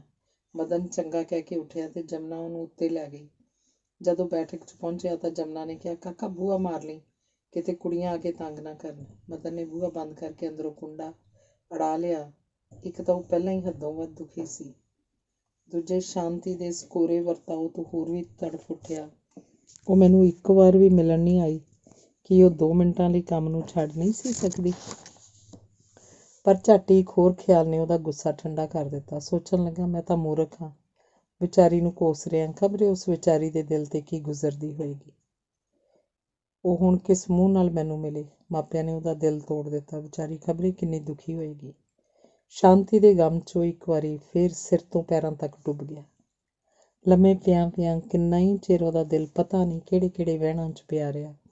ਫਿਰ ਉਹਨੇ ਇੱਕ ਠੰਡਾ ਸਾਹ ਭਰਿਆ ਤੇ ਨਾਲ ਹੀ ਉਹਦੇ ਮੂੰਹ ਉੱਚੀ ਨਿਕਲ ਗਿਆ, ਆਹ ਸ਼ਾਂਤੀ, ਤੂੰ ਮੇਰੀ ਜ਼ਿੰਦਗੀ ਬੇਸੁਆਦ ਕਰ ਦਿੱਤੀ। ਕਿੱਡਾ ਚੰਗਾ ਹੁੰਦਾ ਜੋ ਮੈਂ ਉਸ ਦਿਨ ਟੇਮਜ਼ ਵਿੱਚ ਡੁੱਬ ਕੇ ਸਦਾ ਲਈ ਇਹਨਾਂ ਦੁੱਖਾਂ ਤੋਂ ਛੁਟਕਾਰਾ ਪਾ ਜਾਂਦਾ। ਸ਼ਾਂਤੀ, ਤੂੰ ਇੱਕ ਵਾਰੀ ਆਪਣੇ ਮਦਨ ਨੂੰ ਵੇਖ ਤਾਂ ਜਾਂਦੀ ਹੋ। ਤੇਰਾ ਮਦਨ ਅੱਜ ਇੰਨਾ ਦੁਖੀ ਹੈ। ਖਬਰੇ ਤੇਰਾ ਦਿਲ ਕਿਉਂ ਪੱਥਰ ਹੋ ਗਿਆ। ਹੇ ਵਾਹਿਗੁਰੂ, ਮੇਰੀ ਰੱਖਿਆ ਕਰ। ਬਸ ਹੁਣ ਜਿਉਣ ਦੀ ਕੋਈ ਲੋੜ ਬਾਕੀ ਨਹੀਂ। ਜਿਸ ਸ਼ਾਂਤੀ ਪਿੱਛੇ ਮੈਂ ਉਸ ਦਿਨ ਮੌਤ ਦੇ ਕੋਲ ਜਾ ਕੇ ਵੀ ਨਾ ਮਰ ਸਕਿਆ, ਜਦ ਉਹਦੇ ਦਿਲ 'ਚ ਮੇਰੀ ਥਾਂ ਨਹੀਂ ਤਾਂ ਹੁਣ ਕਿਹਦੇ ਲਈ ਜੀਵਾਂਗਾ। ਬਸ ਕੱਲ੍ਹ ਹੀ ਇਹਨਾਂ ਦੁੱਖਾਂ ਤੋਂ ਛੁੱਟ ਜਾਵਾਂਗਾ ਮੈਂ ਹੁਣ। ਗੱਲ ਕਰਦਾ ਕਰਦਾ ਉਹ ਤਰਬਕ ਪਿਆ। ਉਹਨੂੰ ਇਉਂ ਮਾਲੂਮ ਹੋਇਆ ਜਿਵੇਂ ਕੋਈ ਡੁਸਕ ਡੁਸਕ ਹੌਲੀ ਹੌਲੀ ਰੋ ਰਿਹਾ। ਉਹਨੇ ਚੰਗੀ ਤਰ੍ਹਾਂ ਕੰਨ ਲਾ ਕੇ ਸੁਣਿਆ। ਮਾਲੂਮ ਹੁੰਦਾ ਸੀ ਜਿੱਕਣ ਪਲਕ ਦੇ ਹੇਠੋਂ ਆਵਾਜ਼ ਆ ਰਹੀ ਹੈ। ਉਹਨੇ ਹੇਠਾਂ ਝਾਤ ਪਾਈ ਤਾਂ ਹੱਕਾ ਬੱਕਾ ਰਹਿ ਗਿਆ। ਪਲੰਗ ਦੇ ਥੱਲੇ ਇੱਕ ਛੋਟੀ ਜਿਹੀ ਮੰਜੀ ਉੱਤੇ ਲਾਲ ਫੁਲਕਾਰੀ ਤਾਣ ਕੇ ਕੋਈ ਗੁੱਛਾ ਮੁੱਛਾ ਹੋ ਕੇ ਸੁੱਤਾ ਹੋਇਆ ਸੀ। ਉਹ ਝੱਟ ਸਮਝ ਗਿਆ ਕਿ ਇਹ ਵਹੁਟੀ ਰਾਣੀ ਹੈ। ਆਪਣੀ ਇਸ ਮੂਰਖਤਾ 'ਤੇ ਉਹ ਬੜਾ ਦੁਖੀ ਹੋਇਆ ਕਿ ਪਤਾ ਨਹੀਂ ਕੀ ਉਹਦੇ ਮੂੰਹੋਂ ਨਿਕਲ ਗਿਆ। ਨਾਲ ਹੀ ਉਹ ਵਹੁਟੀ ਦੇ ਇਸ ਤਰ੍ਹਾਂ ਰੋਣ ਦਾ ਕਾਰਨ ਵੀ ਸਮਝ ਗਿਆ। ਸੋਚਣ ਲੱਗਾ ਉਹਨੇ ਮੈਨੂੰ ਕਿਸੇ ਦੂਸਰੀ ਤੀਵੀਂ ਦਾ ਨਾਂ ਲੈ ਲੈ ਕੇ ਕੀਰਨੇ ਪਾਉਂਦਿਆਂ ਸੁਣ ਲਿਆ ਅਤੇ ਉਹਦੇ ਦਿਲ 'ਚ ਪੂਰਾ ਸ਼ੱਕ ਹੋ ਗਿਆ ਹੋਏਗਾ ਕਿ ਸ਼ਾਂਤੀ ਨਾਮ ਦੀ ਕਿਸੇ ਤੀਵੀਂ ਨਾਲ ਪ੍ਰੇਮ ਕਰਦਾ। ਓਹੋ, ਮੈਥੋਂ ਕਿੱਡੀ ਭੁੱਲ ਹੋ ਗਈ। ਵਿਚਾਰੀ ਦੇ ਦਿਲ ਨੂੰ ਪਹਿਲ ਹੀ ਐਸੀ ਬੁਰੀ ਠੋਕਰ ਲੱਗੀ ਹੈ। ਮੈਂ ਤਾਂ ਬਦਨਸੀਬ ਹਾਂ ਹੀ, ਪਰ ਇਹਦੀ ਬਦਨਸੀਬੀ ਦਾ ਇੱਕ ਓਂਕਾਰ ਸ਼ੁਰੂ ਹੋ ਗਿਆ। ਅੱਗੇ ਹੀ ਉਹਦਾ ਦਿਲ ਪੁਰਜੇ ਪੁਰਜੇ ਹੋ ਗਿਆ ਸੀ। ਉੱਤੋਂ ਇਸ ਵਿਚਾਰੀ ਬੇਦੋਸ਼ੀ ਦੇ ਦਿਲ ਦੁਖਣ ਕਰਕੇ ਉਹ ਉੱਕਾ ਹੀ ਪਾਗਲਾਂ ਵਾਂਗ ਹੋ ਗਿਆ। ਉਹਦਾ ਦਿਲ ਕੀਤਾ ਕਿ ਇਹਨੂੰ ਧੀਰਜ ਦੇ ਕੇ ਚੁੱਪ ਕਰਾਵਾਂ, ਪਰ ਹੌਸਲਾ ਨਹੀਂ ਸੀ ਪੈਂਦਾ। ਉਹ ਜ਼ਰਾ ਦੜ ਵੱਟ ਕੇ ਪੈ ਗਿਆ, ਪਰ ਰੋਣ ਦੀ ਆਵਾਜ਼ ਪਲ ਪਲ ਵੱਧਦੀ ਜਾਂਦੀ ਸੀ ਅਤੇ ਇਸ ਰੋਣ 'ਚ ਪਤਾ ਨਹੀਂ ਕੀ ਜਾਦੂ ਭਰਿਆ ਸੀ। ਮਦਨ ਫੇਰ ਨਾ ਰਹਿ ਸਕਿਆ। ਉਹ ਪਲੰਗ ਤੋਂ ਹੇਠਾਂ ਉਤਰਿਆ, ਪਰ ਉਹਨੂੰ ਬੁਲਾਉਣ ਦਾ ਹੀਆ ਕਿੱਥੋਂ ਲੈਂਦਾ। ਕਿੰਨਾ ਚਿਰ ਖਲੋਤਾ ਰਿਹਾ। ਵਹੁਟੀ ਉਸੇ ਤਰ੍ਹਾਂ ਮੂੰਹ ਸਿਰ ਵਲੇਟੀ ਰੋਈ ਜਾਂਦੀ ਸੀ। ਮਦਨ ਦਾ ਦਿਲ ਬੇਕਾਬੂ ਹੋ ਗਿਆ। ਉਹਨੇ ਛਾਤੀ 'ਤੇ ਪੱਥਰ ਰੱਖ ਕੇ ਹੌਸਲਾ ਕੀਤਾ। ਮੰਜੀ ਦੀ ਹੀਂਹ ਨੂੰ ਦੋਵੇਂ ਹੱਥ ਪਾ ਕੇ ਬਾਹਰ ਖਿੱਚ ਲਿਆ ਅਤੇ ਆਪ ਵੀ ਉਸ ਉੱਤੇ ਬੈਠ ਗਿਆ। ਇੰਨੇ ਨੂੰ ਬਿਜਲੀ ਦਾ ਬੱਲਬ ਜੋ ਛੱਤ ਨਾਲ ਜਗ ਰਿਹਾ ਸੀ ਬੁਝ ਗਿਆ। ਮਦਨ ਨੇ ਸੋਚਿਆ ਇਹ ਕੁੜੀਆਂ ਦੀ ਸ਼ਰਾਰਤ ਹੈ, ਪਰ ਇਹ ਉਸ ਲਈ ਚੰਗਾ ਹੀ ਹੋ ਗਿਆ। ਉਹਨੇ ਕੰਬਦੇ ਹੱਥਾਂ ਨਾਲ ਵਹੁਟੀ ਦੇ ਸਾਲੂ ਨੂੰ ਫੜ ਕੇ ਖਿੱਚਿਆ, ਫਿਰ ਉਹਦੇ ਸਿਰ 'ਤੇ ਹੱਥ ਰੱਖ ਕੇ ਬੋਲਿਆ, ਮੈਂ ਕਿਹਾ। ਹੋਰ ਕੁਝ ਉਹਦੇ ਮੂੰਹੋਂ ਨਾ ਨਿਕਲਿਆ। ਵਹੁਟੀ ਉੱਠ ਬੈਠੀ ਅਤੇ ਮਦਨ ਦੀ ਪਿੱਠ ਨਾਲ ਸਿਰ ਲਾ ਕੇ ਫੁੱਟ ਫੁੱਟ ਕੇ ਰੋਣ ਲੱਗੀ। ਮਦਨ ਨੇ ਉਹਦੇ ਸਿਰ ਨੂੰ ਬਾਂਹ 'ਚ ਲੈ ਕੇ ਥਿੜਕਦੀ ਜ਼ਬਾਨ ਨਾਲ ਕਿਹਾ, ਅਫਸੋਸ ਮੈਂ ਨਾ ਹੱਕ ਤੇਰਾ ਦਿਲ ਦੁਖਾਇਆ। ਮੇਰਾ ਖਿਆਲ ਹੈ ਤੂੰ ਮੈਨੂੰ ਜ਼ਰੂਰ ਮਾਫ਼ ਕਰੇਂਗੀ। ਵਹੁਟੀ ਨੇ ਛੁੱਟ ਰੋਣ ਤੋਂ ਕੋਈ ਉੱਤਰ ਨਾ ਦਿੱਤਾ। ਮਦਨ ਚਾਹੁੰਦਾ ਸੀ ਕਿ ਉਹ ਕਿਸੇ ਤਰ੍ਹਾਂ ਚੁੱਪ ਕਰ ਜਾਏ ਅਤੇ ਬਲਾ ਟਲੇ। ਉਹਦੇ ਰੋਣ 'ਚ ਕਹਿਰਾਂ ਦਾ ਦਰਦ ਭਰਿਆ ਸੀ। ਮਦਨ ਨੇ ਡਾਢਾ ਘਾਬਰ ਕੇ ਫਿਰ ਕਿਹਾ, ਨਹੀਂ ਭਲੀਏ ਲੋਕੇ, ਤੂੰ ਇਸ ਤਰ੍ਹਾਂ ਰੋ ਰੋ ਕੇ ਦੁਖੀ ਨਾ ਹੋ। ਇਸ ਨਾਲ ਮੇਰੇ ਦਿਲ ਨੂੰ ਵੀ ਦੁੱਖ ਹੁੰਦਾ, ਨਾਲੇ ਮੇਰੀ ਤਬੀਅਤ ਕੁਝ ਖਰਾਬ ਹੈ। ਮਦਨ ਕਿੰਨਾ ਹੀ ਚਿਰ ਉਹਨੂੰ ਚੁੱਪ ਕਰਾਉਣ ਦੀ ਕੋਸ਼ਿਸ਼ ਕਰਦਾ ਰਿਹਾ, ਪਰ ਉਸ ਵੱਲੋਂ ਕੋਈ ਜਵਾਬ ਨਾ ਮਿਲਿਆ।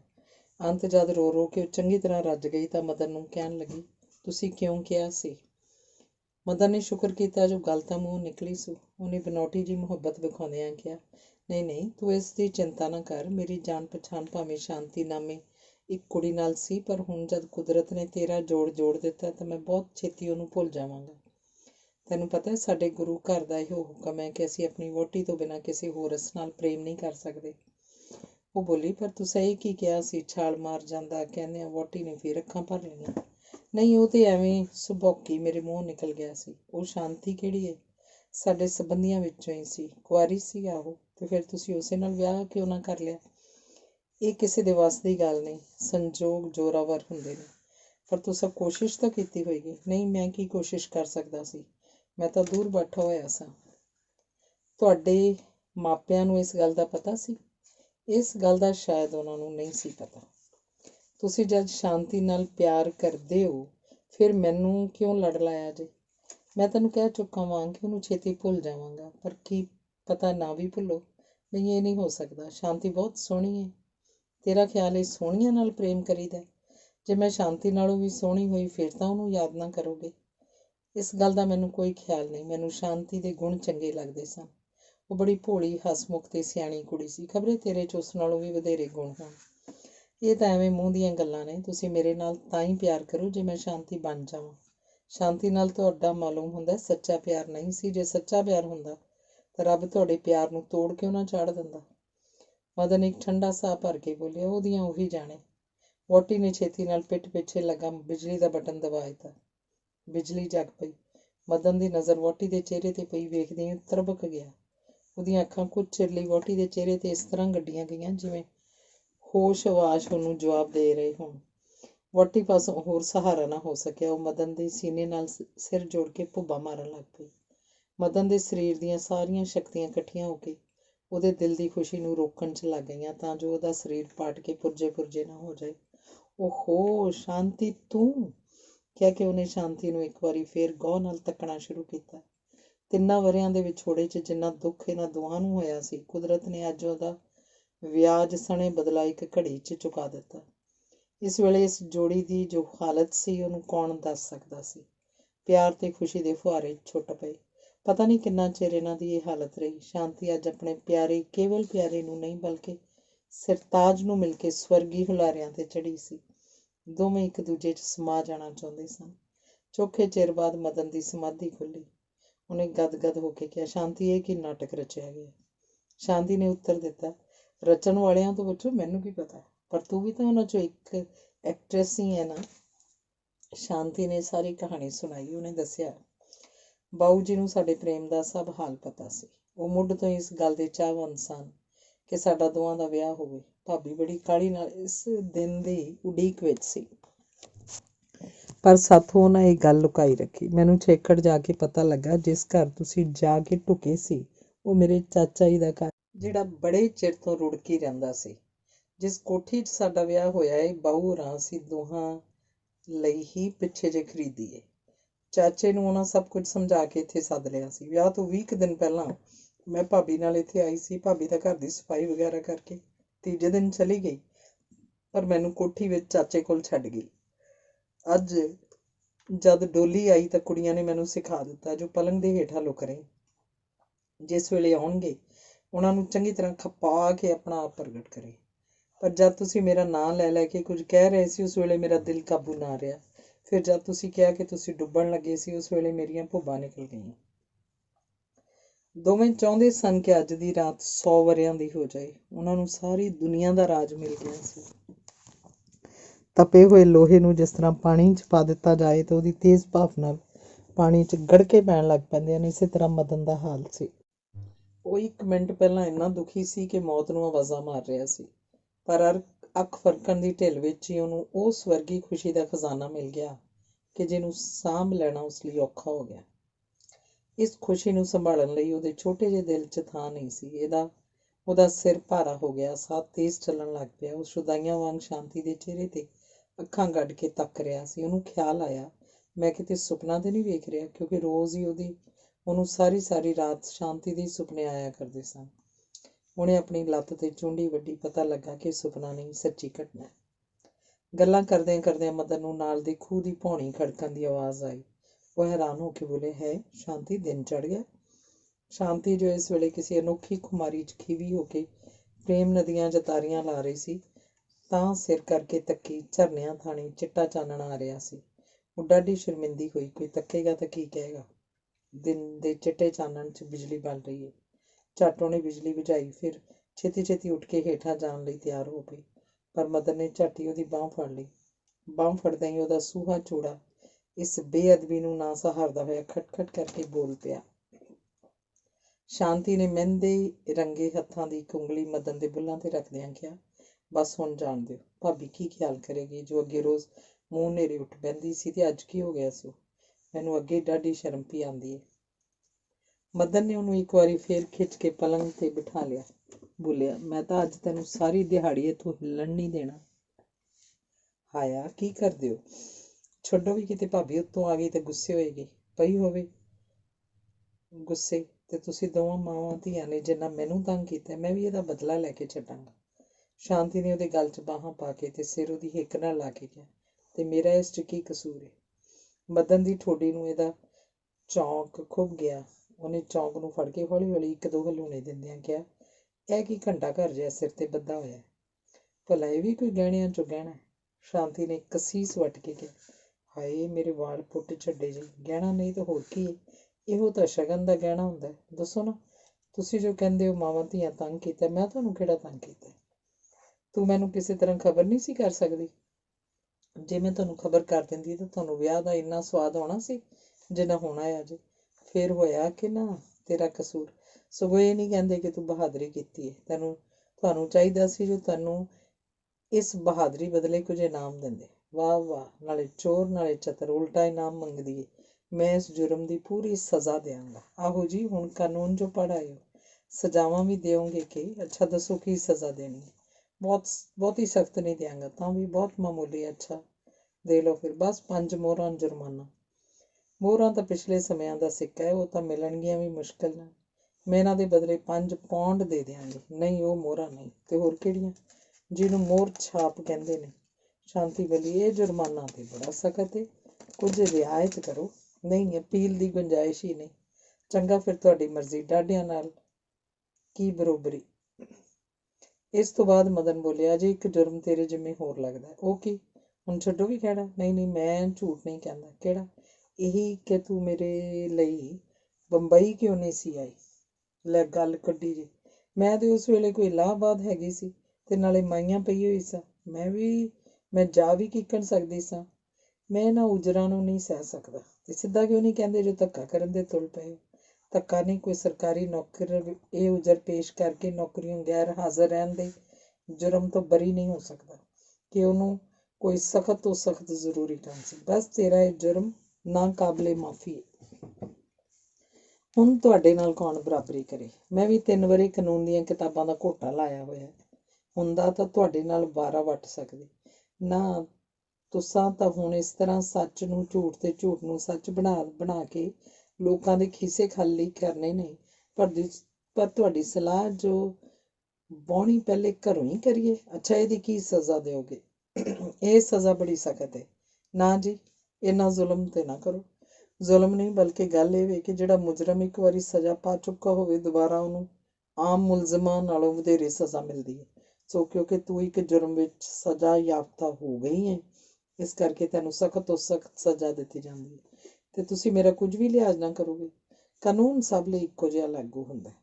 ਇਸ 'ਚ ਰੌ ਰਿਆਤ ਦਾ ਕੋਈ ਕੰਮ ਨਹੀਂ।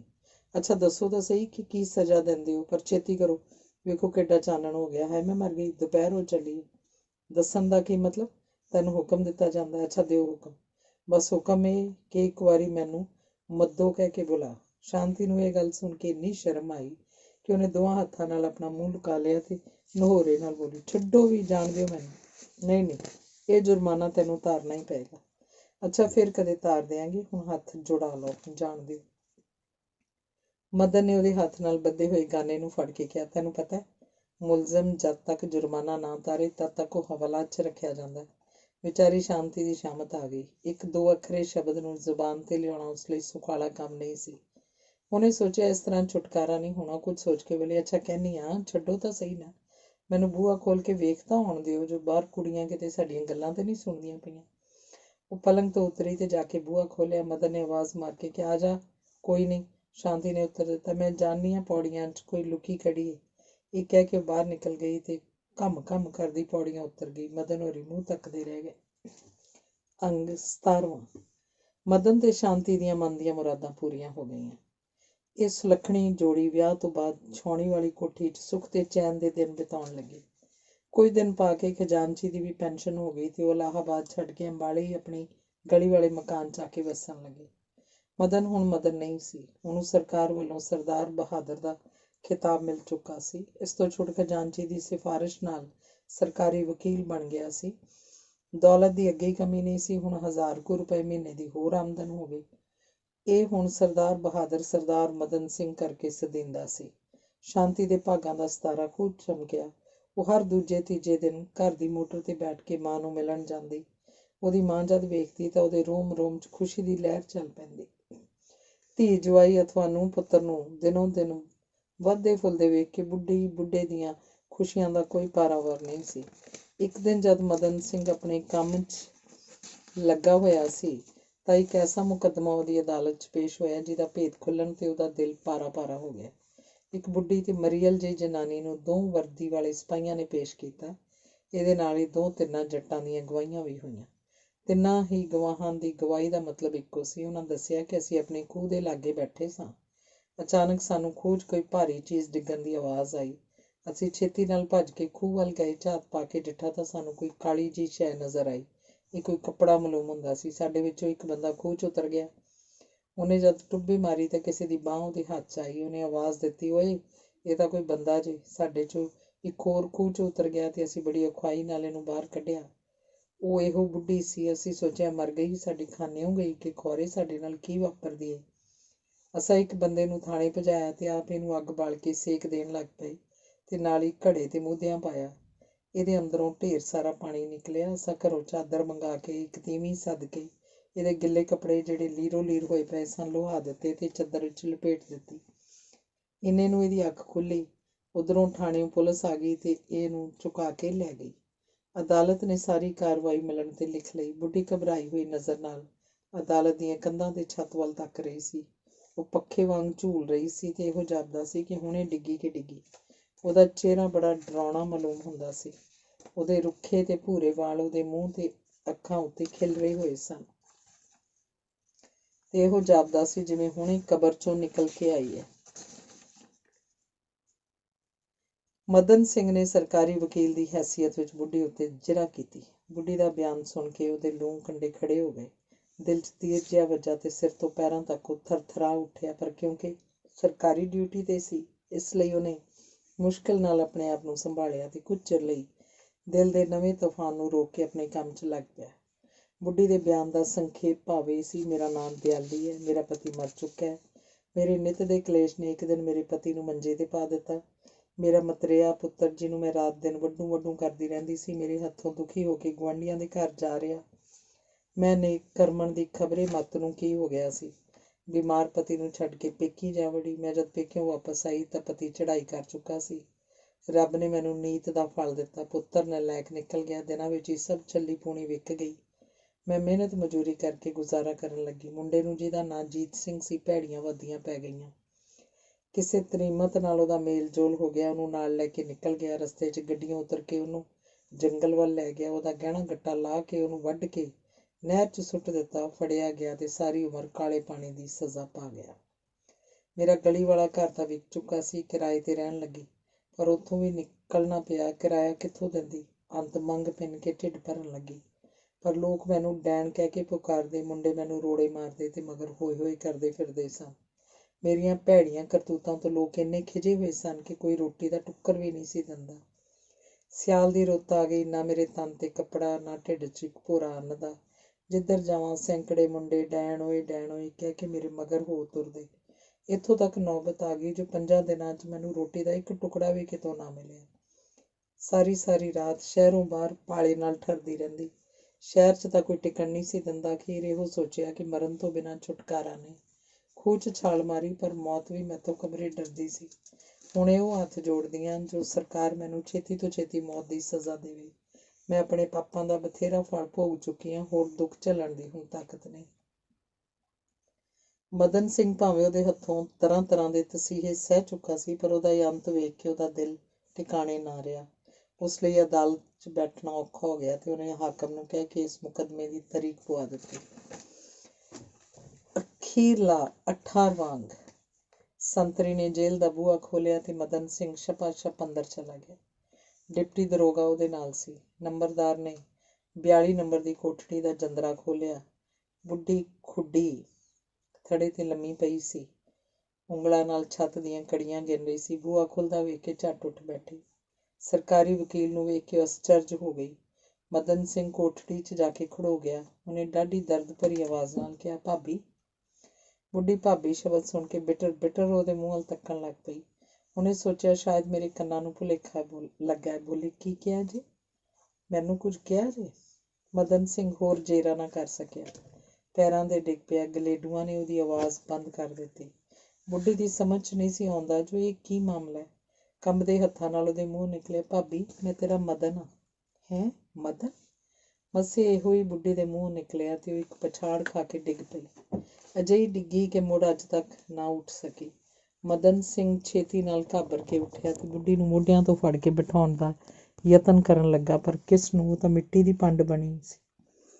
ਦੂਜੇ ਦਿਨ ਮਤਰੇਈ ਮਾਂ ਦੇ ਸਿਰਲੇਖ ਹੇਠ ਸਥਾਨਕ ਅਖਬਾਰਾਂ ਨੇ ਇਸ ਬੁੱਢੀ ਦੇ ਮਰਨ ਦੀ ਖਬਰ ਛਾਪੀ ਤੇ ਨਾਲ ਹੀ ਲੰਮੇ ਚੌੜੇ ਵਿਸਥਾਰ ਨਾਲ ਮਦਨ ਸਿੰਘ ਤੇ ਦਿਆਲੀ ਦੇ ਜੀਵਨ ਸਮਾਚਾਰ ਵੀ। ਧੰਨਵਾਦ।